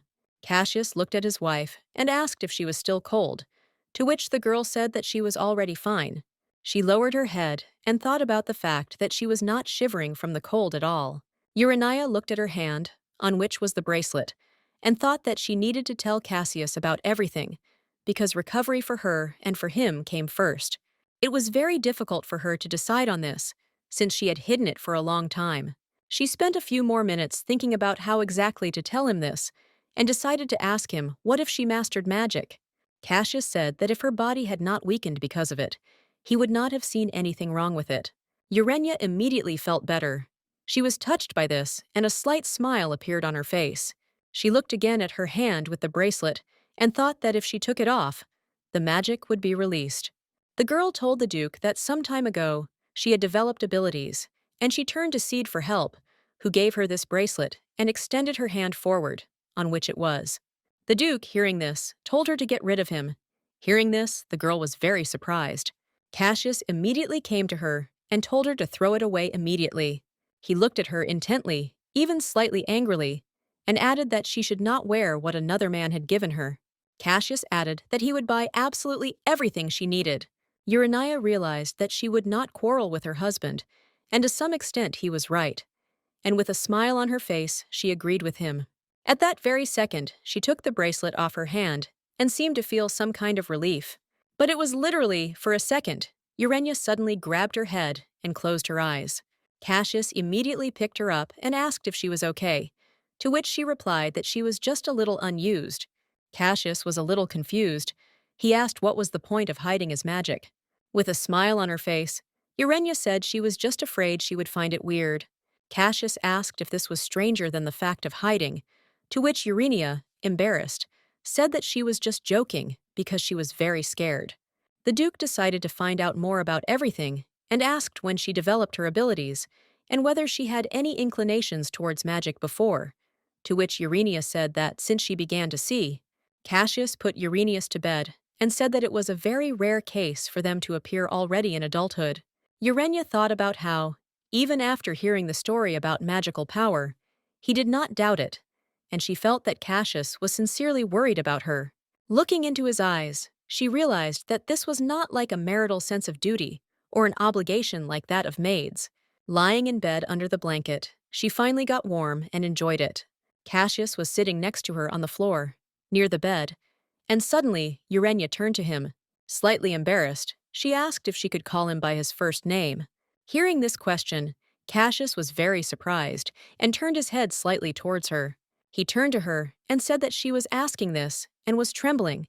He said that he thought he should say something nice, to which the girl said that she could not help herself. Cassius looked at her intently and thought about something. He asked her to say it again. Urania was slightly surprised. She didn't quite understand what he was talking about and just looked at him. Cassius realized that she was too awkward to do this and turned away from her slightly, but continued to look into her eyes. Urania forced herself to pronounce his name and widened her eyes. The Duke narrowed his eyes and watched her and her behavior carefully. Urania clutched the sheet and thought that she didn't even know he could smile like that. The girl asked him to lie down with her, saying that the floor was cold and it was much warmer on the bed, to which the Duke replied that he was not cold at all. The girl told him to lie down next to her, adding that she doesn't bite, and called him by name again. Cassius was pleasantly surprised to hear this. Not even a minute had passed before he was already on the bed and hanging right over Urania. He called her by name. The girl was very embarrassed by what was happening. Her cheeks instantly turned red, and her eyes were very big. Cassius asked her if she really didn't understand that he was currently holding back with all his might, adding that the danger was not in him, but in her. Uranius was very much surprised by what was said, and wanted to say that if this was a danger to him, but Cassius interrupted her. Without letting her finish, he asked her who she thought was making him so excited lately. Urania's mouth dropped open slightly. She felt awkward about what he was telling her. She thought about what attracted him to her, and looked intently into his eyes. She couldn't think of anything better to say than that he was simply lying to her, adding that he ran away from the bedroom every time. At this point, their conversation ended. Urania turned on her side and closed her eyes. Cassius said that from now on she must be within her reach. He wanted to put his hand on her cheek and said that otherwise she would see what real madness was. Suddenly, Urania opened her eyes and was completely perplexed by what she saw in front of her. She didn't understand how it happened that she was lying on Cassius's chest. It was already morning. She turned to him and, rising, wished him good morning, calling him by name again. Urania asked Cassius if he was unable to sleep because of her, to which the Duke replied that she was right. The girl became embarrassed and asked why he didn't wake her up then, because it must have been hard for him. Cassius looked at Uranius in bewilderment, not even knowing what to answer her, and said that she would simply kill him if he told her. Urania was surprised and asked why she should kill him, to which the Duke asked whether she would now always call him by his name. Urania felt very awkward and, as if in fear, asked if he didn't like it. The Duke turned sharply, turning Urania over as well, and now he was hanging over her. The girl did not understand at all what had just happened and called him by name questioningly. Cassius narrowed his eyes slightly and simply spoke about the first wedding night and paused for a moment. He very carefully asked her opinion about settling her right away. To this, Urania said that a few days ago he himself left, leaving her completely alone. The Duke awkwardly asked if she really wanted it then, adding that wasn't it, her maid who had pushed her into it. Urania, very carefully and in a quiet voice, told him what she wanted, but he rejected her.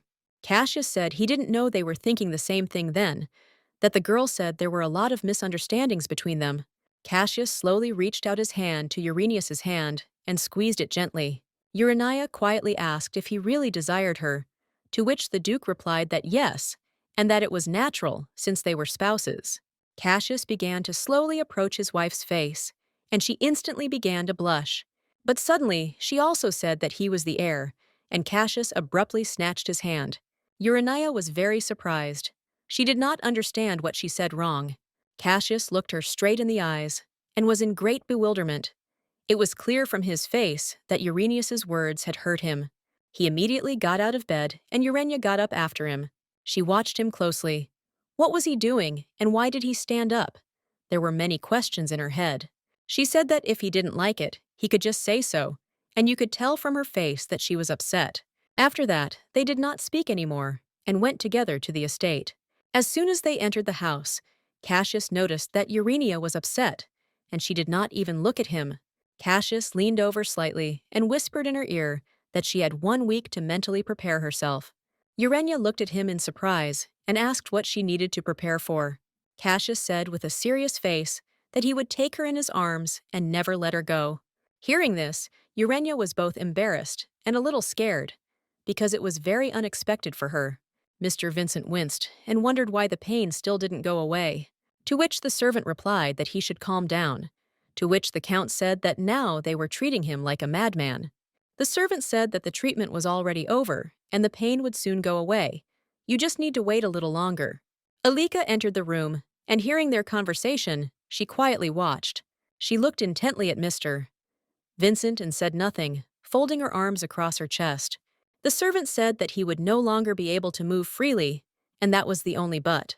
Mr. Vincent clenched the sheet into a fist and said out loud, angry, "How dare Urania do such a thing?" Elika walked up to him and touched his cheek, turning his head towards her. Tucking his hair behind his ear, she said how poor he was, and asked him to leave Eurenius's fate to her. She added that he should gain strength, and she would deal with the girl herself. The gentleman looked at her and saw a sinister smile on her face, and asked what she had in mind. With a smile on her face, Elika said that she just needed a puppet to achieve her goal. He asked her if it would work, to which the girl asked if he had ever seen her fail. Elika said that if this plan doesn't work, he will simply divorce her. The gentleman was perplexed and asked why this was, to which Elika replied that in that case she would have to pay a very large compensation. He told her in a low voice to be careful, addressing her as dear. He reminded her that their enemy was Cassius Blair Euclid himself. Elika said that she understood everything and added that the Count should rest and gain strength. After leaving the room, the servant asked Elika how the Count was feeling. Turning to him, she said that, unfortunately, they said that he was now restricted in his movements. She added that she was glad to know that it would not greatly affect his quality of life, but asked that he try to keep it a secret. Finally, she asked to tell Louise to come into her room. Alika thought for a second that just 20 years ago, she was the one who bowed her head. However, now Elika is respected and appreciated by everyone because she has become a countess. Once you taste sweetness, no matter what it is, no one will ever forget that taste, and she will never lose it. About 20 years ago, a fortune teller from the kingdom of Maroon predicted that a woman named Lisette Chevalier would give birth to the child of the prophecy. Count Vincent married her. At that time, she was the Count's mistress, and therefore Lisette was a pain in the neck for her, but she managed to get through it.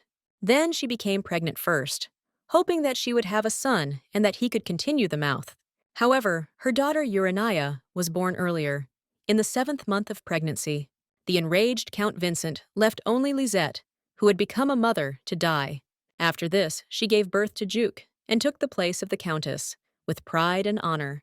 Elika was sitting in her room, where Louise had already come and asked why she had called her. Elika turned to her daughter, Louise, and the girl, smiling, closed her eyes. The countess said that there was something that Louise must do for her. At this time, at the Euclid estate, Urania in her room asked Lena to prepare for the walk. The lady said that they needed to go to the lingerie store. Lena covered her mouth with her hands from what she heard. Urania, embarrassed, said that Lena understood correctly, that she was preparing for this very day, to which the maid said that this was simply wonderful. A few hours later, they went into town to a lingerie store.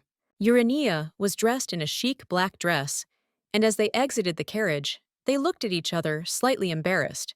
Mrs. Urania arrived in the capital Potiara, already looking forward to shopping. Urania asked Lena if she was hungry, to which the servant replied that they needed to have lunch and asked where she wanted to do it. A wide smile appeared on the lady's face, and turning her head to the side, she asked why they didn't go there. She pointed to a large cafe, literally across the street from them. Lena asked with a smile on her face if she was talking about that same cafe with desserts. Lena took another look at the building and said that she didn't see anything suspicious, and said that it was time to go get something sweet. As soon as they moved, Urania suddenly stopped from a voice from behind her. Someone addressed her as a sister. Urania recognized the voice and slowly turned back. It was Louise. Urania said that they hadn't seen each other for a long time, to which Louise asked what she was doing there, adding that there were only shops here. Louise said that she heard her father, that Urania was getting better, and asked if she could see well now. Urania thought about how she still looked down on her, that she wanted to see her broken and desperate, but she was no longer the Urania she had been before. Urania, with a smile on her face, asked what brought Louise to the capital, since the journey here takes a long time. Louise lives in a country estate, but strives in every way to become a metropolitan lady. In general, Urania is the first to use a secular tone in conversation with someone, beautiful but dangerous, like a hidden blade. Urania thought for a second that she even liked communicating this way. She felt quite important. Louise said that, of course, she was there because she had been invited to a social evening at the princess's. The girl asked her sister if she had received an invitation, to which Urania replied that as a duchess she had a lot to do. Louise smiled and said that she didn't know what she was doing. That's why she asked. She added that this was not more important than the imperial tea party, where all the noble ladies gathered. Urania decided to continue to act like a noble lady, adjusting her earring and pretending not to have heard what Louise said. Louise noticed the earring that Urania had touched, and her expression changed. Urania thought she noticed. She felt a little uneasy, but she seemed to cope. Urania asked her if she also felt ill during long trips. Louise said with a smile on her face that her father had bought her a good carriage, thanks to which she had arrived here in comfort. Urania asked with a surprised face whether she had really traveled so long in such a good carriage, and immediately apologized. Louise didn't understand what it was, as if she was a toy that could be played with and then thrown away. The lady turned away and said that she would not detain her any longer, and wished her a pleasant day, and began to leave. This made Louise even more angry, and she clenched her fists in anger and called her name loudly. The girl turned slightly and said with a cold look that she still had a lot to learn. Turning away again, she added that it was time for her to go, reminding him that she had a lot of body. Suddenly, Louise appeared right in front of her and asked if she was really going to just leave like that. The lady no longer liked her persistence, and she asked what else they should talk about. Behind a sly smile, Louise suggested that they just have a cup of tea. She added that they are a family after all, and she has something to tell about their father. Urania decided to give her a little time, and they entered the very cafe where they were going to go with Lena. Sitting down at the table, Louise looked around and asked why there were so many men there. Urania said with a displeased face that they, too, probably came in company to drink tea. Louise tried not to show her displeasure, but she was doing a bad job of it. She closed her eyes to calm down a little. The girl decided to ask if she could come to Aemon after the party, after which Urania asked her if she had any business at their estate. With a smile on her face, her sister said that they were sisters after all. So isn't it normal for a younger sister to come to her older sister's house to relax? Urania, raising the cup to her mouth, said that in their world, by the way, there are not many things that are taken for granted, which also concerns the relationship between them. Louise asked if she was saying that because she got married, and it was like she had no family anymore. Putting the cup on the table, Urania asked if she didn't want to tell her something about the Count. Louise closed her eyes and looked disappointed, saying that her father had suffered greatly. Urania looked away, asked in surprise, really, to which she said that there was a chance that he wouldn't even be able to walk. And she reacted like this. Leaning against the back of the sofa, the lady asked if she really needed to burst into tears about this right here and now. These words made Louise very angry. She frowned and slightly tilted her head down, looking at her from under her forehead. Urania thought about the fact that she didn't know that the Count wouldn't be able to walk, although she was glad to hear it. The lady continued to drink her tea calmly, watching her irritate her sister. A slight, mischievous smile appeared on Louise's face, as if she was up to something. It was clear from Uranius's face that she was not at all happy to be in such company. Her sister Louise continued to look at Uranius with anger and thought over her insidious plan. Louise, unnoticed, at some point carefully poured poison into the lady's cup. For a few minutes they were simply silent, trying not to meet each other's eyes. Suddenly, Lady McLean came up and turned to Mrs. Uranius. She asked the lady what had happened. Lady McLean said that the lady must listen to her carefully and do everything as she said. She asked to give her her cup back. The lady was surprised, but did not ask why. Putting the cup on the table, she looked at it and wondered if there was something wrong with it. Lady McLean turned her gaze to Louise and asked if she could find out what she had put in the tea. Louise immediately asked indignantly what she was allowing herself to do, and that it was very rude of her to ask such questions. The lady called two guys over and asked if she needed more witnesses. Mrs. Urania closed her eyes and wondered how her sister could do this to her. Clenching her fist, she thought about what it meant that their meeting was not at all accidental. The lady continued to be persistent and repeated her question about why Louise had spilled the tea. Louise got angry and said that it was because her sister often drank before the wedding and asked if she was okay with that answer. Lady McLean, hearing this, asked her why she answered so furtively, adding that it was very strange. An angry Louise looked at Urania and told her to say something too, instead of just looking. With a sly smile and narrowing her eyes, she asked if she was telling the truth. Urania couldn't believe that her father had sent Louise to kill her, deciding to end everything here and now. Louise lowered her head and said that she added the medicinal herbal extract because her sister had been drinking it for a long time, but she wasn't sure if their family specialized in medicinal herbs. Lady McLean turned her gaze and asked the lady if this was true. Urania wondered if Louise was acting so boldly because she thought of her as an abandoned, unaccompanied duchess. The lady stood up with the thought that they were greatly mistaken if they thought that she was a puppet in their hands. With these thoughts, she invited the lady to go to the mansion. The lady grabbed Louise by the hand. The girl started screaming what she was doing and shouting for her to take her hands away. Lady McLean said, in a rough, loud voice, that they had much to discuss. Before leaving, Urania asked to take the cup with her, and the servants immediately obeyed her. Louise kept screaming that they couldn't allow her to be treated like that, and asked if they really thought there was any poison in there. She asked Urania to stand up for her and tell them to let her go, to which Urania said that she should, well, get to the mansion herself. After these words, the lady immediately let go of the nervous and angry Louise. They left the cafe, but the whole way, Louise tried to get her sister to stand up for her. These screams could be heard throughout the entire street, and Lena heard them too, and she immediately turned towards the entrance. Lena, as soon as she saw the lady, immediately ran up to her and asked if something had happened, to which Urania asked how she found out about it. Lena, closing her eyes, said that she had returned too quickly, that she always eats 5 desserts and no less.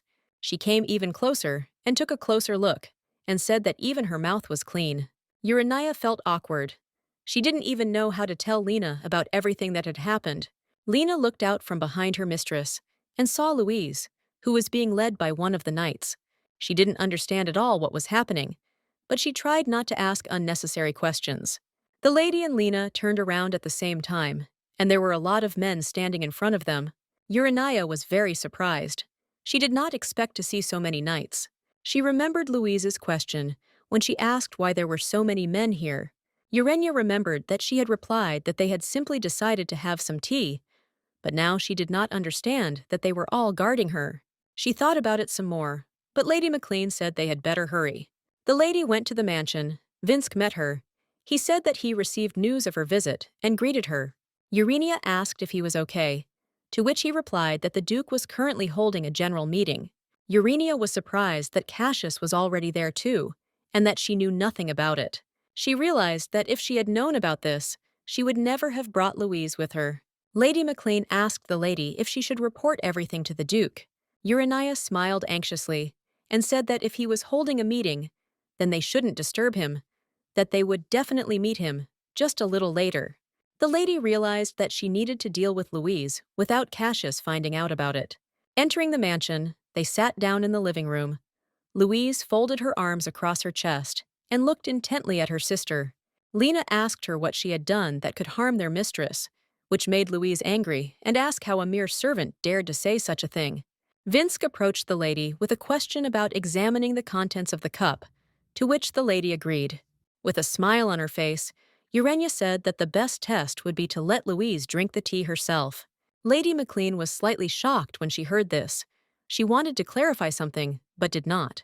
She immediately went to Louise, who was puzzled as to why she had approached her again. The lady gently reached out to the girl's shoulder, without saying a word, and Louise's face showed how scared she was.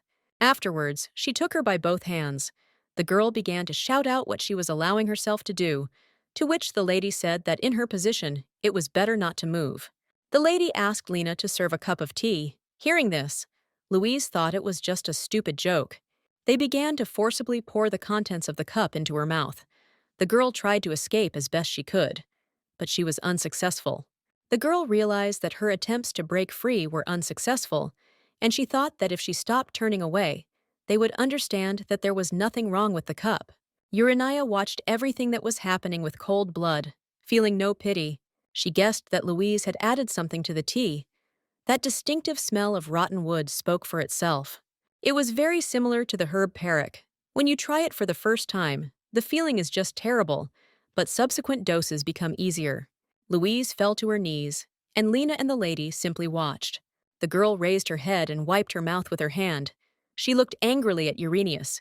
Suddenly, she shouted that they were very naive if they thought they could get away with all this.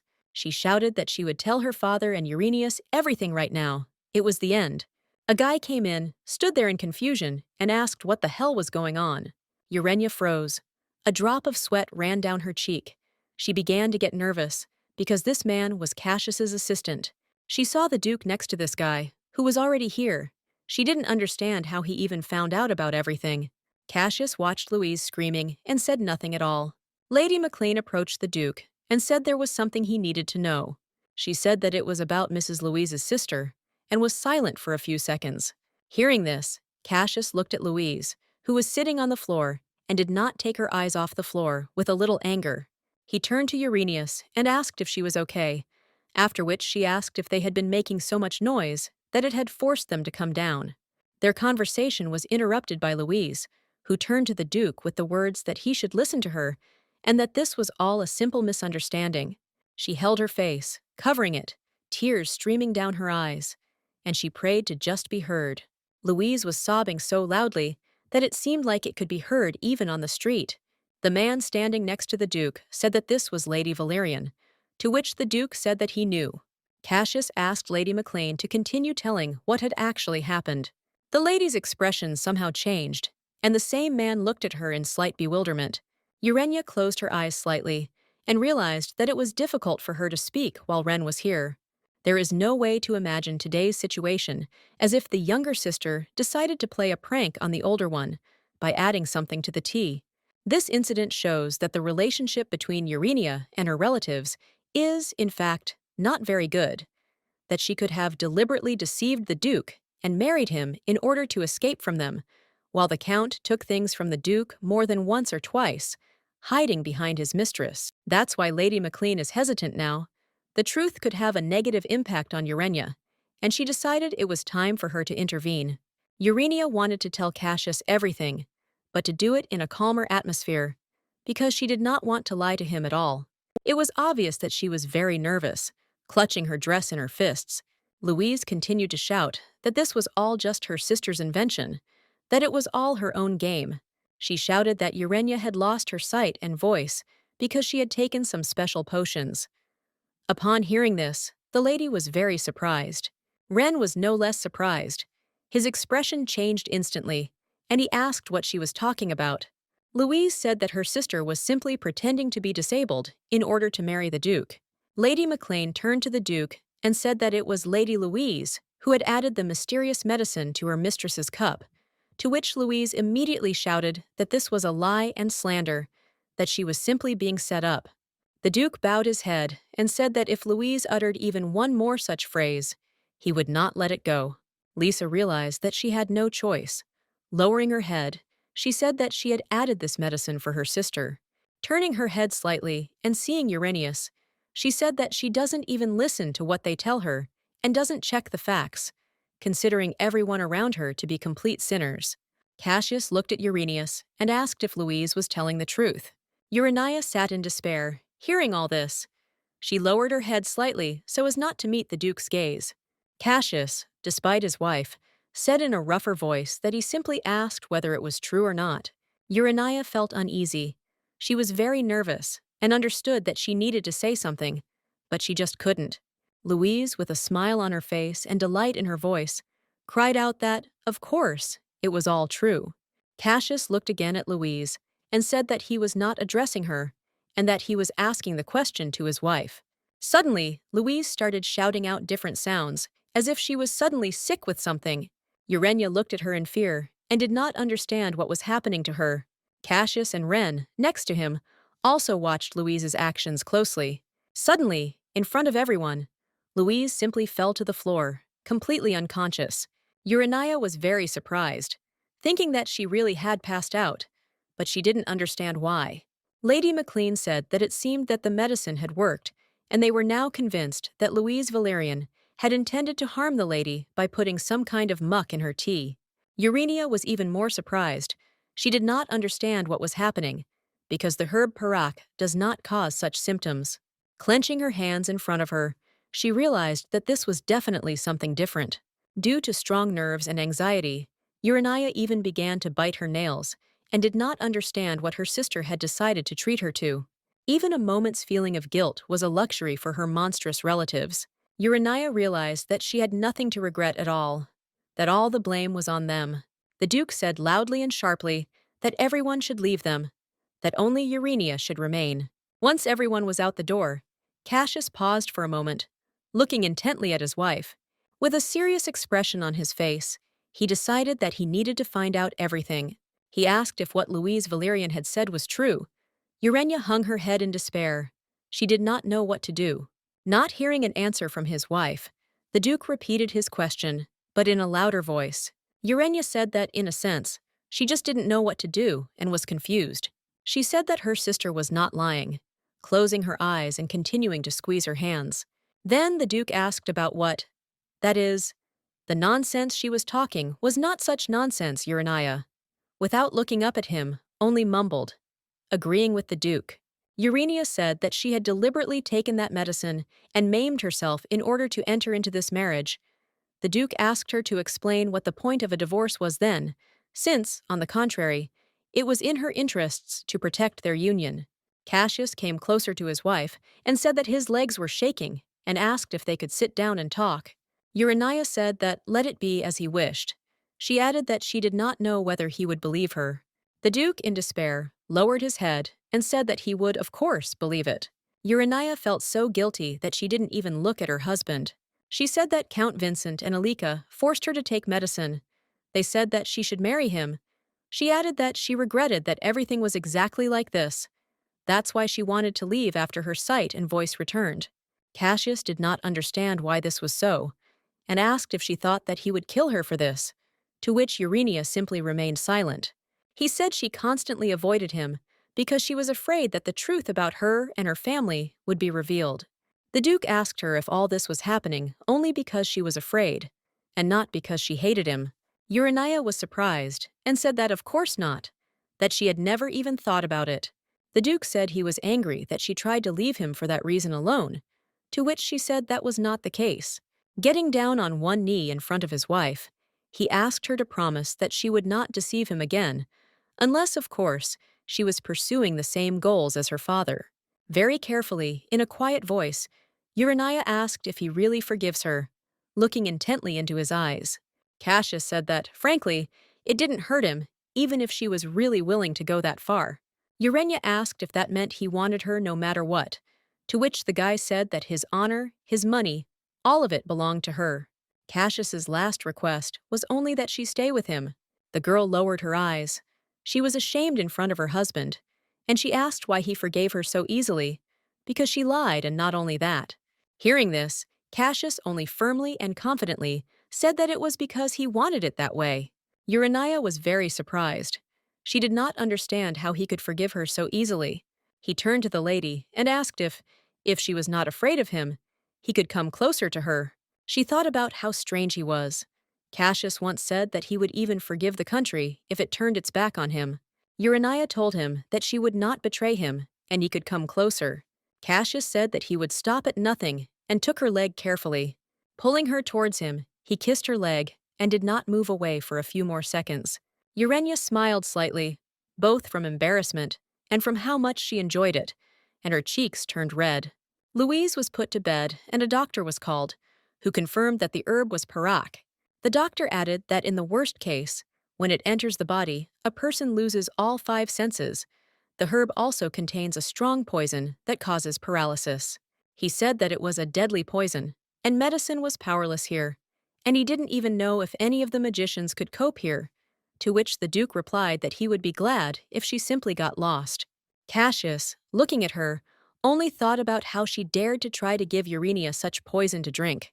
Lady McLean was also present in the room, as was Urania, who suddenly asked what they would do with her sister. Since the Duke turned his head very sharply in her direction, she became very embarrassed and hid behind the lady. She looked out from behind her back and thought that she had said something unnecessary. The Duke looked at her and did not understand why she was behaving so strangely and what she was embarrassed about. The Duke turned his gaze to Louise and asked her to answer honestly. He asked the girl if she had decided to do this herself or if someone had ordered her, to which Louise replied that she had simply done what she had been told. She added that she had no idea about the parak herb, to which the Duke, angry, said that because of this, Urania had lived in darkness for more than a year. In this darkness, she was always alone, and it was just a terrible time. Count Vincent and Alika forced Uranius to take medicine. They said that she should marry Cassius. The Duke remembered the look on Uranius's face when she told him about it. Not long ago, Count Vincent came to threaten Urania, who suddenly decided to play by his rules, and realized that the mercenary was most likely hired by the Count. Even if he tore them to pieces alive, it wouldn't be enough. Cassius's teeth clenched in anger. Urania came a little closer to the Duke and asked what he would do. Urania asked in a quiet voice if she could talk to Louise alone, if he didn't mind. The Duke came closer to his wife and said that she could do everything as she saw fit. They were left alone. Urania approached the bed where Louise was lying and asked what it was like when you couldn't do anything, to which Louise said that soon her mother would send someone to look for her, to which Urania replied that she apparently really didn't know how Elika handled a useless thing. Hearing this, Louise's face changed. She was very surprised and did not understand at all what her sister was talking about.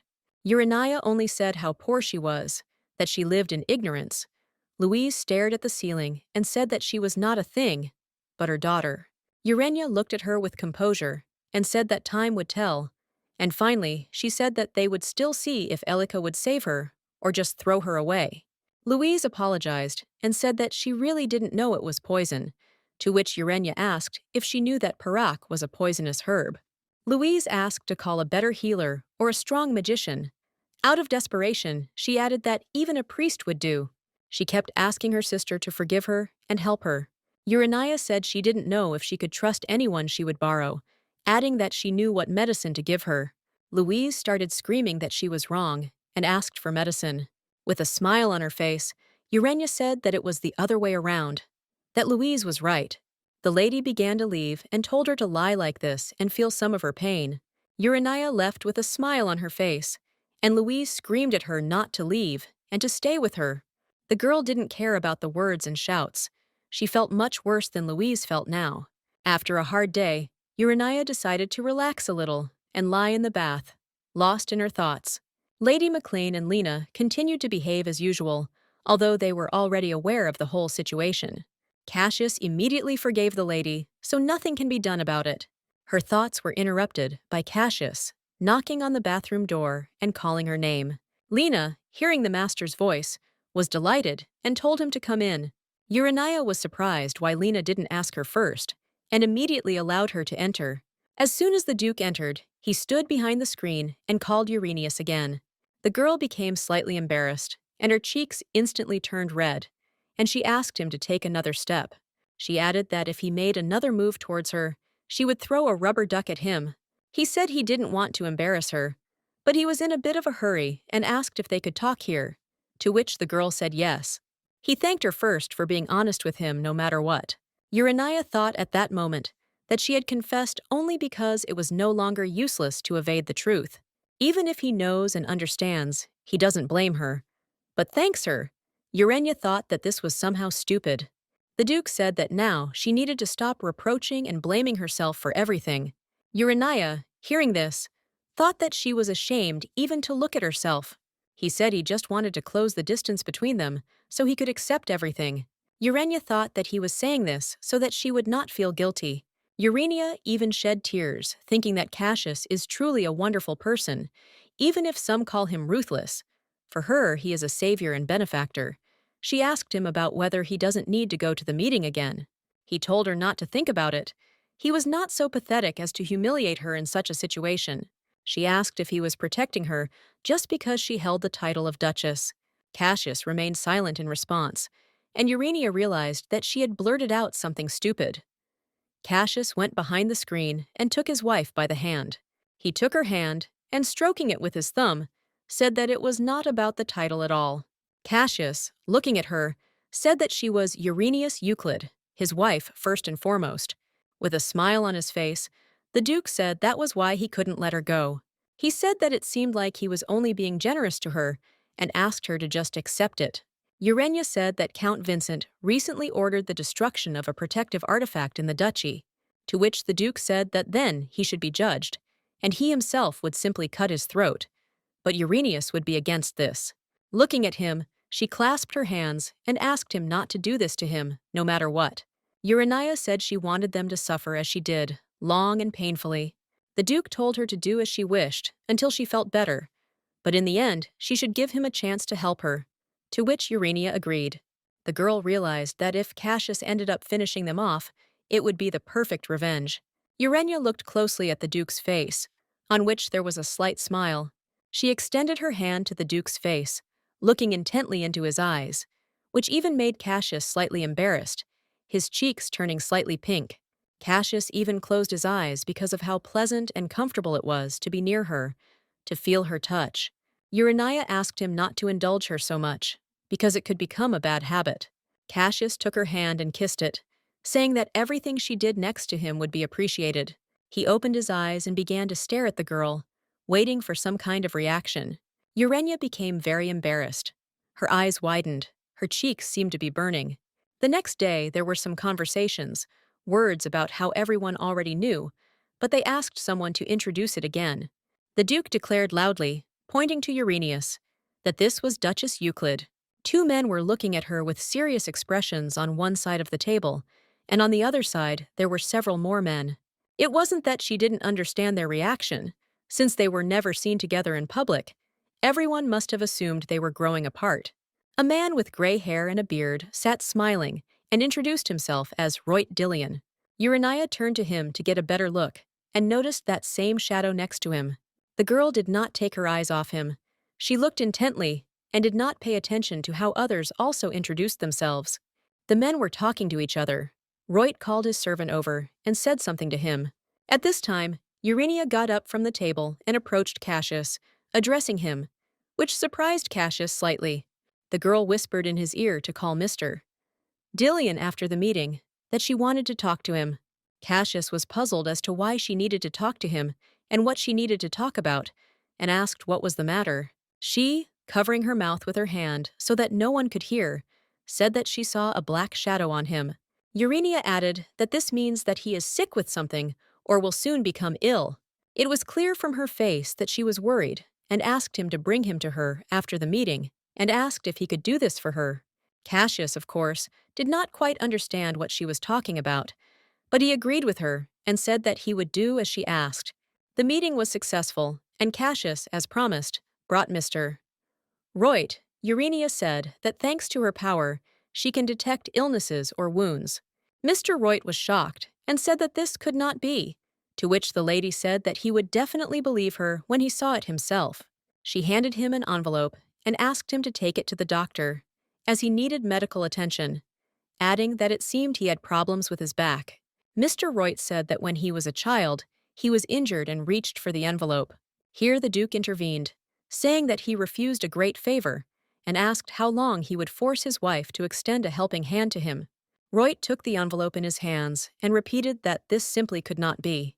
The Duke could not stand it any longer and said that he could go now. Royt immediately stood up and agreed with the Duke.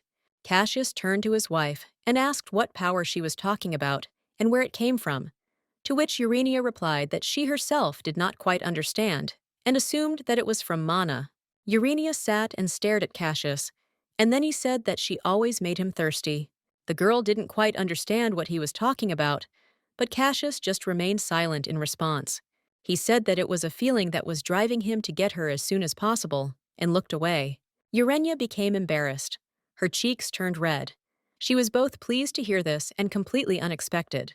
She covered her face because she knew how much she was blushing, and she didn't want Cassius to see it. She didn't understand how he could say something like that with a completely calm face. Urania stood on the street, clenching her fists. All she could think about was that it was still 15 minutes to the estate. She turned to Cassius and commented on how wonderful it was here, to which the Duke said that when they went to the capital, she could ask to meet the Archmage. The girl thought that this was the same grandfather who wore the robe, a great magician, one of 3 in the Empire. The Duke, taking Uranius by the hand, said that the Archmage would come as soon as he called him. Urania was surprised and asked that if he could so easily summon him, why hadn't he told her about it before? To which the Duke replied that there was no suitable moment, that he wanted her to tell everything about herself from now on. The girl slightly lowered her head and closed her eyes, as if something was wrong. She approached Cassius and asked if she could use teleportation magic, to which the guy said that if she wanted to learn magic, then he would find the best teacher.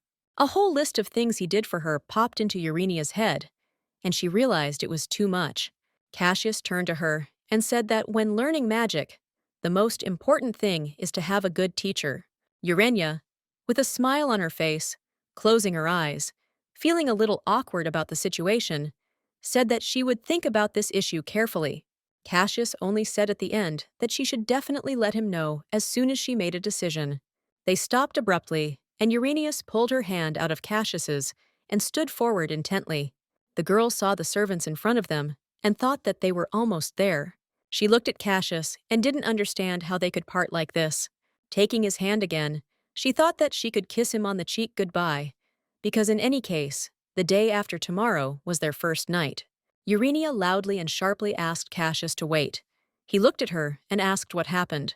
Very hesitantly, but she still kissed Cassius. He didn't even know how to react to it. All the servants saw this and were in complete shock. Lena, embarrassed, covered her mouth with her hands. Stepping back, Urania thought about how she only wanted to kiss him on the cheek. She didn't expect him to bow his head like that. She turned away from him awkwardly and thought about how ashamed she was that everyone had seen it. Cassius paused briefly, looking at his wife, and only slowly said her name. Urania decided that the best idea would be to change the subject and said that the servant was about to prepare her some peaches and honey. Cassius realized that she was already too shy and did not say anything more. With a smile on his face, he told her to hurry. Urania immediately ran, and Lena began shouting after her that she shouldn't run so fast. The lady put her hand on her chest, and she felt like her heart was about to jump out. She was overwhelmed with emotion. She stood in the middle of the living room and thought about everything that had just happened. Her cheeks were very red. The next day, the lady slept for a very long time, and someone entered the room and began to shout loudly for her to finally wake up. Urania turned slightly and barely opened her eyes to see who was in the room. In front of her stood Lena, who was shouting loudly that it was high time for her to get up because they had very little time. Lena, with a smile on her face, said that tomorrow was that very day, and even if they started preparing now, there might not be enough time. Urania was already sitting on the bed in bewilderment. She did not understand what kind of preparation Lena was telling her about. The maid sent the mistress for a massage. Urania asked her if it was really necessary, to which Lena said that beauty is beauty, but relaxing the muscles wouldn't hurt. Lena said that the Duke is the best knight in the Empire and will not let go just like that. The lady turned to Lena in bewilderment and saw that she had turned away, covering her face. She apologized for talking about this and added that she was very happy for them. Urania turned away and, staring into space, began to reflect on Lena's words. She felt awkward, her cheeks turned red, and in her head she repeated to herself the words that the Duke would not let her go. In the evening, Urania went to look for Cassius. She went to his room and knocked, but no one answered. Opening the doors, she peered in slightly and called his name, but again she heard nothing in response. She wanted to talk about the medicine, but Cassius was not there. She stood in confusion in his room and tried to understand where he could be. Gale told her that she could meet him when she came here. Urania decided to wait for him in the room, sitting on the bed, but thoughts about where he had gone did not leave her. In this silence, Lena's words from the massage came back to Uranius again. Lena told her that she didn't need to wait until tomorrow, that every night for the newlyweds could become that very night. But then she interrupted her thoughts with a question about why she suddenly remembered these words, just by looking at his bed. She went out onto the balcony and, looking around, she continued to think about where he had gone. She thought that he was at the lake again. Suddenly, a very strong wind blew, and Urania's hair flew around very strongly. Suddenly, someone loudly and affirmatively said her name. Urania turned her head slightly and looked back. It was Cassius who grabbed his wife abruptly. The girl had scared her quite a bit. Urania didn't expect to see him right now and right here. Adjusting his wife's hair and tucking it behind her ear, Cassius said that it was not safe to stand there. Urania, with her head thrown back, looked at him intently and did not understand what he was talking about. The girl said that she was fine, to which the Duke replied that he didn't think so at all. Cassius said he saw her from below, and she looked completely defenseless. The Duke noticed how Urania was dressed and said that her outfit bothered him. The girl looked away and asked what was wrong with it. Slowly and in a quiet voice, the boy said that Uranius looked very embarrassed. She asked him if he didn't like it when someone saw her body. Cassius was surprised to hear a different answer from his wife. She asked him what. Was that really why he came running? The guy said that her body was very fragile. Hearing this, Urania's eyes widened. She felt somehow awkward. Cassius asked her not to stand so close to the railing, but rather to have a maid with her when she went out onto the terrace. Urania began to wonder why he was behaving this way and why he was speaking in such a strange voice. If he just wanted a girl, he wouldn't have to put any effort into it. He could bring anyone, even if it wasn't her. No one would think it was weird. The girl lowered her head and almost whispered his name, and then she wanted to say something, but paused a little. She asked if he liked her. With a smile on his face, the Duke asked if it was a bit late for her to ask such questions. To this, Uranius asked whether it was too late for him to answer, to which Cassius replied that he had said this many times before. He lowered his head slightly and hesitated a little before saying that he loved everything about her very much. Cassius did not raise his head, thinking that this way Urania would not be too embarrassed. Uranius was very pleased to hear this. She pursed her lips. Her cheeks were bright red. She looked intently into his eyes. Cassius took a few steps towards Uranius, and raising his hand to her face, said that she herself had said that he could approach her. Cassius immediately hugged Uranius and did not take his eyes off her. He silently enjoyed this moment and the beauty of his wife.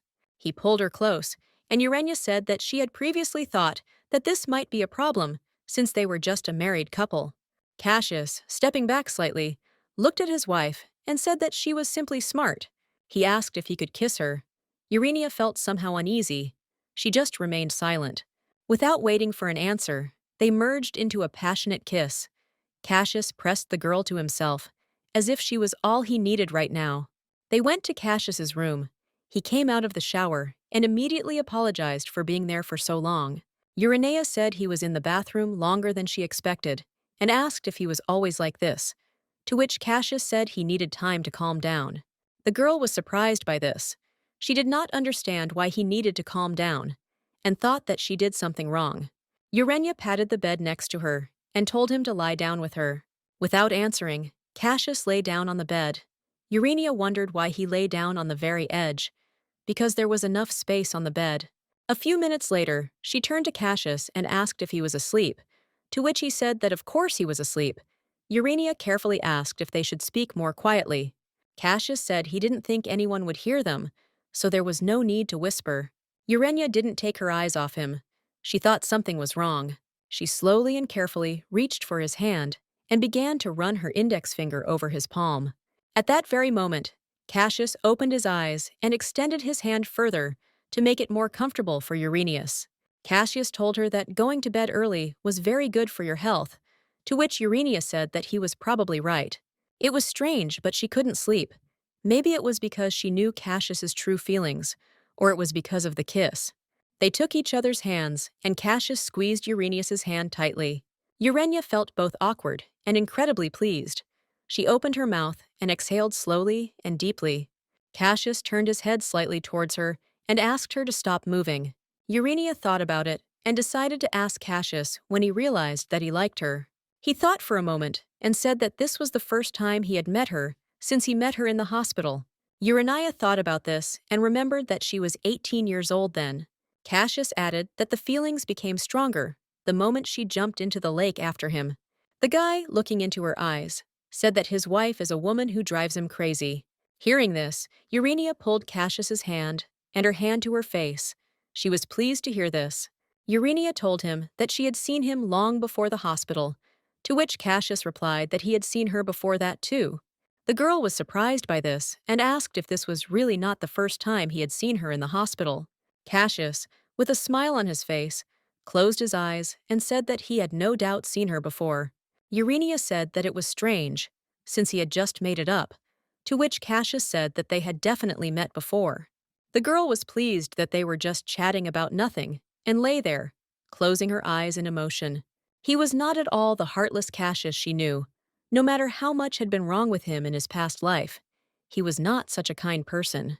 No matter how she thought about it, the atmosphere now was very different from what it was before. Urania turned to Cassius again. She just wanted to say something, but Cassius interrupted her, saying that it was time for them to sleep. The girl was slightly outraged by this. She told him to wait, that he would still have time to sleep. She asked him what he would do if she did something so bad that it threatened the existence of the empire, and the whole world said it was her fault.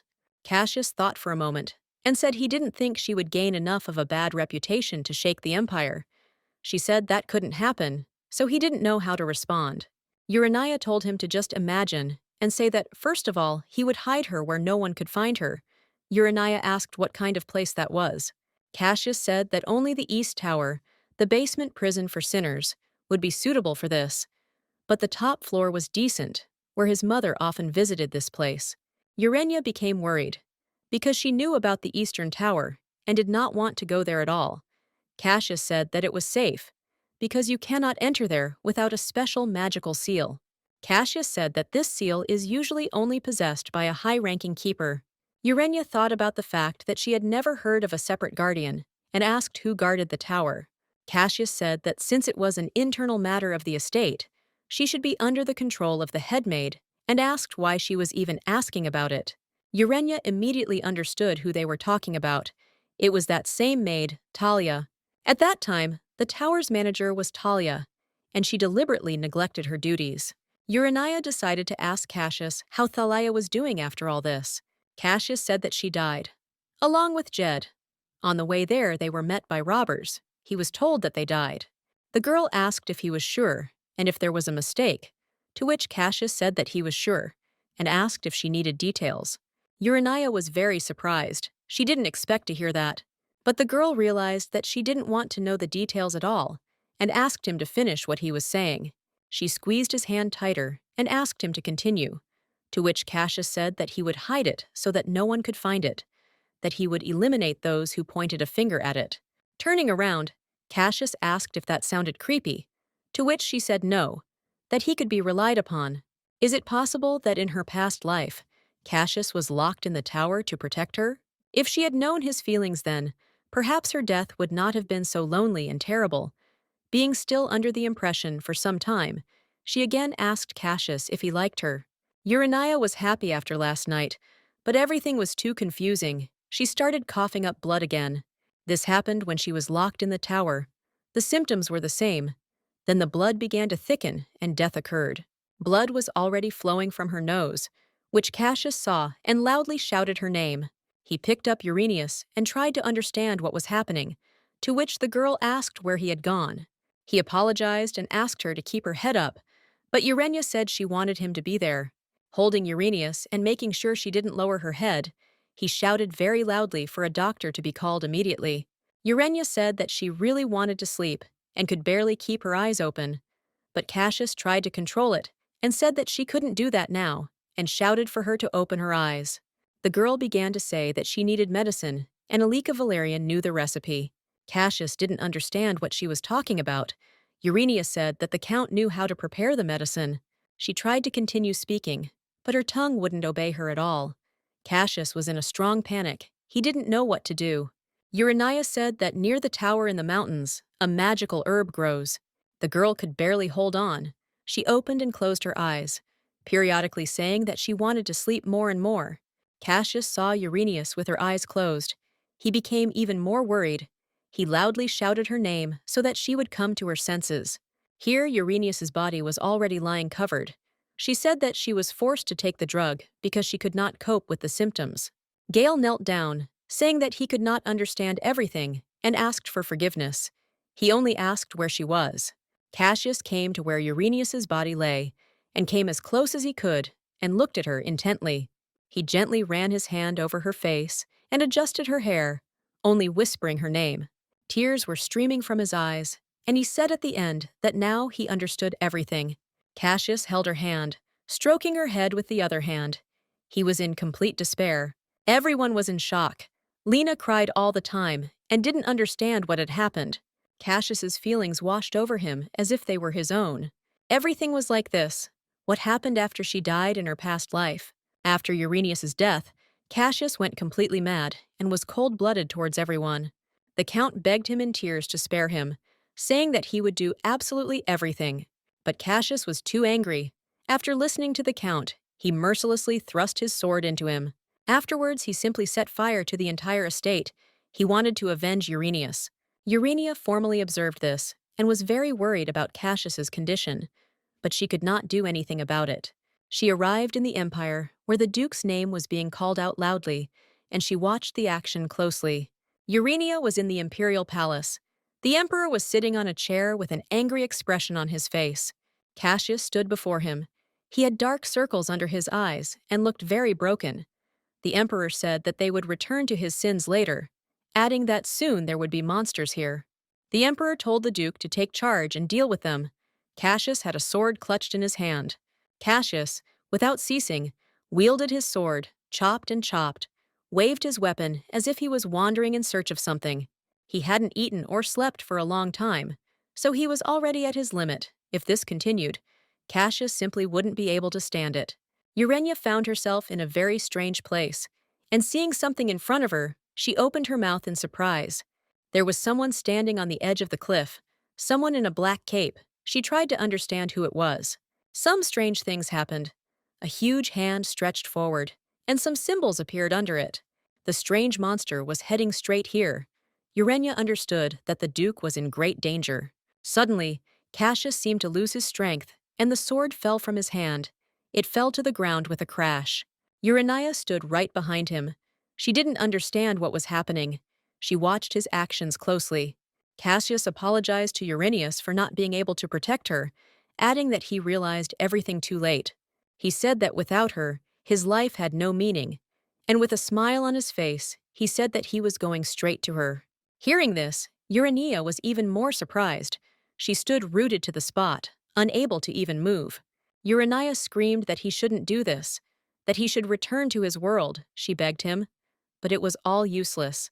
She begged and screamed that she could not come back after this. If not her, then who would look after him? A huge eye appeared in front of her, which repeated several times that she should return to her time, calling her my child. Urania opened her eyes, lying in bed. There were tears in her eyes. Her hair was disheveled.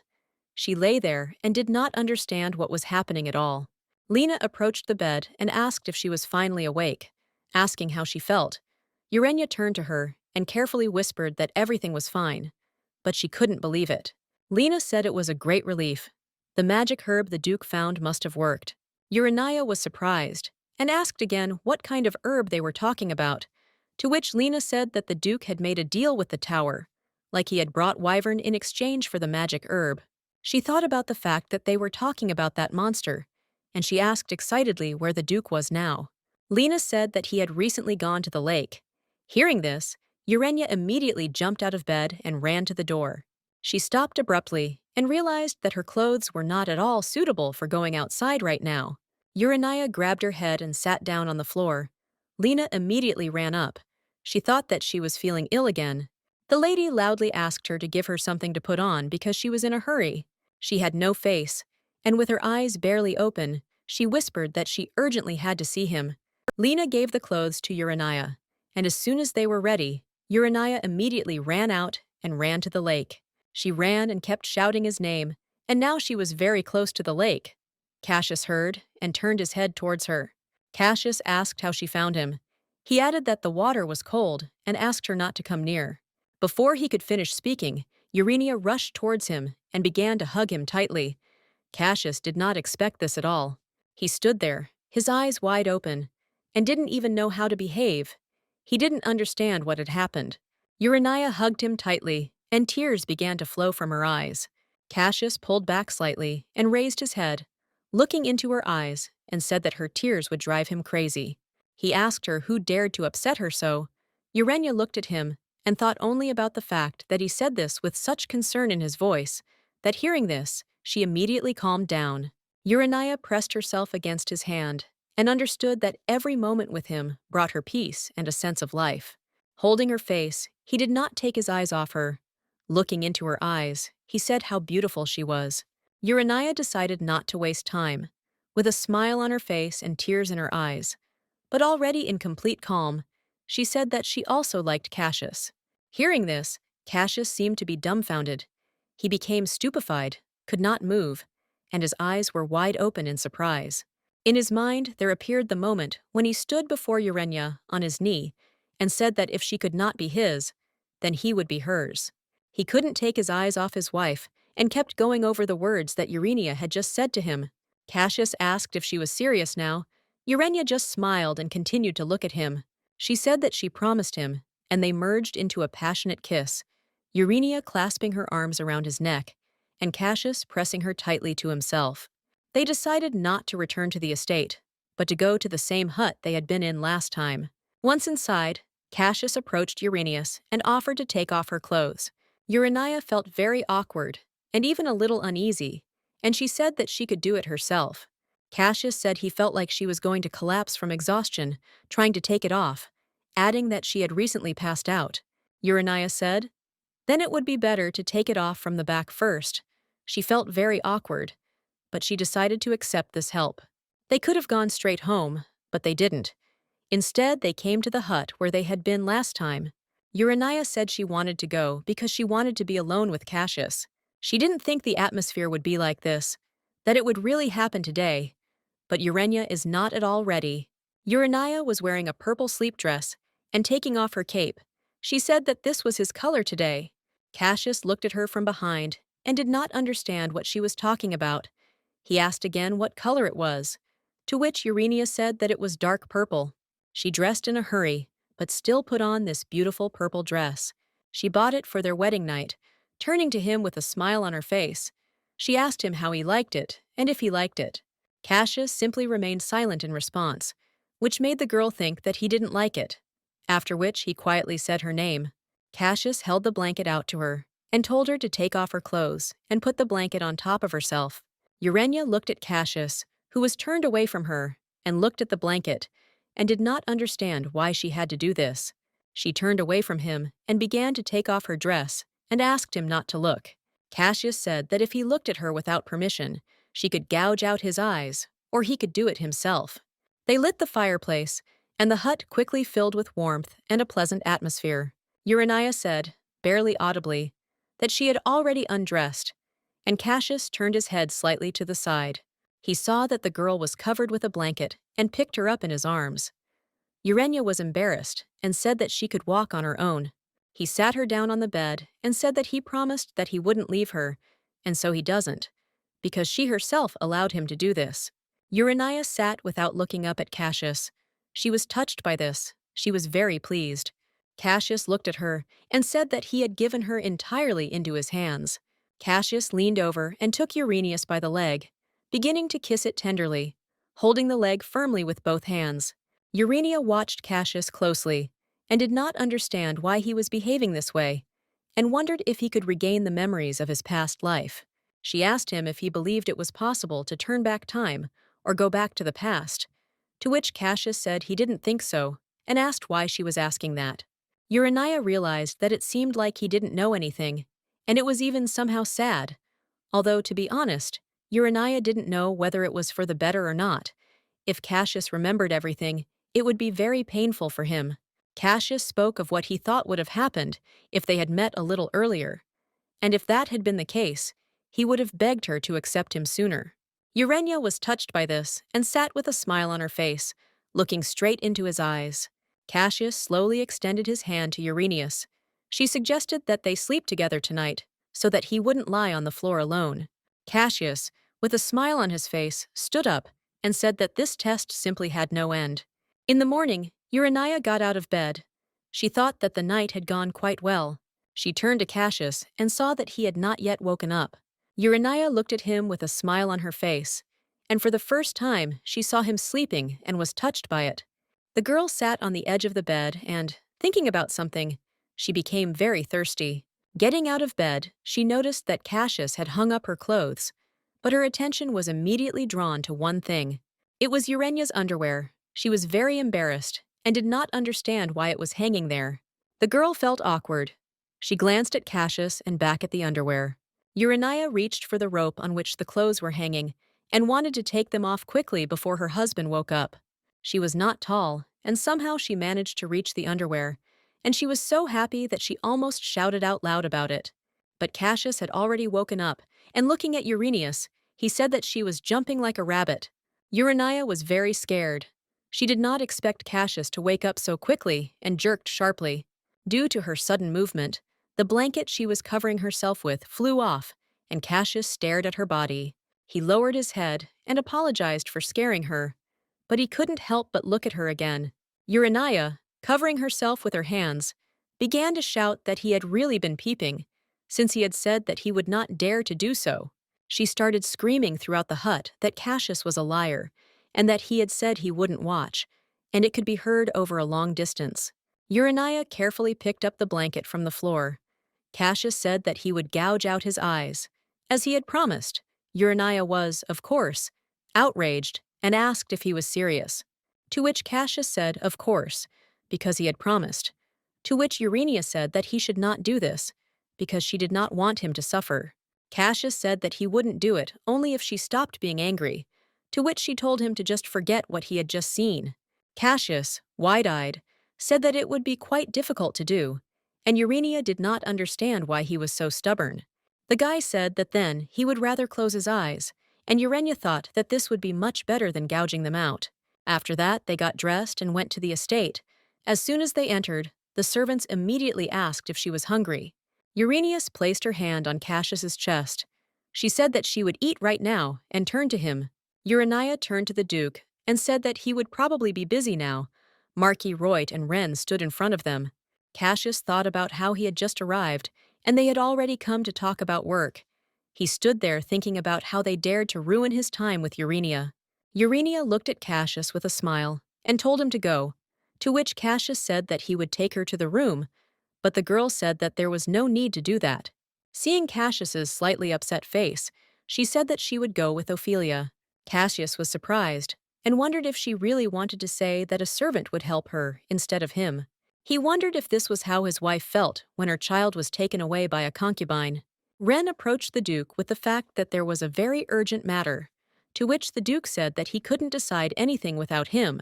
Cassius turned and asked if he shouldn't take care of everything when he wasn't around. Wren is surprised by this answer, because Cassius has never answered like this before. Wren shouted out, asking how he could handle this, and they went to the Duke's office. Cassius asked the Marquis what brought him to the Amon estate, to which he replied that the fact was that he really wanted to meet the Duchess, which is why he came. Cassius folded his arms across his chest in displeasure and asked if he was talking about his wife. He asked with some displeasure why not with him, and the Marquis became slightly nervous. Beads of sweat ran down his cheeks, and he said that he wanted to see the Duchess. The Marquis coughed slightly and, closing his eyes, said that he would simply like to thank the Duchess. He said it was just as she said. Toxins were found in his vertebrae. The Marquis said that he is currently undergoing treatment, and when he finishes it, it seems like his hair will return. Cassius asked what. Was it really not an old man's bald spot? Then the Marquis shouted that the Duke was very cruel, to which Cassius closed his eyes and said that in that case, he should not neglect himself and rest, adding that he would thank his wife for him. The Marquis agreed with a smile on his face and said that he also had something for the Duchess. He brushed away the fabric, and large, beautiful roses appeared, made of pure gold. Cassius didn't like it. He said it didn't even sound right. He asked to take them away because the Duchess hated roses, although in fact, this is not true. The Marquis was a little upset, because he really wanted to thank the Duchess sincerely. The Marquis noticed that Cassius was sitting with his eyes closed all the time, and turned to him. He asked if everything was okay with him, and asked why his eyes were closed. Hearing this question, Cassius thought that he had been lulled by something beautiful, imagining Villainess before him. Suddenly, out of nowhere, a little boy with beautiful pink hair appeared and shouted the word, "Sister." Urania was in the dining room, and when she saw this boy, she was very surprised and wondered who it was. The boy, without waiting for any answer, threw himself into the arms of the lady. The boy raised his head and said that his name was Ruan. He began to smile. His cheeks turned pink. He asked what the lady's name was. Urania put her hands on his shoulders and also introduced herself and asked where he came from, to which Ruan said that he was a very distant relative of Cassius's brother, and asked if she had also come to eat and suggested that they eat together. The girl thought about the fact that she didn't even know that Cassius had such young relatives and agreed to Ruan's proposal. Urania asked who he came with and where his parents were, as they had just brought them food. Ruan was just bringing his fork to his side when he said that he was an orphan and had been abandoned when he was 5 years old. Urania felt awkward and apologized to the boy, to which he said that everything was fine, because he was already used to being alone. Urania looked at his face and thought that even if he said so, his face looked rather unhappy. Urania leaned over to wipe his mouth and asked if no one was looking after him, to which he replied that he lived in a place that looked like an orphanage. The girl carefully wiped his cheek with her finger and asked again about the shelter. She was very surprised by this and wondered why Cassius didn't help him then. Cassius suddenly appeared and, turning to Uranius, asked her to close her eyes for a moment, adding that he needed to get rid of something. Urania was perplexed. She did not understand what this was for and asked what it meant.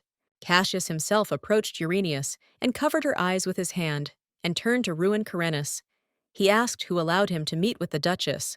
The boy giggled with a smile on his face and asked who told him to guard her then. Cassius continued to close Uranius's eyes and said that this could only be done during the permitted time. Cassius said that this was his last warning and asked him to get out of the dining room, at which point the girl loudly called out Cassius's name. When Urania opened her mouth, the Duke's finger accidentally fell right into her mouth, and she pressed it lightly with her teeth. Cassius immediately removed his hand, to which Urania said that she had told him to let go, because he was still a child and he was his relative. The Duke said that he was not a child at all, and that they did not have a drop of blood. He said that one should not believe the beautiful wrapper, that inside it was a rotten person. She didn't understand why Cassius was so aggressive, and suggested that they eat together. She looked at him and asked if he was hungry, to which Cassius closed his eyes in displeasure and exhaled heavily. The guy didn't argue and sat down at their table. He asked her to open her mouth, to which Urania said that she could eat herself. He sat her on his lap and said that she had a narrow mouth and asked her to open it wider. Urania thought that they were having some kind of ambiguous conversation and did not understand why she was sitting on his lap. She wondered why he was doing all this, and what about her status as a duchess. Urania said that she thought that Ruan was guarding her and asked for an explanation. A boy intervened in the conversation and said that it was true, that he would guard her. Urania looked at him in bewilderment and apologized, saying that she shouldn't have done that. Ruan interrupted her and apologized, saying that she should have explained everything from the beginning, and extended his hand forward, asking if she knew what it was. He said with some displeasure that this was the mark of a slave of the Euclid family, and that this was precisely why he had been brought here. The girl looked at Cassius in bewilderment and asked what kind of slave mark this was, to which the Duke replied that it meant that he was literally tied up. Urania asked why he treated him so terribly, since he was still little, to which Cassius said that this brat was actually an archmage. Ruin told her not to believe him that he was dragged here by force, because this mad duke brought a wyvern and threatened him. Urania thought about Cassius's words about this boy actually being an archmage and wondered what his name was. She looked at him and thought that it simply couldn't be that this boy was an archmage. At that moment, due to the intense gaze of Mrs. Ruin, he thought that he had been found out. She shouted that he was the youngest archmage, to which he giggled and said that his fame prevented him from playing pranks on people. Urania looked at Cassius in confusion and asked what the hell was going on. After all this, Urania went to her room to rest a little, but Gale entered the room and said that she had received a letter. The letter was from Sade, in which he wrote that Elika would soon arrive in the capital. After Louise disappeared, it was only natural that her mother, the vile Fury, would want to find out everything and rush to them. Urania said that she urgently needed to go to the Potiara, to which Gale, perplexed, said that she had not yet recovered. The lady said that the matter was very urgent and asked to prepare everything so that they could leave in the morning. Gal understood that he could not contradict his mistress and said that he would do as she ordered. As soon as Gale left the room, she wondered what Elika would do when she saw the injured Louise. Her thoughts were interrupted by the fact that out of the corner of her eye, she saw something flickering in the window. It was Ruan. She immediately opened the window and asked in surprise how he knew where her room was, to which Ruin replied that it was all with the help of magic. She closed her eyes in displeasure and asked him to stop calling her sister, to which he said that she used to be quite nice. In fact, this is the owner of the magic tower, Ruan Karenis, and he is 19 years old. O put his hands behind his head and said that he heard the Duke telling someone that she could see the disease with magic. He asked if he could take a look, because it was quite an interesting topic. The girl looked at him in surprise and asked if he really wanted to study her. Ruin flexed his fingers and said that it wasn't exactly like that. He would just extract a little magic. He said that she didn't have to worry, that it wouldn't affect her in any way, and Urania reluctantly agreed. The girl said she had one request, saying that she wanted to fly too. At that moment, in the office, Ren clutched his head and asked if the Duke really wasn't going to the Potiar. He asked what the Duke intended to do after ignoring His Majesty's call, but Cassius was only concerned about the noise in the street. Cassius walked to the window, thinking that she should be in her room resting, and didn't understand why she was with Ruin then. He closed his eyes and said that he had no idea that she liked heights, otherwise he would have become a magician. He turned back to the room with displeasure, and Gal entered the room, saying that he needed to say something. Cassius asked what was the matter, to which Gal replied that it concerned the lady. Gale said that the Duchess told him that she was going to the capital and warned him that he had finished the preparations. Hearing this, Ren's expression changed. He did not understand why she was going to the capital, but Gal said that they were leaving tomorrow morning. Ren cried out that if this was so, then the Duke should ride out together, that he should meet His Majesty. Cassius closed his eyes, and the only thing that was going through his head was that they would be together with Urania. Cassius walked up to Ren and pretended to be completely dissatisfied with this, and, exhaling loudly, agreed with him. In front of them, outside the window, Urania was flying with Ren, who was holding her hands. The girl even screamed with admiration. Ren and Gal noticed this, and they turned to the Duke and said that the lady and the owner of the magic tower were on the street. The Duke said that he knew this. Gale looked at Ren and asked if they were holding hands. Cassius, hearing this, turned sharply to the window and snapped his fingers. Suddenly, Ren was hanging right on the windowsill of the open window of the Duke's office. He shouted that the Duke was completely crazy and asked in bewilderment how he could have called him here. Cassius carefully picked up Uranius in his arms, saying that they were holding hands and that he was jealous. The girl said that he was just helping because she couldn't keep her balance and asked him to let Ruin go, To which Cassius said that he couldn't be far from the magician now, otherwise his life would be in danger, because they had to keep a certain distance during the entire punishment. Uranius had no idea what was going on, but Cassius, closing his eyes and burying his face in Uranius's chest, told her to just be patient for 3 months. The girl was very surprised and asked if this meant that he had to be with Ruin for all 3 months. That same night, the girl went to the Duke's office and carefully opened the door and looked into the room. When she entered, she saw Cassius lying on a small sofa with only his legs hanging down. She approached carefully and kept thinking about how he said he wouldn't come, even if she waited, because he had a lot of work. And now she saw him sleeping. Urania wanted to make sure he was asleep and gently extended her finger to his face. But suddenly, he opened his eyes. With a smile on her face and awkwardness, she said that he scared her and asked why he pretended to be asleep.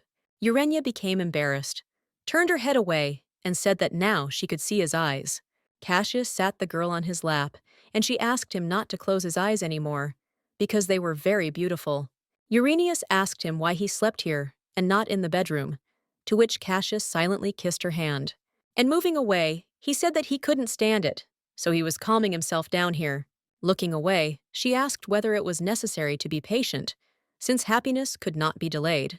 Cassius repeated the phrase about happiness not being delayed and began to look intently into her eyes. They were very close to each other, and the girl whispered to him that he shouldn't hold back. Cassius picked her up and said that she had not yet recovered and sent her to bed, saying that he would take her to the bedroom. Urania was upset by this answer and asked if he was really going to make her unhappy again.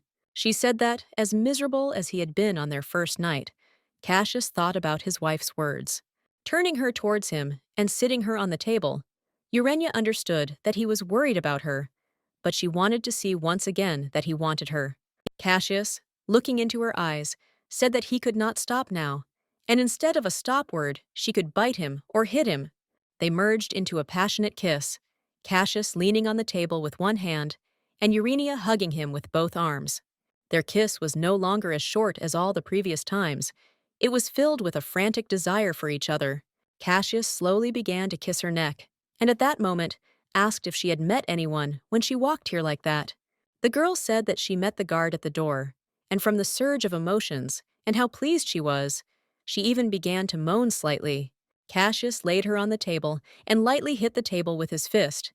Urania only thought that she was slightly embarrassed and did not understand how he could be so calm. She looked at his face, carefully examining every element of it, and enjoyed his heavy breathing. Uranius understood that now she saw the real Cassius, that this look was really his, and they kissed again. In the morning, Cassius clutched his head and thought to himself that it was simply madness to know his wife from such a side when she was not fully recovered. He wondered if she was awake yet, because it was almost noon. Cassius came to the bed where Urania was sleeping and whispered that she would do well to take her medicine and sleep. He gently touched her shoulder and turned her towards him, but Urania did not react to this at all. Cassius was very scared because Uranius was unconscious. He shouted her name. He asked her to open her eyes, but she did not react in any way. He laid her back on the bed and went after Ruin. When he came into the room, he said that the magic had spread a lot. Ruan said that the magic in it was unstable, like an active volcano, and it was unknown when the eruption would begin.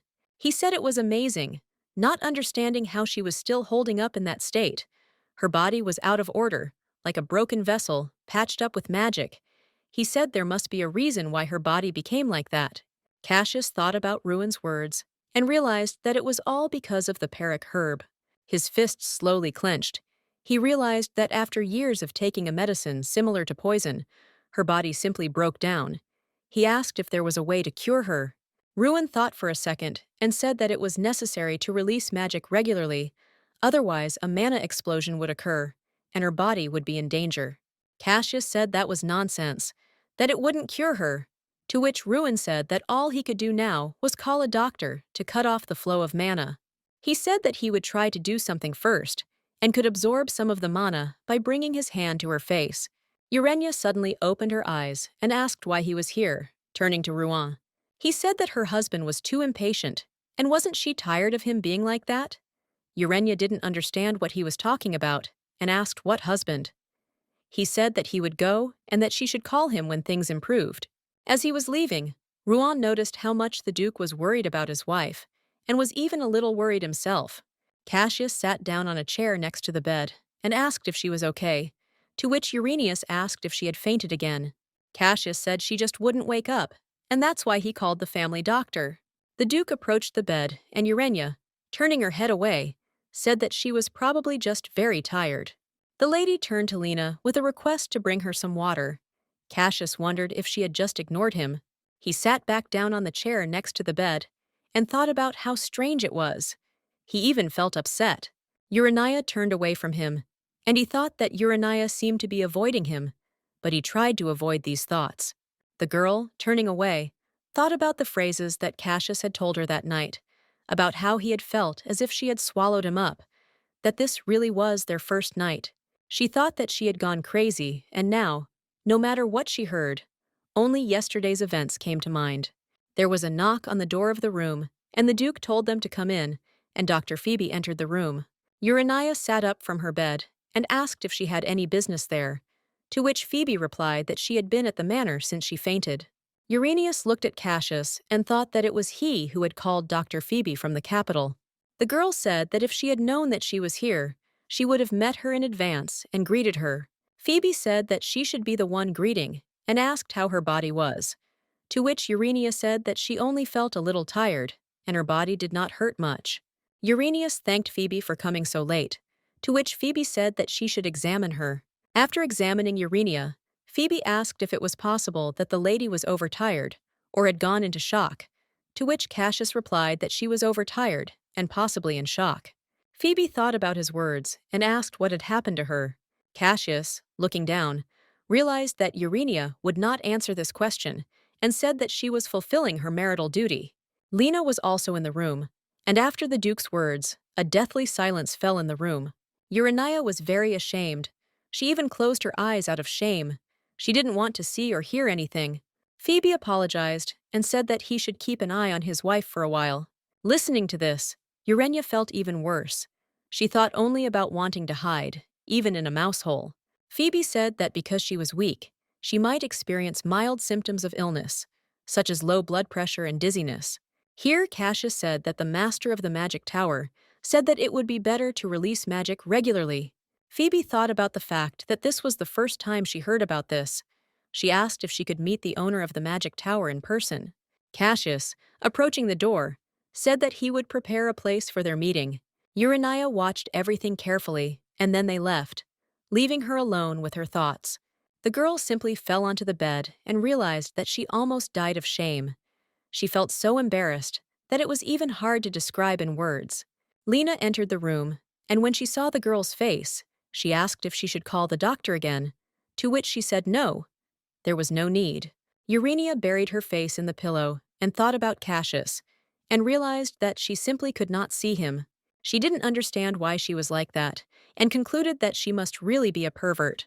Urania turned to Lena and said that if Elika came to the townhouse, she should tell her to come back, and if she asked where Louise was, she should say that she didn't know. Urania couldn't let the two of them meet without her. She had to see Elika's face with her own eyes when she found Louise with paralyzed limbs. Lena began to leave the room, and turning to the lady, she asked her not to get sick anymore, to which Urania responded questioningly.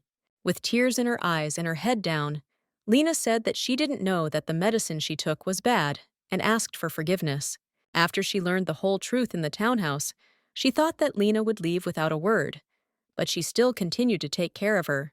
Out of embarrassment, Urania began to clutch the blanket and said that it wasn't her fault, asking why she was apologizing. Lena began to cry even more and shouted that the lady's concern was her concern too. To tell the truth, she didn't trust Lena completely all this time, but she was such a devoted maid, as if she was shielding her from flying snowballs. Urania looked at Lena and asked why she was crying, calling her very sensitive, wiping away the tears from her eyes. She thought that she was just a talkative maid, but Lena trusted her without expecting anything in return. In her past life, Lena was the only one who came to her tower. Urania looked at her with a smile on her face, and with the knowledge that she would not betray her even if she told everything. Lena asked for forgiveness. She said that she was surprised that she suddenly started crying. Urania noticed that she had already come to her senses, and she really liked this cheerfulness.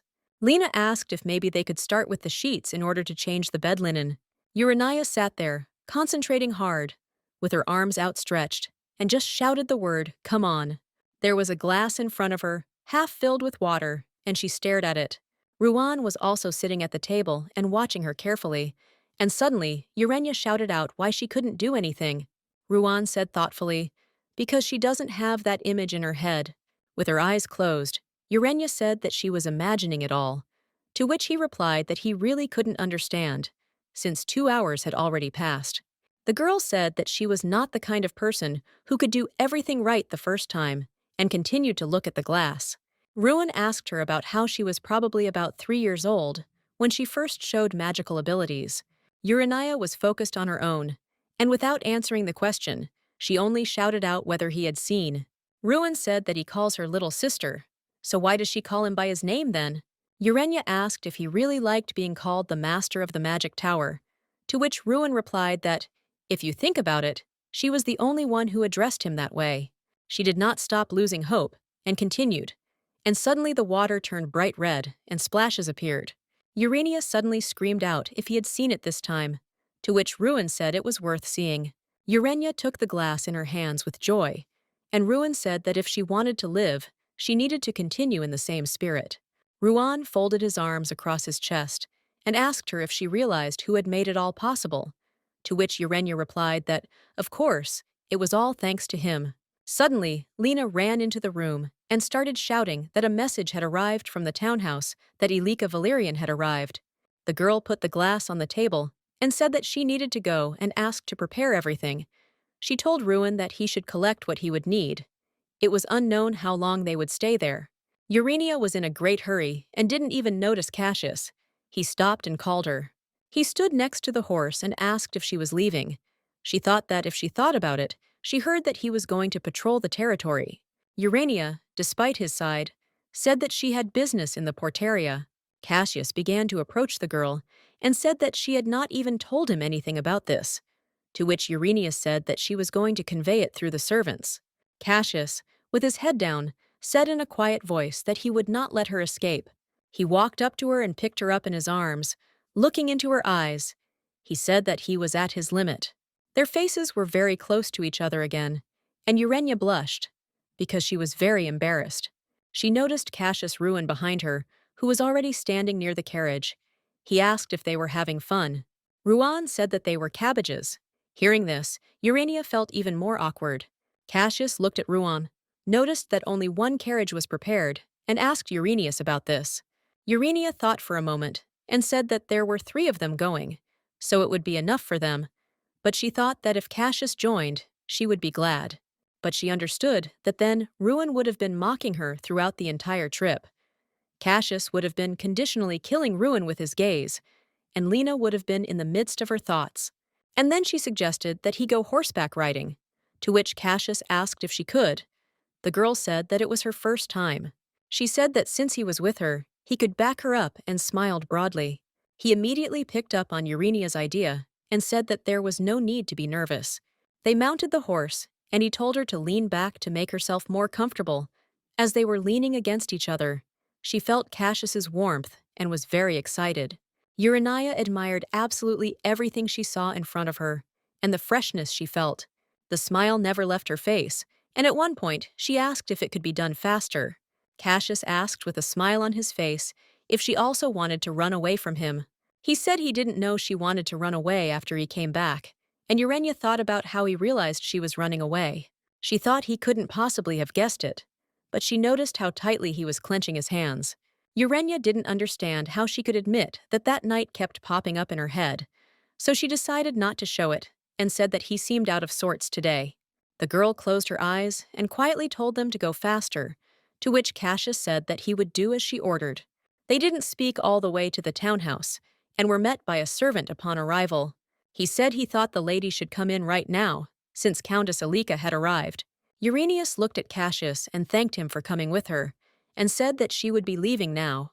Uranius began to leave when Cassius turned around and called her. The girl stopped, and turning to Cassius, who had come closer, he asked, upset, whether she was like this because of that day. Urania pretended not to hear and thought that it simply couldn't be that he was talking about that day. Cassius told her to tell him what upset her, and he would fix it. But not to avoid him.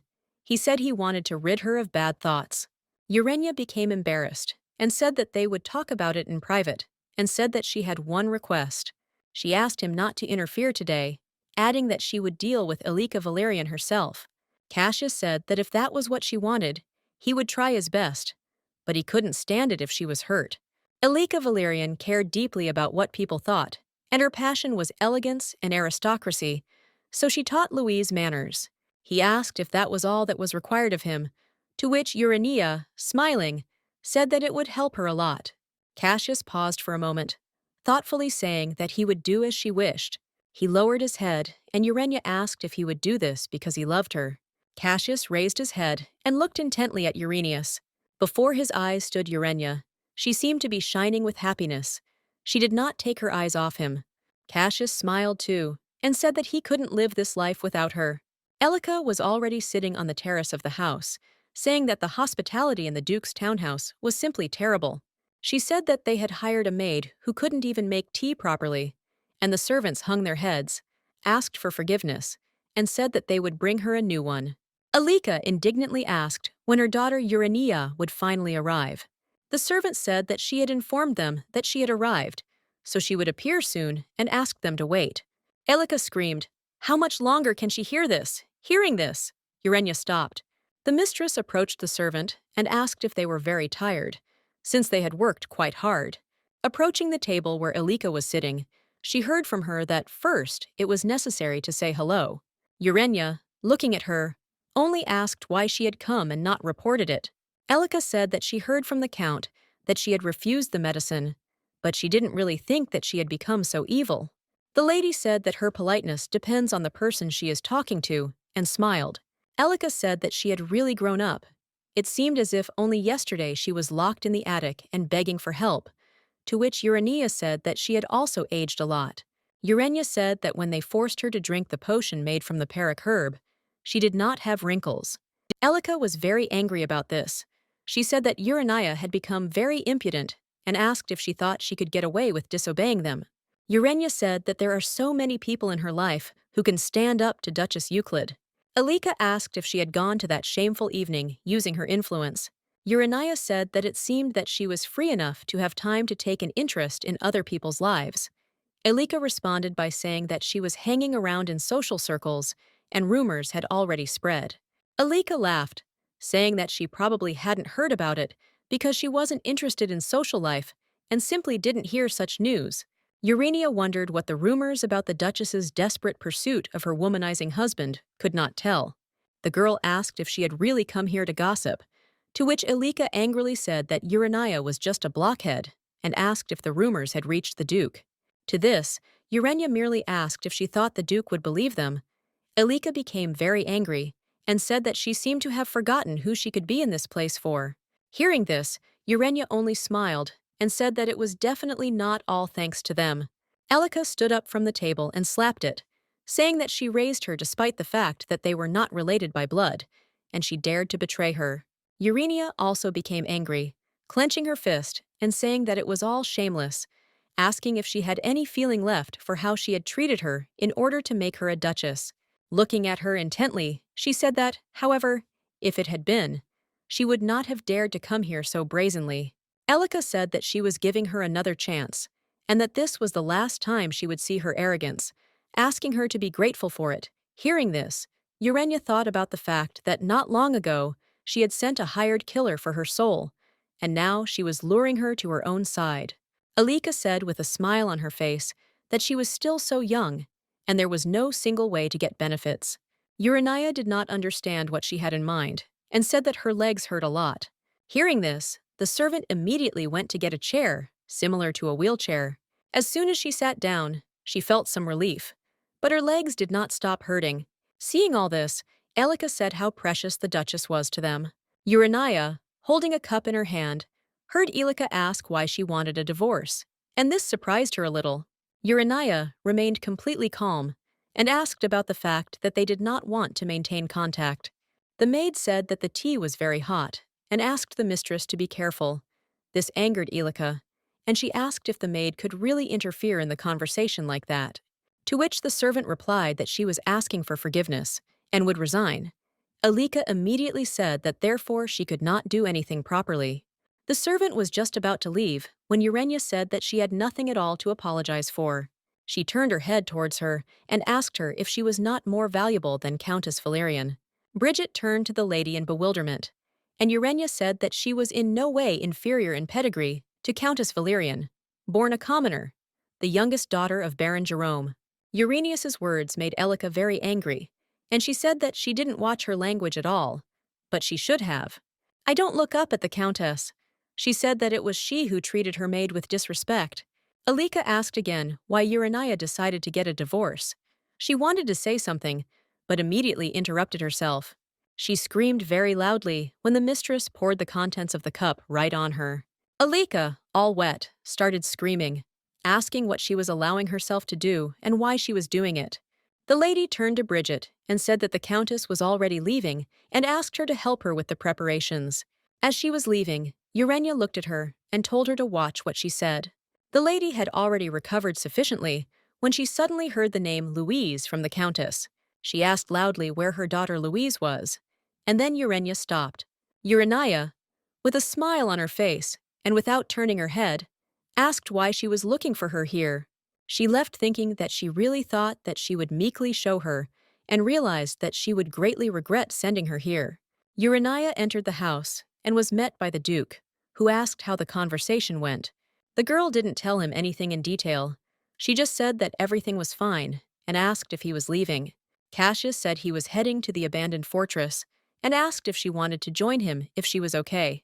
He said that the weather was very nice, and if she went to see the fortress, it would lift her spirits. Cassius added that there were also many sweets there, and Urania, hearing this, immediately said that she had gone to prepare for departure. Cassius told her not to hurry, that he would wait as long as necessary. They got into the carriage and went to the abandoned fortress. The girl looked out the window the whole way and examined everything they passed. Cassius liked Uranius's interest in small things and watched her closely. A smile appeared on his face. He was just thinking that it was very good that they went together. As soon as they arrived, Cassius immediately got out of the carriage and extended his hand to Uranius, who very carefully stepped down from it. Cassius told her to have fun, and once he was done with his business, he asked her to discuss what they hadn't been able to talk about. He touched her face, and Urania said that it was true that Cassius's misunderstanding needed to be cleared up. Ren, who was standing behind the Duke, said that he should hurry. Cassius turned around and said menacingly that he already knew and asked her to get out of his sight. Cassius looked at Uranius and said that he would go, to which Uranius asked him to be sure to come back and thought that it seemed like he was in a hurry. She hoped that she had not delayed him too much. Urania looked at Lena and said that they should go too. Walking down the street, they admired everything they saw, and Lena, without any embarrassment, even admired it out loud. Lena exclaimed that she noticed that the garden seemed to be looked after even in winter. They walked past a terrace where some girls were sitting and talking about something. Urania thought that the ladies drinking tea in such a place were definitely from high society, and it would be tiresome if she ran into them, and decided that they should go back. One of the girls asked who they were, saying that she was seeing them for the first time. Urania, hearing this, turned her head, remained silent, and giggled very awkwardly. The girl asked for forgiveness, saying that the flowers were so beautiful that she had come here without noticing it. She added that she would go so as not to waste their precious time. One of the girls looked at Uranius and asked if she was by any chance Duchess Euclid. The second girl said that it was definitely her. The girl said that it was necessary to meet the main character of all rumors in such a place. Urania, hearing this, became even more embarrassed and said that she would go already. The girl said that she shouldn't do that and asked if she would like to drink some tea. Urania thanked them for the invitation with a smile on her face, but said that she had things to do. The girl covered her mouth with her hand and said that she looked very embarrassed, adding that apparently she was not used to communication. With a smile on her face, Urania thought that this was just a pathetic provocation. She thought that she would still see if they would listen to her, saying that since they insisted so much, she could not refuse, and perhaps she would drink a cup of tea. Turning back, she saw her knights and asked if they minded the tense atmosphere. The girl said that although this was an abandoned fortress where His Highness was, she was too worried about safety. Another girl said they should be understanding, adding that the lady had an obsessive fear. Another girl said that the Duke was constantly monitoring his surroundings, and it would be stranger if she were not worried. Urania coughed slightly, making it clear that she was still sitting there and hearing all of this. The lady said that first of all she would like to get to know them, saying that it seemed that they all knew her, but she knew nothing about them. There was a wide smile on her face, and she certainly understood that she was not very comfortable being here, but the provocations played their role. Urania realized that she didn't know their names. In a society where reputation was everything, could there be a greater insult than that? The girl said that her character was different from the rumors. Urania thought that, judging by her purple hair, she was Linda Miss Daisy. Urania thought that she must be the one in charge here, and looking at her, she asked if she could know her name. Daisy's face showed that she was outraged. She introduced herself and said that she still went by her father's last name. Urania thanked her for introducing herself, and introduced herself too, saying that she bore her husband's surname. Urania understood that among people with ducal surnames, there was a difference in status, and naturally, a duchess was higher than a princess. One of the girls, after a short silence, asked how Duchess Euclid ended up there. Urania, with a smile on her face, said that she had come here with the Duke, that he had some business here. One of the girls said that it was not that she did not understand what she was feeling, and asked if she was interfering with her husband in the conduct of state affairs. The girls began to discuss this, saying that the Duke must be in a difficult situation, and in her place, she would do everything to help her husband, because the Duke would be popular even if he got divorced. Urania thought about these words and did not understand how they could discuss such things next to his wife, how they looked down on her. She noticed that their faces turned red, and she didn't understand why, because they were talking about someone else's husband. Urania reflected that she had not thought that so many women had indecent desires for her husband, and wondered if this was why they had been so hostile towards her from the very beginning. Urania, lowering her head slightly, thought about the fact that they could talk about this as much as they wanted, because in any case, that day will never come that Cassius wants to divorce her, because Cassius is her husband for the rest of her life. One of the girls said that she was really surprised when the Duke suddenly announced the wedding. Suddenly, one of the cups fell, and the girls started shouting that the color of the tea had changed to red. Other girls started saying that their tea had also changed color, and they couldn't understand how this was possible. Miss Daisy looked at Uranius, who sat with a thoughtful face, but she was calm. Suddenly, she cried out that this was all the work of Duchess Euclid. Urania giggled and said with a smile on her face that she had no idea what they were talking about. Daisy asked how she would explain that her tea was the only one that hadn't changed color, and whether that proved it was her. Daisy pursed her lips, her face showing that she was angry with Uranius. Suddenly, she asked Uranius if she could take responsibility for what she had done. Urania thought about her words and did not know what to do, what to answer, when suddenly someone interrupted her. A girl appeared from somewhere, who was dressed in a black dress. She said with a smile on her face that she could take responsibility. Urania immediately remembered how Phoebe had handed her the map and told her that when she needed help, she should show this map in the abandoned fortress. Urania thought about the fact that this was an abandoned fortress, that she had then helped the girl who had given it to her. She remembered Phoebe's words, who said that this is exactly what the girl had conveyed.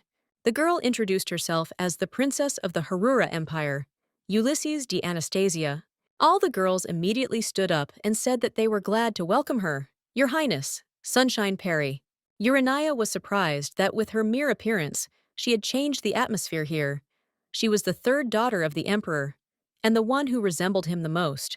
The girl noticed Duchess Urania and began to look at her intently.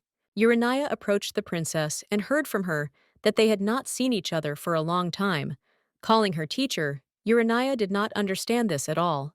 Behind the lady stood Lady McLean, who said that she should use informal address. The princess said that she didn't want to, and couldn't she really ask how the teacher was doing after a long time. Lady McLean said everything was fine, and could she step away for a moment? To which the princess said that this would not do, and that the Duchess should go with them. Urania was pleasantly surprised by this, and asked again what the princess had just said. The girl came close to the girl, looked into her eyes. She asked if she could not. Before Urania could say anything, the princess said that even if she couldn't, she definitely had to go. Urania felt very awkward and said that she was very grateful that she had invited her. The princess turned to the other girls and told them to go back and think about their behavior. She said that the way they treated their precious guest was in no way justifiable. The girls wanted to say something, but the princess interrupted them and told them not to dare open their mouths until she gave them permission. The princess turned to Uranius and said that they could go, and the lady thought about how wonderful she was. They were walking in the garden, and the princess said that meeting the lady like this was like a gift. The princess said that the lady could not even imagine how happy she was, since the lady had never come to visit, and she was thinking of coming herself. The girl said that she owed it to her, so she should be grateful to Uranius, and said that if that was the case, then she should not worry about it. The girl said that she felt sad then, because she apparently really wasn't planning on coming. Urania, walking through the garden, thought about the fact that she still had not reached the levels of the imperial family.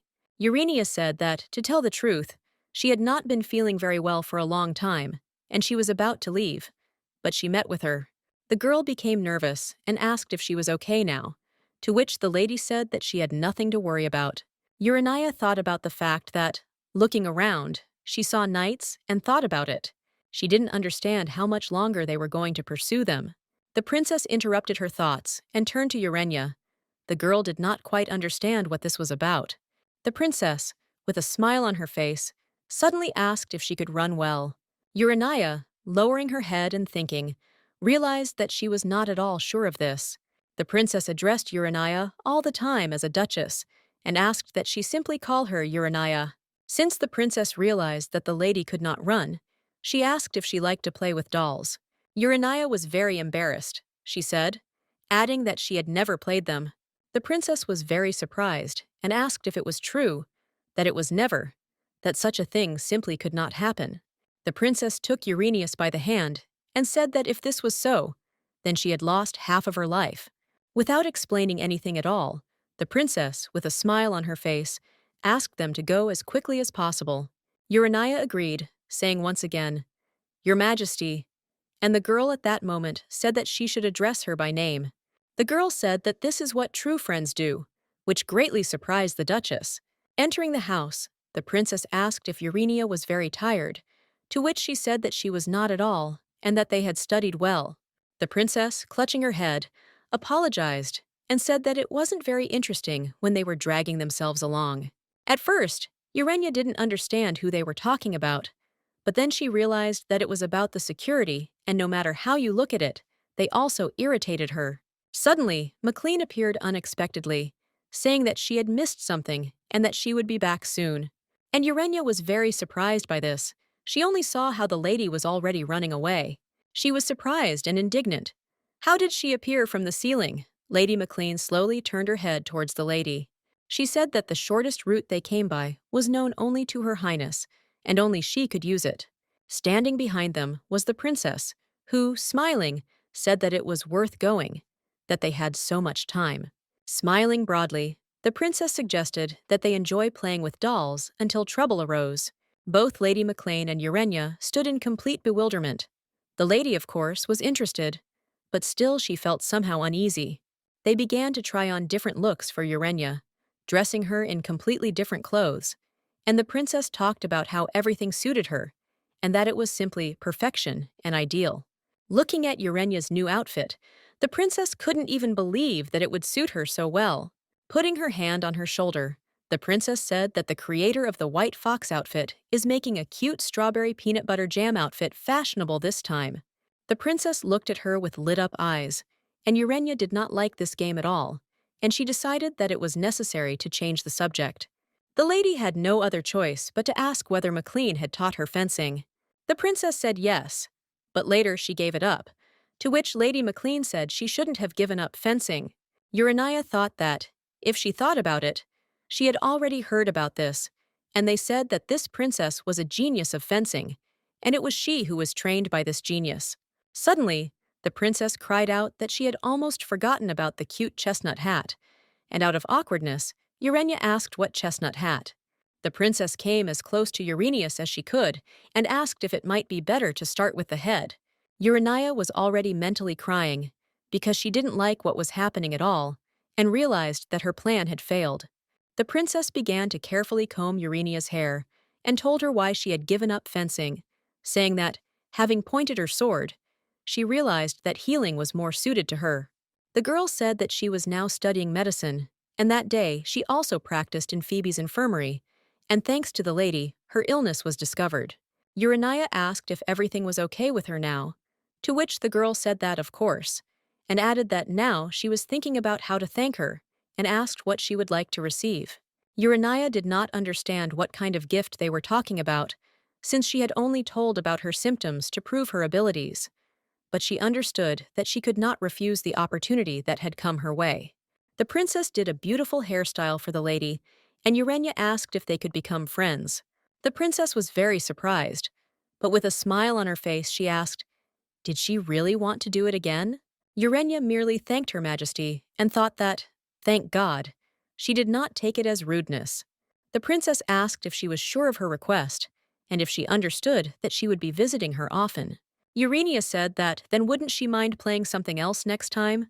The girl suddenly turned towards the door because someone entered the room. It was clear from Her Highness's face that she was displeased, but she only said that it was rudeness. It was Duke Euclid, who walked straight towards Uranius with a serious face.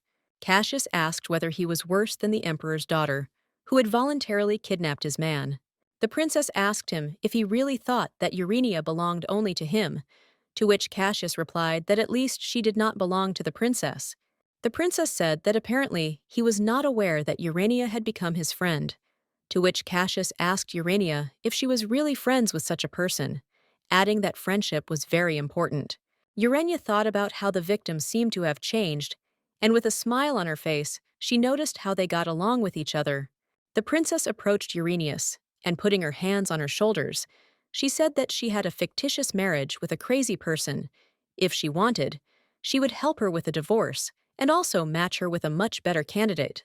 Cassius pushed the princess away from her and said that there was no point in listening to an unmarried woman who didn't know what a relationship was. Urania sat in bewilderment as to why this was happening to her, and turning to the princess, she asked if she could already be free. The princess said that she was, of course, very sorry. But yes, she came even closer to her and touched her face. The princess apologized for keeping her late and added that they would definitely see each other again and kissed her on the cheek. Urania was very surprised by this. She did not quite understand such a gesture from the princess. The princess turned with a smile and looked at Cassius, while Urania was still in shock that she had just been kissed. They went to the townhouse, and while still in the carriage, Urania suggested talking about that night. Cassius looked at Uranius and agreed with her, saying that he was listening carefully. Urania didn't know how to start this conversation properly, and held her breath. She quickly said that he was pushy. She said that at times it was even too much, so she avoided him because she felt awkward. Cassius looked at Uranius in surprise. He didn't even know what to answer, but he felt some kind of guilt. Cassius didn't say anything in response. He just hugged Uranius sharply and held her very tightly. He said that if this was really the case, then she no longer needed to avoid him. He said this with his eyes closed. Stepping back, Urania said that she hadn't wanted to run away, but her body moved on its own. Cassius asked if he could kiss her, to which she first looked at him and then said that he could, but only if it was light. The knights asked, however, if it would not be better to say that they had already arrived at the townhouse, to which Lena replied that they had probably fallen asleep. The knights approached Lena again to ask when they could tell, to which Lena said that they should stand and not disturb her unnecessarily. Lena was very indignant. She did not understand why the knights had nothing but muscles. Lena, looking at the carriage, told herself that they should rely on her and have a good time. At this time in the carriage, there was a very passionate and long kiss, as if they could not tear themselves away from each other. Cassius pulled back and said he hadn't been too harsh. He had held back as best he could. Urania said that he was a liar, to which Cassius told her to understand that in order to get used to something, you need to do it often. The girl thought that, for some reason, it seemed to her that he was only becoming more impudent. Urania turned away from Cassius and told him not to kiss her yet. The guy was perplexed. The next day, they woke up together, and Cassius asked if Urania was awake. The girl, barely opening one eye, asked where he was going so early. Sitting on the edge of the bed, Cassius said that he needed to go to the abandoned fortress, that there were a lot of things to do because of the New Year's festival. Urania rose slightly from her bed and realized that the New Year's festival had already begun. Cassius said that it was almost the end of December and asked if she would be willing to join in the preparations for the festival. Urania asked if she could, to which Cassius said that there was no need to worry in vain and that she should do as she wanted and do everything possible. The girl said that she knew little about the festivals because in childhood she had only been to them a few times. Thanks to Seed, Cassius put his hand on her cheek and said, "This Seed Callisto again." Cassius, hanging his head down, thought about how he seemed to always be first. He asked her if she had never participated in the festival. Urania said that she had never even really seen them. Cassius said that they had to try anyway, and asked if she would like to organize the festival herself. This was very unexpected for Uranius. She thought about it, and Cassius, not hearing an answer, asked again if she would try. Urania thought with a smile on her face that Cassius was being sincere with her, and she replied that she would deal with it later. Cassius asked if they might be better off checking the preparations for the festival first. Urania and Round went to Chower, and while walking down the street, Round asked if their parents' house was here. Urania asked if they had come here to fool around, adding that they were here to check on the preparations for the festival. Round asked if she had relaxed too much and let the nights go under the pretext of checking, to which Urania asked what she should do when there were so many beautiful things around. She thought about the fact that she had not had any free time for a long time, and she simply could not miss such a chance. She would have been glad if Cassius had gone with her, but Lane was close to tears. Walking along one of the streets, an unexpectedly unfamiliar girl called out to the lady, pointing to a New Year's bracelet that brings good luck. Urania came up and took this bracelet in her hands. She began to examine it. The girl said that if she wears it for 30 days, then she will be fine all year round. She thought about how much she had already bought, but they were so light, and she thought that it would be okay if she bought them too. She began to look at the different bracelets and decided to buy another one anyway. She turned and told Round that they could go now, but she didn't notice him. She was scared enough to start calling his name, hoping that he would respond. From somewhere, Ruan's voice appeared. He said that there was no use looking for him. She just needed to stand here, adding that the killer had tracked her down, but there was no need to worry. Urania felt something like goosebumps on her skin and did not understand what it was, whether it was malice. He said that he was going to sweep them off the ground and that she should close her eyes if it made her uncomfortable. Urania asked if he wanted to release magic throughout the area, to which Ruan said that in this way he would protect her and do everything his way, and the Duke would take care of the rest. This is no different from the past life, when people suffered due to the destruction of the barrier. The girl asked not to harm ordinary people, to which Ruan asked why he should worry about such a thing. She said that, if possible, it would be better to lure the killers to another, less crowded place. Urania said that she would be bait for them, and Ruan accompanied her and told her where to go, saying that she needed to go straight first and then turn into the alley at 10 o'clock. The girl found herself in a dead end and began asking Ruan what she should do next. He said that they had lured them in, and now he would deal with the pursuers. But she needed to hide somewhere. Urania looked around and noticed something big. It was a wooden box, and she decided that she would hide there. Urania said that she would have happily hurried, but the box would not open, to which Round told her to use the magic he had taught her in the carriage. The girl needed to use magic to gather air and aim in the right direction. She directed all her strength and thoughts there, and without expecting it, the box opened. She sat quietly in the box and did not understand how much time had passed. It was dark there, and not a sound could be heard. She lost the sense of time. All this time, she only hoped that innocent people would not get hurt. Urania, after some time, asked if Round had finished yet, but without waiting for an answer, she thought that he had not finished yet. Suddenly, the box opened and Cassius appeared in front of her, who said that she was whispering the wrong name. Urania was very surprised. She could not have expected to see Cassius here. Cassius carefully took it out of the box and apologized to her for scaring her. Uranius, hugging Cassius, asked him how he ended up there. Cassius said that he came to Ruin's magic and cut down the one who aimed at it. Urania asked if everything was okay with him, to which he said that Raoun had already left, so she had nothing to worry about. But suddenly, she heard a voice. It was Raoun, who asked why he didn't come back for her, since everything was okay now. Uranius pulled away from Cassius and asked Raoun if he was hurt, to which he asked what she thought. With a smile on her face, the girl thanked Ruan, to which he said that she was greatly exaggerating and added that since the Duke had come, he would go. Urania was slightly surprised and asked him to wait, because she needed to give him something. She sat down and put something in his palm, to which Raoun, slightly embarrassed, asked what kind of thing it was. The girl, without explaining anything, only said that she hoped that she would bring him peace. To this, Raoun said that his peace of mind depended only on the lady, and hearing this, Urania only smiled. During their first meeting, as soon as she asked about his parents, his gaze seemed to be empty. It was not an act. Perhaps that was why he was so cold-blooded towards the lives of others. The next day, she briefly talked about her relationship with her Valyrian family and how they attacked her yesterday. There was no guarantee that it wouldn't happen again, and she thought it would be a good idea to let Raoun know about it. Raoun asked why she couldn't communicate with her parents, to which Urania asked why he wasn't surprised. Raoun, yawning, said that there are only good parents in the world and asked if that was all. Urania said that now he also knew her secret, and that they were in the same boat. Raoun became embarrassed and stood there in bewilderment. He did not understand what the lady was talking about and why they were in the same boat.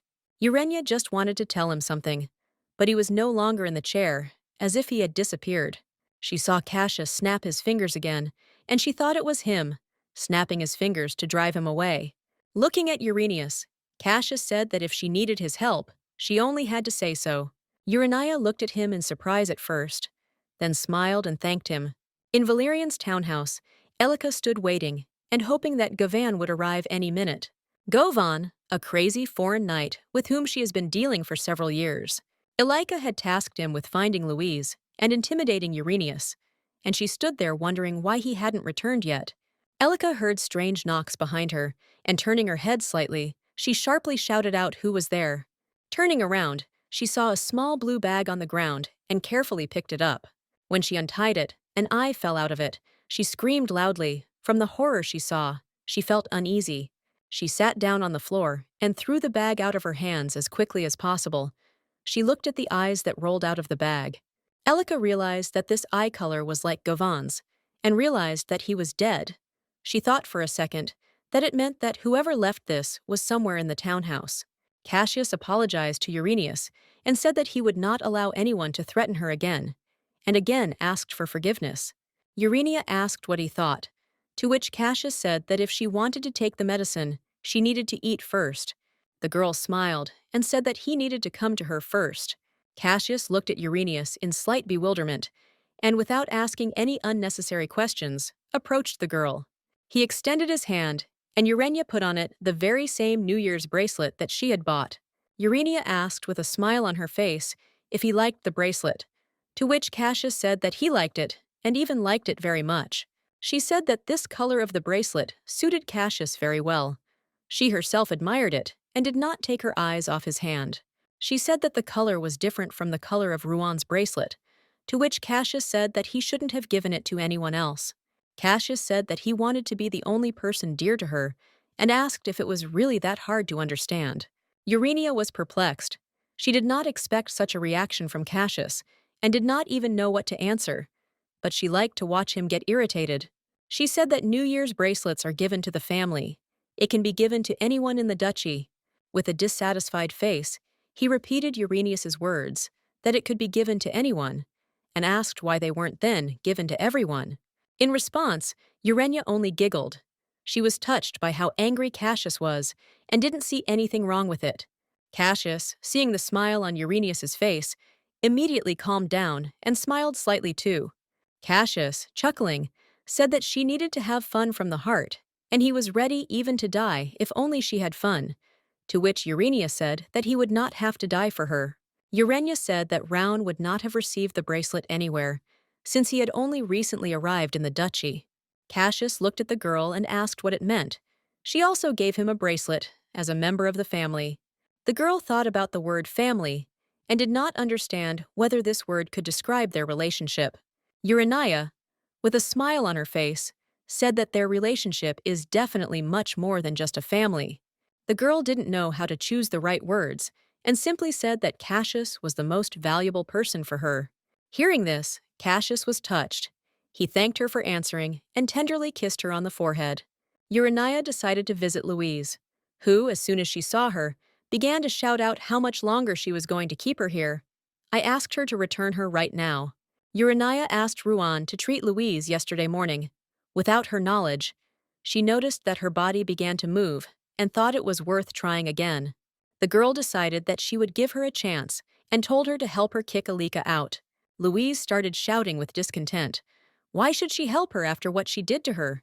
Urania said that if she refused to cooperate, she would spend the rest of her life looking at the patterns on the ceiling. She asked her to think carefully, to which Louise asked if she really would listen to her obediently. Suddenly, Louise stood up from the bed and hit Uranius in the face with all the force she had. Urania was doubled over in pain and didn't understand why she could move. She had hidden her weapon in advance and calculated the moment. Looking at Louise, the girl understood that she would have accepted her sincere apology, but apparently she didn't even think about it. Urania gathered her thoughts and strength, and with the help of magic, she lifted Louise up. Louise screamed in fear, asking what was going on. She begged him to let her down right now. Urania said that it was not a trick, but just magic, and watched the frightened Louise closely. Louise had always been jealous of her older brother, who was a wizard, so this situation irritates her even more. Urania closed her eyes, and lowering her head slightly, said that she remembered something. She said that once on the terrace, she hung her upside down, and said that she wanted her to feel what she felt then. Louise flew straight out the window and hovered above the ground, screaming for Urania to let her go. Lena entered the room and said that the Countess had arrived and thought about how she had assumed that she would appear sooner or later, since the killer had failed.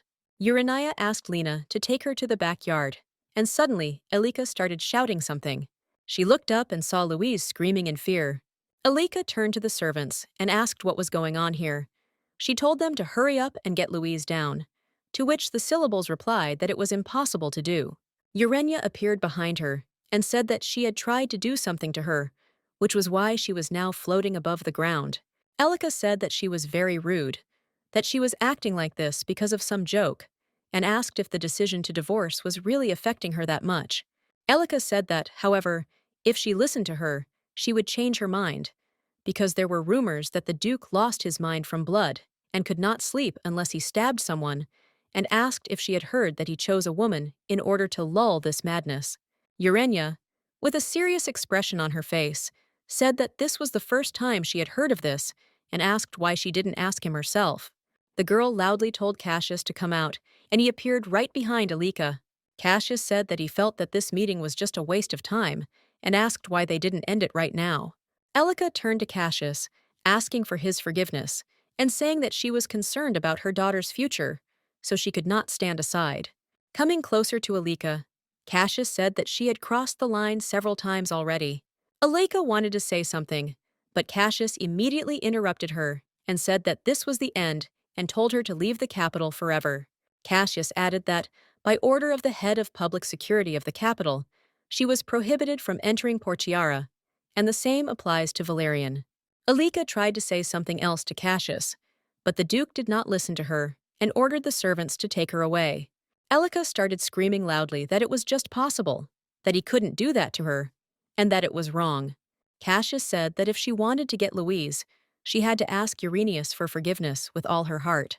Cassius said that he would give her until noon tomorrow, after which he would issue orders for her expulsion, asking whether she really wanted to humiliate his wife and leave as if nothing had happened. Cassius approached Uranius, and behind their backs, Alika continued to try to resist the servants. The Duke touched the girl's face and asked if she had been hurt in all the commotion. He noticed that her cheek was very red. Cassius asked her not to go alone again, that she shouldn't overdo it. As the servants led Elika away, she turned around one last time and noticed what kind of relationship they had. Urania asked Cassius if he heard what Elika was saying, to which Cassius replied that he had heard absolutely everything. The girl thoughtfully asked if it really meant that they had made it all up. Urania asked if it was someone else who did it, adding that, after all, why is this story even circulating? Cassius said angrily that the mouths of those who spread this nonsense should be cut. Urania was horrified by this, and Cassius added that it would be a good idea to tear out their tongues as well. The girl said she was just curious as to who was behind the many rumors about him. She wondered if the reason they were spreading was because he had married her, and she asked Cassius about it. Urania said that because of her poor health, more such gossip had spread, and, no matter how you look at it, it was all because of her. Cassius put his hand on her shoulder and said that it was absolutely not her fault. Their conversation was interrupted because someone entered the room and addressed the lady. It was Bridgie who asked what she thought about bathing in the hot springs today, adding that they improve immunity and reduce fatigue. Cassius said they were on the property of a townhouse and told her to do as she wanted. Urania thought for a moment and said that if that was the case, they would go there together. Cassius did not expect such a proposal from Uranius and asked if she was sure she did not mind. The girl giggled, with a smile on her face. She told him to be sure to join her. They went to the hot springs, and the girl said that she had imagined them a little smaller. Cassius said that he would be there, and if there were any difficulties, she should call him immediately. Urania looked at him in surprise and asked if she was really going to go there alone, to which Cassius said that he did not want to take just a bath and would wait for her outside. Urania thought about how she had suggested joining her and thought that he was acting like this after the time she had asked him not to kiss her. Urania looked straight into his eyes and said that if that was the case, then now was not the time to hold back. Cassius became nervous. He began to straighten his hair and turned his head away. The girl noticed this and realized that he was embarrassed. She decided that it was worth acting herself, and with a smile, as she left, she told him to hurry up. Cassius said that she was the only girl who could manipulate him like that. Uranius told Cassius that it was already so dark that she could hardly even see his face. The guy asked if she was really afraid, to which the girl said with a smile that of course not, because he was next to her. Urania decided to dilute their silent and not particularly comfortable atmosphere, and unexpectedly said that Cassius was her light. Cassius looked at Uranius in bewilderment and did not understand what she was getting at. She said that he always comes to her, and the light, it always appears where she is. The Duke thought about what it meant. According to Uranius's logic, where she was, there was darkness. Urania thought for a moment and asked how Elika knew about the madness, and if he had any guesses about it. Cassius said that she must have found out during the construction reconnaissance about a year ago when he met with Count Vincent. She must have overheard then. The girl was very surprised and asked if it turned out that Count Vincent was also aware of everything. Cassius thought for a moment and said that right now Uranius was the only one who was bothering him. Urania thought that these were just words, because their fingertips didn't even touch. Urania understood that this was all about her health, but she shouldn't release all her magic to hide her passionate desires. Cassius said that instead of focusing on one point, it is better to stare into the distance. The girl pointed her hands forward and said that it was most likely so, since Cassius usually does that with a sword. Uranius thought again about Cassius's words, that he had said that one must look intently into the distance and not take one's gaze away. Following Cassius's advice, she actually succeeded, and this glowing red-tinted ball flew away somewhere far ahead. Suddenly, something strange happened, and Cassius, frightened, blocked Uranius with his body. A slight wind picked up, and Urania stared ahead, but it wasn't really possible to see anything from the darkness. A large, beautiful unicorn appeared in front of them. It had huge blue wings. Cassius also looked ahead and told her to wait here and not go anywhere, that he would return soon. Cassius began to emerge from the water, saying that it would not take long. Urania was a little embarrassed that he was completely naked and just wanted to ask, what? Would he really go like this? Cassius came to Ruan and said that Uranius Euclilus had awakened the spirit animal. Ruan was very surprised, because he did not expect this from the lady, but he thought that in any case, this horse was special. Ruin thought that Urania had seemed unusual to him from their first meeting, as if she had distorted time. Ruan wanted to look at this, but looking out the window, he noticed Louise, who was sitting on the ground without strength. With tears in her eyes, she barely managed to scream that Ruin was simply a monster. The Archmage looked at her intently, without any regret, thinking that this was precisely why he hated nobles. After all, if someone deviates from the established framework, then you are immediately driven away, as if you were a monster. Ruane told Louise to listen to him. He told her that Duke Euclid had gotten rid of one murderer, and remarked that he saw his color in her. Louise said it was absolutely unimportant, and asked to see her mother right away. Ruan immediately went down to her, and, fixing his gaze on the girl's eyes, he repeated that her blood matched the blood of the killer. Louise looked at him in fear, and Ruan added that the killer was her real father. At this time, Urania did not take her eyes off this beautiful horse. She stood as if enchanted. She didn't understand why. When she saw this horse, she wasn't scared at all. Urania thought about the Duke's words, that this was a danger for her, and did not understand why. She kept looking at the horse, and she was so interested that she took very small steps straight towards the horse. Suddenly, Urania opened her eyes and realized that she was in her room, in her bed, and thought that it was just a dream. She heard a man's voice asking her how she felt and realized it was Cassius. Urania slowly turned her head towards him. He was sitting on the edge of the bed and holding something in his hands. The girl said that she had a dream in which there was a horse, which she saw yesterday at the hot springs. Cassius said it was a spirit animal, that it had been asleep for hundreds of years, but was awakened from its slumber by a reaction to her magic. Urania asked what a spirit animal meant, to which Cassius replied that it was a creature that protected their kind, like a servant. Cassius added that this spirit animal had chosen Urania as its master, and the girl thought about his words and was slightly surprised. She lay in bed for a long time and tried to comprehend everything that had happened. Urania went out into the courtyard, where Elika and Louise were standing, and the girl told them to come back with her. Elika said that it was very unexpected that they were let go so easily, that it seemed like something was wrong. Urania said there was only one condition. She said that they should never contact them again. Elika asked what she meant, that she shouldn't even dream about social circles, adding that it was too much for her. The girl asked if they were unhappy with the name Valerian. Ruan told Urania everything about whose child Louise really was. She looked at her and asked if she was also unhappy like her mother. Louise wanted to say something, but she fell silent and lowered her head. Urania asked her if she thought she deserved it. Without waiting for any answer, Urania looked at them and told them not to even show their face to her again.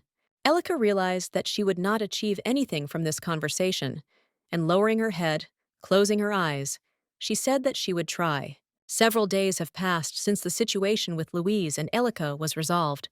During this time, practicing releasing magic, Urania learned that she could grow flowers with her power.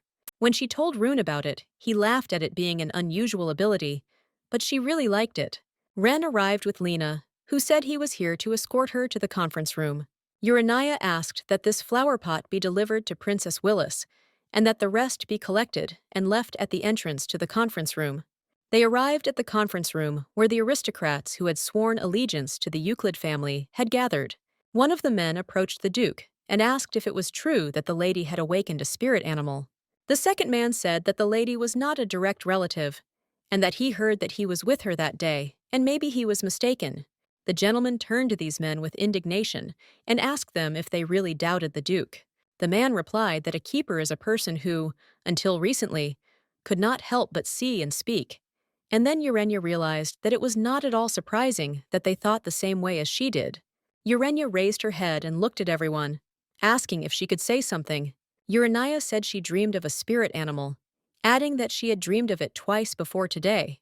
The men smiled, and one of them said that he also had dreams, and didn't everyone have dreams today? The master said that this was not what the lady meant, and asked if they did not know that spirits use dreams to communicate with their master.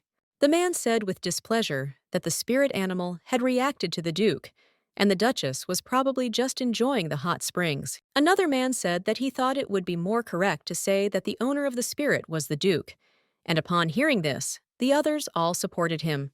The gentleman slammed his fist on the table and asked if they were simply going to ignore the incoming host. Someone shouted out a question. How could they even know whether the mistress was a worthy owner or not? Cassius listened attentively to all this and did not interrupt anyone, but his patience snapped, and the veins on his neck bulged. Cassius said that they were gathered here so that they would give permission not to find out anything. The guy indignantly asked if the problem was that the spirit master had appeared and was protecting the Euclid family. Everyone immediately became agitated and said that under no circumstances, to which the Duke said that they should then show respect to the Duchess as the keeper of the spirit. Cassius said that the coronation ceremony would take place immediately after the end of the New Year's festival. Urania stood up from her seat and turning to the Duke, she said that she had prepared a gift for all those returning. Seeing a pot with an unusually beautiful rose, the men asked the Duchess to repeat it again. She said it was an ancient rose. She tried to germinate the seeds that were kept in the estate. The men were very shocked by this and asked how it happened that it bloomed again. Urania excitedly placed the empty pot on the table and told everyone to watch carefully. She directed all her thoughts and strength to this pot, and in an instant flowers blossomed there. Everyone exclaimed with admiration. One of the men said that in the language of flowers, white tulips mean forgiveness, to which the girl replied that they were for the Marquise. Urania sat back down at the table with relief, knowing that she hadn't screwed up and had really shown what she could do. Cassius asked how she felt after that, to which Urania said that she could use some rest. She said that growing flowers takes a lot of magical power. Cassius asked if she would be okay tomorrow, to which the girl said, of course. With a smile on her face, she added that she would be completely fine because her husband was with her. Hearing this, Cassius was very touched. He stood with a smile on his face and looked at his wife. The day of the New Year's festival arrived, and knights stood on both sides of the alley. The Duke and Duchess arrived in a carriage, and when they got out of it, they were even a little surprised. Someone approached Cassius and said that he had something very important to tell him. Cassius looked at Uranius, to which she, with a smile on her face, said that he could go, that she would wait for him here. The Duke hugged her tightly, kissed her, and told her not to worry, that he would be back soon. Urania felt very awkward, and her cheeks turned red. She thought that showing love in front of so many people was somehow strange. Urania sat alone at the table, waiting for the Duke, but he was already quite late and had been gone for a long time. Suddenly, she heard a voice behind her. It was the voice of a girl. Urania carefully turned her head and did not immediately understand who it was. It was Daisy Linda, walking straight towards Uranius, with a smile on her face. The princess said that she probably didn't know that they shared the same restroom. Daisy said that she sent it to the person, but apparently the news hasn't reached her yet. Daisy asked if this was Urania's first time at a parade, adding that she had not been feeling well lately, and it must have been tiring. Afterwards, Daisy apologized, adding that it was probably very rude of her, to which Urania, closing her eyes, said that she thought correctly. Daisy was outraged by such an answer from Uranius. She became stupefied. She didn't even know how to behave. Urania said that it was quite rude to ask, so she should learn some etiquette. She said that apparently she also doesn't know etiquette well, since the parade requires luxurious clothing. Urania laughed, and with a smile on her face, she said that since she was wearing a dress under her cloak, she had nothing to worry about at all. Daisy insisted that there had been a change in the festival plan a few hours ago, and that the lady would be walking with her. Urania was already unhappy with this, and showed her displeasure with her whole appearance. The moment had come when Urania and Daisy were supposed to be on their way. Lady McLean approached the lady and said that it was a bad idea, that she was not at all obliged to agree. Urania was serious and said that she didn't like to run away, so she would stay until the end. The lady began to carefully take off her cloak and said that Daisy would probably regret staying with her. Upon hearing this, Daisy looked at the Duchess with displeasure. Taking off her cloak, she was wearing a luxurious dress, yellow in color. It was very lush and beautiful, which greatly complemented her hair. Everyone loudly greeted Duchess Euclid and Princess Linda, walking forward, Urania carefully scattering petals behind her back. Everyone noticed how the flowers were blooming along the road along which the Duchess was walking, and was very surprised. The Duke also arrived, watching from the side, and hearing all the admiration of the people. Urania herself enjoyed this moment. She was very pleased with how everyone admired her, and the fact that flowers were blooming right behind her, just as she wanted. Cassius looked at her with a smile and delight, thinking that she was making him fall in love with her more and more. Daisy was very angry about this, because she was the one who was supposed to shine in this procession. Cassius approached Uranius. The girl was slightly surprised by the sudden appearance of her husband, but was glad to see him. He said that the final stage of the parade had arrived. He put a red stone in her hands and told her to throw it into the cauldron. As soon as Urania threw this pebble into the cauldron, a beautiful red flame flared up. Cassius looked at Uranius and did not dare tell her what he had planned.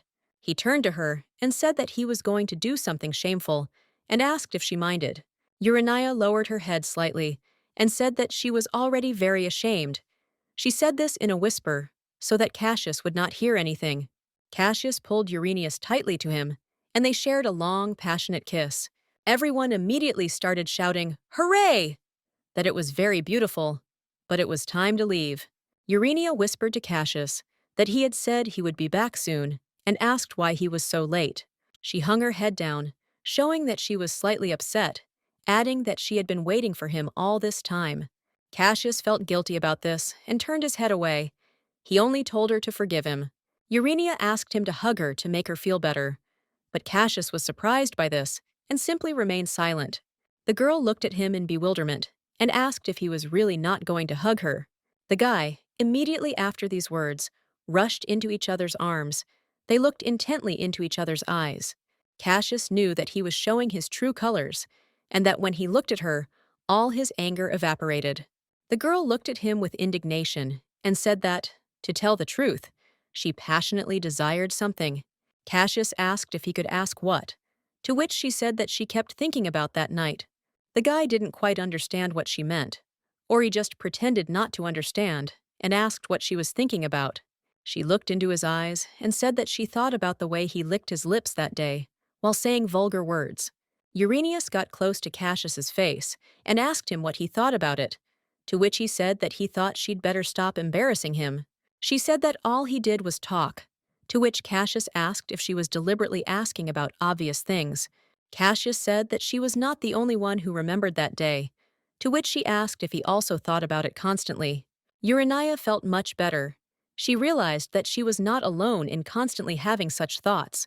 She sat on the Duke's lap. They continued to look into each other's eyes. Suddenly Ren appeared, who said that it was time for the Duke to go to the awards ceremony. Urania told him to go. Cassius exhaled with a displeased face and said that he would be back soon. There was a strong fire, and many screams of people could be heard, shouting and asking for help. A little girl was walking down one of the streets, crying and loudly sobbing, calling for her mother. This vision appeared to Uranius, which left her very confused and very frightened. Uranius understood that the north, east, south were under the supervision of the ruin, and it was only necessary to watch the west. She was puzzled as to why she was meeting this man now, and suddenly she screamed for Lady McLean to stop. His Majesty stood before them. Urania said that she was glad to meet him, to which he asked where she was going in such a hurry. Urania said that she dreamed that the capital would be enveloped by evil spirits, and a barrier would be erected, to which he said that it was a false dream on a good day. The girl said that it was a guardian's dream, so she would go away to check. His Majesty said that if you think about it, Euclid had deceived him. He asked why she hid the truth from him, that she was the guardian of a spiritual being who had suddenly awakened. Cassius didn't want to tell her that she was the guardian, all to protect her, but she didn't think he would understand. Urania said that she just found out about it too late, to which he said that even now she was trying to deceive him, and said that he had advice for her. He said that she could not keep the Duke, and he was absolutely sure that she would fall ill. Urania closed her eyes and said that he should not worry about it, to which His Majesty said that he would go then. The girl saw a lot of flames everywhere. The sky was black, and a strong wind was blowing. She was in a panic because many barriers had already been erected. She stood and did not understand what to do. Lady McLean asked to leave everything on guard and return back. Urania said that they would go to the temple in the west. Lady McLean did not quite understand and asked again which temple she was talking about. The girl said that they needed to evacuate the residents to the basement of the temple, that they needed to contact the temple so that they would open the gates for the residents. Suddenly, blue feathers flew, just like the wings of Uranius's spirit animal, and Lady McLean's face changed. Urania said that the spirit animal would be much faster and said to climb in quickly. Lady McLean said she didn't think she could accept her offer. The lady said that an invisible barrier was pushing out absolutely everyone except her. And upon hearing this, Urania was stunned. Urania looked ahead and thought that indeed, it seemed there was a barrier after all. Suddenly, Urania heard loud cries for help and looked in that direction again. She looked at the houses and saw some strange creature behind the houses and was very scared.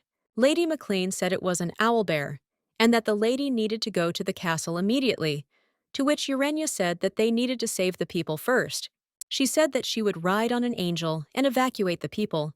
She asked to tell Lord Moen to go to the Western Temple and open a shelter. On hearing this, Lady McLean said that it was very dangerous and she refused to do it. Urania stood and asked her to simply believe her, and with her experience, she showed how important it was to her. Lady McLean knew the situation was hopeless, and, closing her eyes, she said that she would follow her orders. At this time, during the negotiations, Cassius was informed that they had big problems, that the barrier had enveloped Potiara. One of the knights said that they say that it expands every second. After a short pause, he said that it had been said that the Duchess had gone west, and Cassius seemed dumbfounded when he heard this. The Western Temple, the underground shelter. Those who were able to escape were already there. Someone said that it was time to close the doors, to which Urania said that they needed to wait a little longer, in case someone else came. But it was said that if the doors were not closed, those who had been saved would also be in danger. She looked down and realized that at least some part would be saved and ordered the doors to be closed. As soon as the doors were closed, Urania mounted her spirit animal and they set off. Urania noticed a girl who was covering a little crying girl with her. She shouted loudly that she needed to move aside. There was a very strong wind. Urania focused all her strength and thoughts on them. And something happened. Suddenly, everything cleared up, and she shouted loudly for them to run away from here as quickly as possible.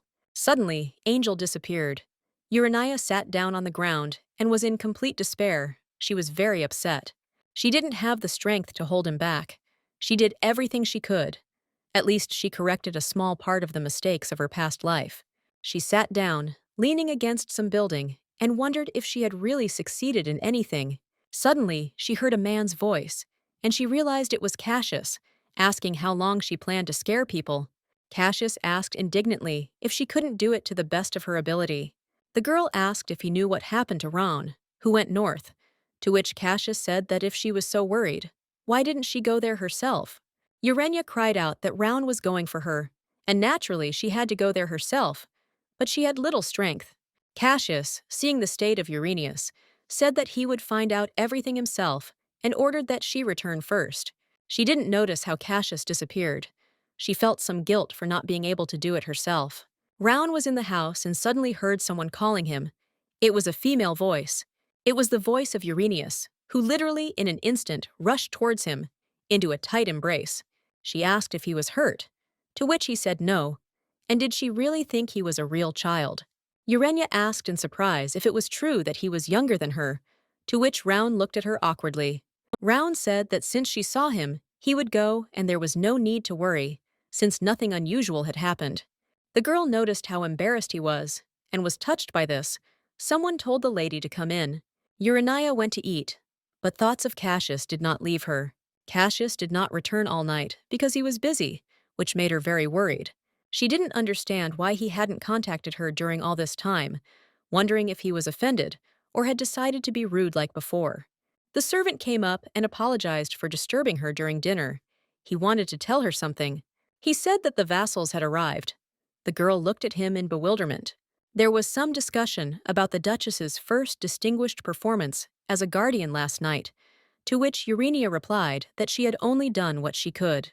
The men began to chuckle that they had not even noticed that the Duchess was capable of such a thing, and she remarked that these were very sharp words of praise.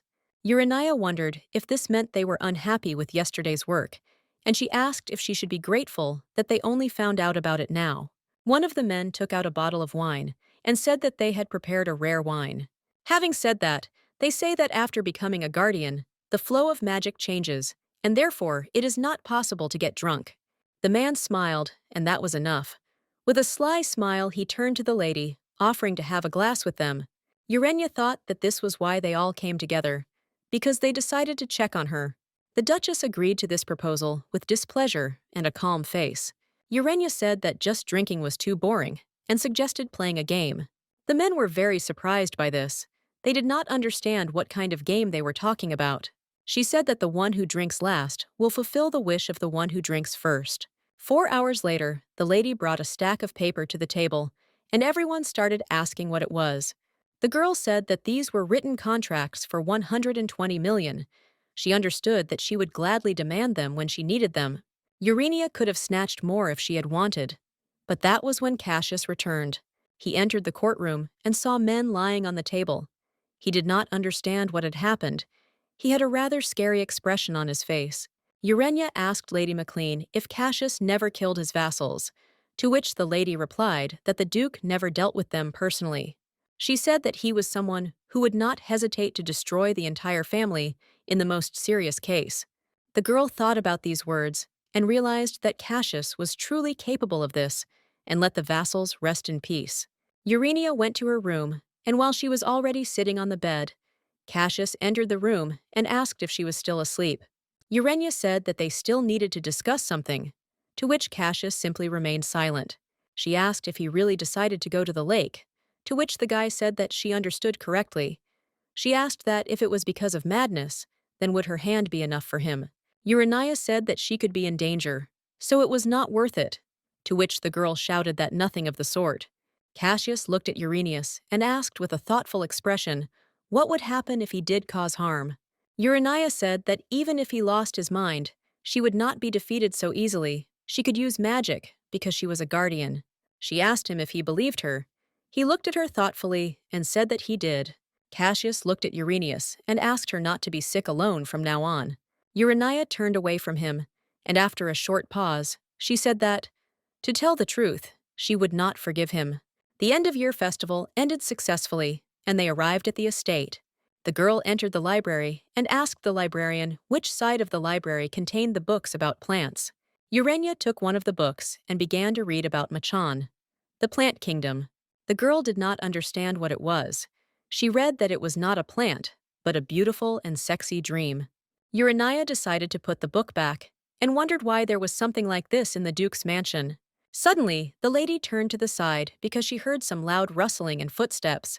It was Gale, who said with a smile on his face that he had finally found the mistress. Urania was frightened, and because she was standing on the stairs, it became very unsteady and the lady began to fall. Thank God Lady Maclean caught her in time. She said that she had been with her from the very beginning. Urania thought about what she must have seen then, what book she was reading. She thanked him for saving her. Gale took the book that the lady had not had time to put on the shelf and asked if she would take this book with her. She immediately snatched the book from his hands as soon as he got tired of reading the title out loud and began to run away. Urania decided to change the subject, turned to him, and asked if he really had some business here. Gile said that the clothes for the coronation ceremony were ready and said that she would be able to try them on in an hour, adding that the Duke had ordered a separate outfit to be made. The servant added that there would be a memorial ceremony in the main temple, performed with the parents, and asked how she would conduct this part. Gale said she could invite elders she respected and trusted, that it didn't have to be her parents. The lady thought about these words and asked Gale if he would go with her then, to which he was very surprised. Urania said that Gale had a great influence on her, or rather, as his novel says, a deep look at love. She added that he is an adult whom she definitely trusts. Gale bowed before Uranius and said that he would gratefully accept this honor. The lady turned to Lady Maclean and said that she would like to speak to Gile alone. Lady Maclean said that then she would go and look for that book, and if anyone asked, she would say that it was hers. The girl asked Gile if he knew anything about the Duke's madness, to which Gile said that it would be better to ask him about it himself. Urania said that she asks him, but even when they meet, he only eats and sleeps, and then leaves. Gile said that the Duke is just very busy and wondered what he should start with. Not long ago, about 200 years ago, there lived an ancestor who showed insanity. According to records, Euclid, the symptoms appear after several generations. After thinking for a moment, she asked if it was hereditary, to which Gale replied that it had happened a long time ago.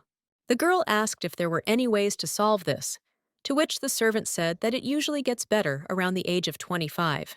Uranius said that Cassius showed no signs of improvement at all, to which Guile replied that the carrier of mad blood was usually relegated to the role of guardian. Urania, hearing this, turned around in surprise and looked at Gale. He said that initially the Duke was supposed to be the keeper. Guile said that her becoming a guardian was a special case, the first time a guardian had been made by someone who did not have Euclid's blood running through their veins. Urania hesitated. She felt awkward. She asked if there was any way to refuse this role, to which he said no. The girl thought, lowering her head. She thought that perhaps it was because she had the memories of the keeper. Urania thought that perhaps Cassius didn't know about it either, or he didn't tell her on purpose. But in any case, he would find out anyway, so it would be better to tell him herself. The next day, Urania went to see Cid. He immediately said that he almost didn't recognize her because she had changed her hair color. Cassius said something about Uranius's new pet. She didn't understand at all what he was talking about and asked again. Cid thought for a moment and told her to turn around and look back. He said that behind her, there was either a purple horse or a cow. The girl was surprised and asked if he could really see her, to which Cid said that he had suddenly shouted out very slightly for his aunt to bring the food quickly, because his friend's hands were shaking. Urania was outraged and asked why he was shaming her, to which Cid, giggling, said that she was dying of hunger. They were brought food, and Urania said that she was interested in something and asked how he knew about Elica. Cid smiled and said that she needed to be nicer to him and asked if she knew what he did. He had a sly smile on his face.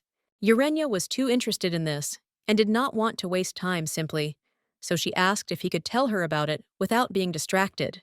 He said with some delight that this body had secretly entered the Merchants' Guild, which surprised Uranius greatly. The guy said that it was precisely in that very guild that Count Vincent controlled that Urania asked how this happened. Cid said he was initially intrigued by the fact that the guild was hiring staff, and said he disguised himself and infiltrated as a porter. He asked if Uranius could imagine that in just a few days, he had been entrusted with matters of particular importance. Cid asked if she knew what the body was transporting, to which Urania said of course not, and Cid replied that it was an angelica. Angelica, this most precious plant, for which Count Vincent risks his life. However, despite its effectiveness, it was expensive, since the supply could not satisfy the demand. The biggest disadvantages are that it quickly fades, and it is impossible to transport it over long distances. Urania asked where it was being delivered, to which Cid said that Dudnik could not be taken out of the state, and perhaps that was why the guild leadership was researching various methods of export. The girl thought about it, that it was worth noting that the guild leadership really needed the golden scepter, and was it really because of Dudnik? It was because of the golden scepter that she was ordered to destroy the artifact. She wondered if they were really thinking about exporting the plant to the Maroon Kingdom. Cid said that it was true, that he had introduced a man to his wife, to Alika, that they had said that a manager was needed, so he had recommended someone. Judging by the situation, it seemed that he had suddenly come into possession of a large sum of money. Urania asked him if he knew anything about it, to which he said that he had no idea and that it was all very suspicious. Urania thanked him for telling her everything and asked if it wasn't too dangerous, to which Cid said that he had come face to face with Count Vincent, but he had not even paid attention to him and had said that she need not worry and should prepare the money. Urania was a little upset, but she thought that even though he was her friend, his passion for money was a little scary. Suddenly, Cid told Urania to tell her husband to stop being so petty, to which she asked what he was talking about. Cid said that the proposal for a law restricting the activities of mercenaries was the work of Cassius. The girl said that since the bill was proposed to the Cassiuses, it meant he had some motive for doing so, to which Cid said that he obviously did so because he did not like it. Urania said that he was not like that at all, but Cid shouted that she had fallen for the bait, that he was crazy, but the girl immediately told him not to dare insult Cassius. It was time to hurry, and he got into the carriage and went somewhere. As he got out of the carriage, he stopped because he noticed someone in front of him. He looked closer and realized that it was a wizard. He looked upset. Sid thought about how much magical power he had and began to wipe his beard. Sid asked him why he was guarding Urania, since he was simply the master of the magic tower. Round asked about the summer, to which Sade said yes, and called it very pathetic. Round said that he was very sharp-tongued, and apparently he didn't trust him, but he didn't understand why. The fragments of time buried around him, and Sade simply went their separate ways with Round. Sid turned his head and asked who would talk about the other's past. Round, with a smile on his face, said that he was a wizard who belonged to the Duchess. He said that it was better to take care of his body, because there were other people like him. This made the guy a little wary. He looked at him cautiously and turned away. Said Callisto ordered his servant to find out who he was. Sid thought that it would be very difficult if he was not on their side. Sid sat and thought about what it meant to bake bread and give it to a dog. A powerless, illegitimate child is not yet a mature witness to immorality. Urania was the one who was less prejudiced against Sayid than everyone else. She was the only one who brought him happy moments, and it took him a little time to like her. However, once in the hands of Cassius, Uranius was condemned, called a dirty villain, and ultimately simply broken. Sid understood that it was not her fault at all that he had turned into a sea of blood. The Duke asked where he got that from, to which Sid replied that he knew her better than anyone. She would not have dared to do such a thing without a drop of fear. Cassius said that it sounded very funny, and told him to go kill monsters instead of talking nonsense. Suddenly, Sage shouted very loudly for him to let go of Uranius and not torment her anymore. Cassius, turning his head slightly, said that he would kill him if he interfered with him. The Duke was someone Seed couldn't find common ground with. The most he could do as a protest was to refuse to support the Imperial mercenaries, and that was the end. Cassius mercilessly thrust his sword into Seed, but he continued to ask him to let the girl go, since she had nothing to do with it. Cassius asked him if he hadn't told him that if he wanted to protect Uranius, he should deal with the monsters. He said that if he decided to become a nuisance, then he would be better off disappearing and doing it for Uranius. He looked at him and only had time to ask what. Was he really bothering Uranius, and fell from helplessness, to which Cassius said that he could not believe that he had turned away from the imperial family because of her, and did not think that her situation could get worse. Sadu was getting worse and worse, and he could no longer even say anything. Blood was pouring out of his mouth. Cassius said they would talk about this wonderful friendship in one world, no matter that he didn't help. So Sade died. When he opened his eyes again, he went back several months. Now Seed was very happy that she was really happy and hoped that it would last forever. At the Imperial Palace, His Majesty said that he would like to see Princess Linda as the Crown Prince's wife. Cassius looked at him in bewilderment and asked if they hadn't chosen a bride for His Highness the Crown Prince yet. He asked if they were planning to suddenly throw a royal wedding and said he felt like he was being driven by something. His Highness said that it was too late for the Crown Prince's wedding and asked if the child was the same age as him. His Highness said that he must be displeased that Uranius was appearing in social circles. His Highness said that he was too old to arrange a wedding over such trifles, and now was the time to act. Linda's family, of which Daisy is a part, is aristocratic to the core and hostile to Behamin. Cassius wondered if he was planning to marry him to a lady, and that this would cause a reaction and suppress the aristocracy. Cassius asked how he planned to deal with the aftermath, adding that he would not interfere.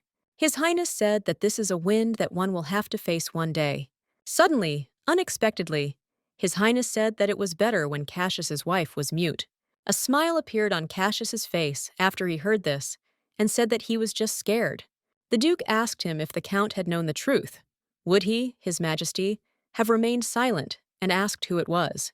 Cassius said that he took advantage of his own child's misfortune to marry him off to the Duke. He was definitely going to use Uranius's power to control him. Suddenly, His Majesty asked who would then take control, to which Cassius said that he would take control. Cassius went outside and turned to Ren, asking if he was free. He said that they urgently needed to go to the estate, to which Ren said that he had prepared the ingot for him. Looking at him, Cassius thought about Uranius, and his face changed slightly. Looking at the ingot, he began to unfold it. thinking that he thought that her conversations with Said had already ended. Urania stood by the window in the estate and constantly asked the servants if Cassius had returned yet. The servant said that there was not much time left before his arrival, that he would be here soon. Urania said that she was going to meet him. Ophelia said that then the lady should prepare well for his arrival. The girl said of course, with a smile on her face, and asked if she would pass everything on to Cassius. Urania wrote to him that she was very tired and needed the embrace of a man with great magical power, a warm and gentle embrace that could squeeze tightly. She wrote that she would wait for him at 7 o'clock in the biggest coffee shop in the city center, and if he was late, she would have no choice but to be in the arms of someone else. Urania said all this with a smile. Ophelia asked if she had finished and was slightly embarrassed. Lena was slightly surprised and repeated that they were going to meet at a coffee shop in the center and asked if she had decided to go on a date with the Duke. Urania said yes. Lena started to scream with joy and said that she thought so, and that it was time to start with a suitable outfit. Lena ran up to Ophelia and said that she urgently needed help choosing clothes for the lady and giving the letter to the knight. They started asking what style they would like to dress in for the date, whether it would be charming or sexy. The lady thought about the fact that it seemed like she had a date, but Lena was the most fussy. Urania was really looking forward to this meeting. She really wanted to see Cassius.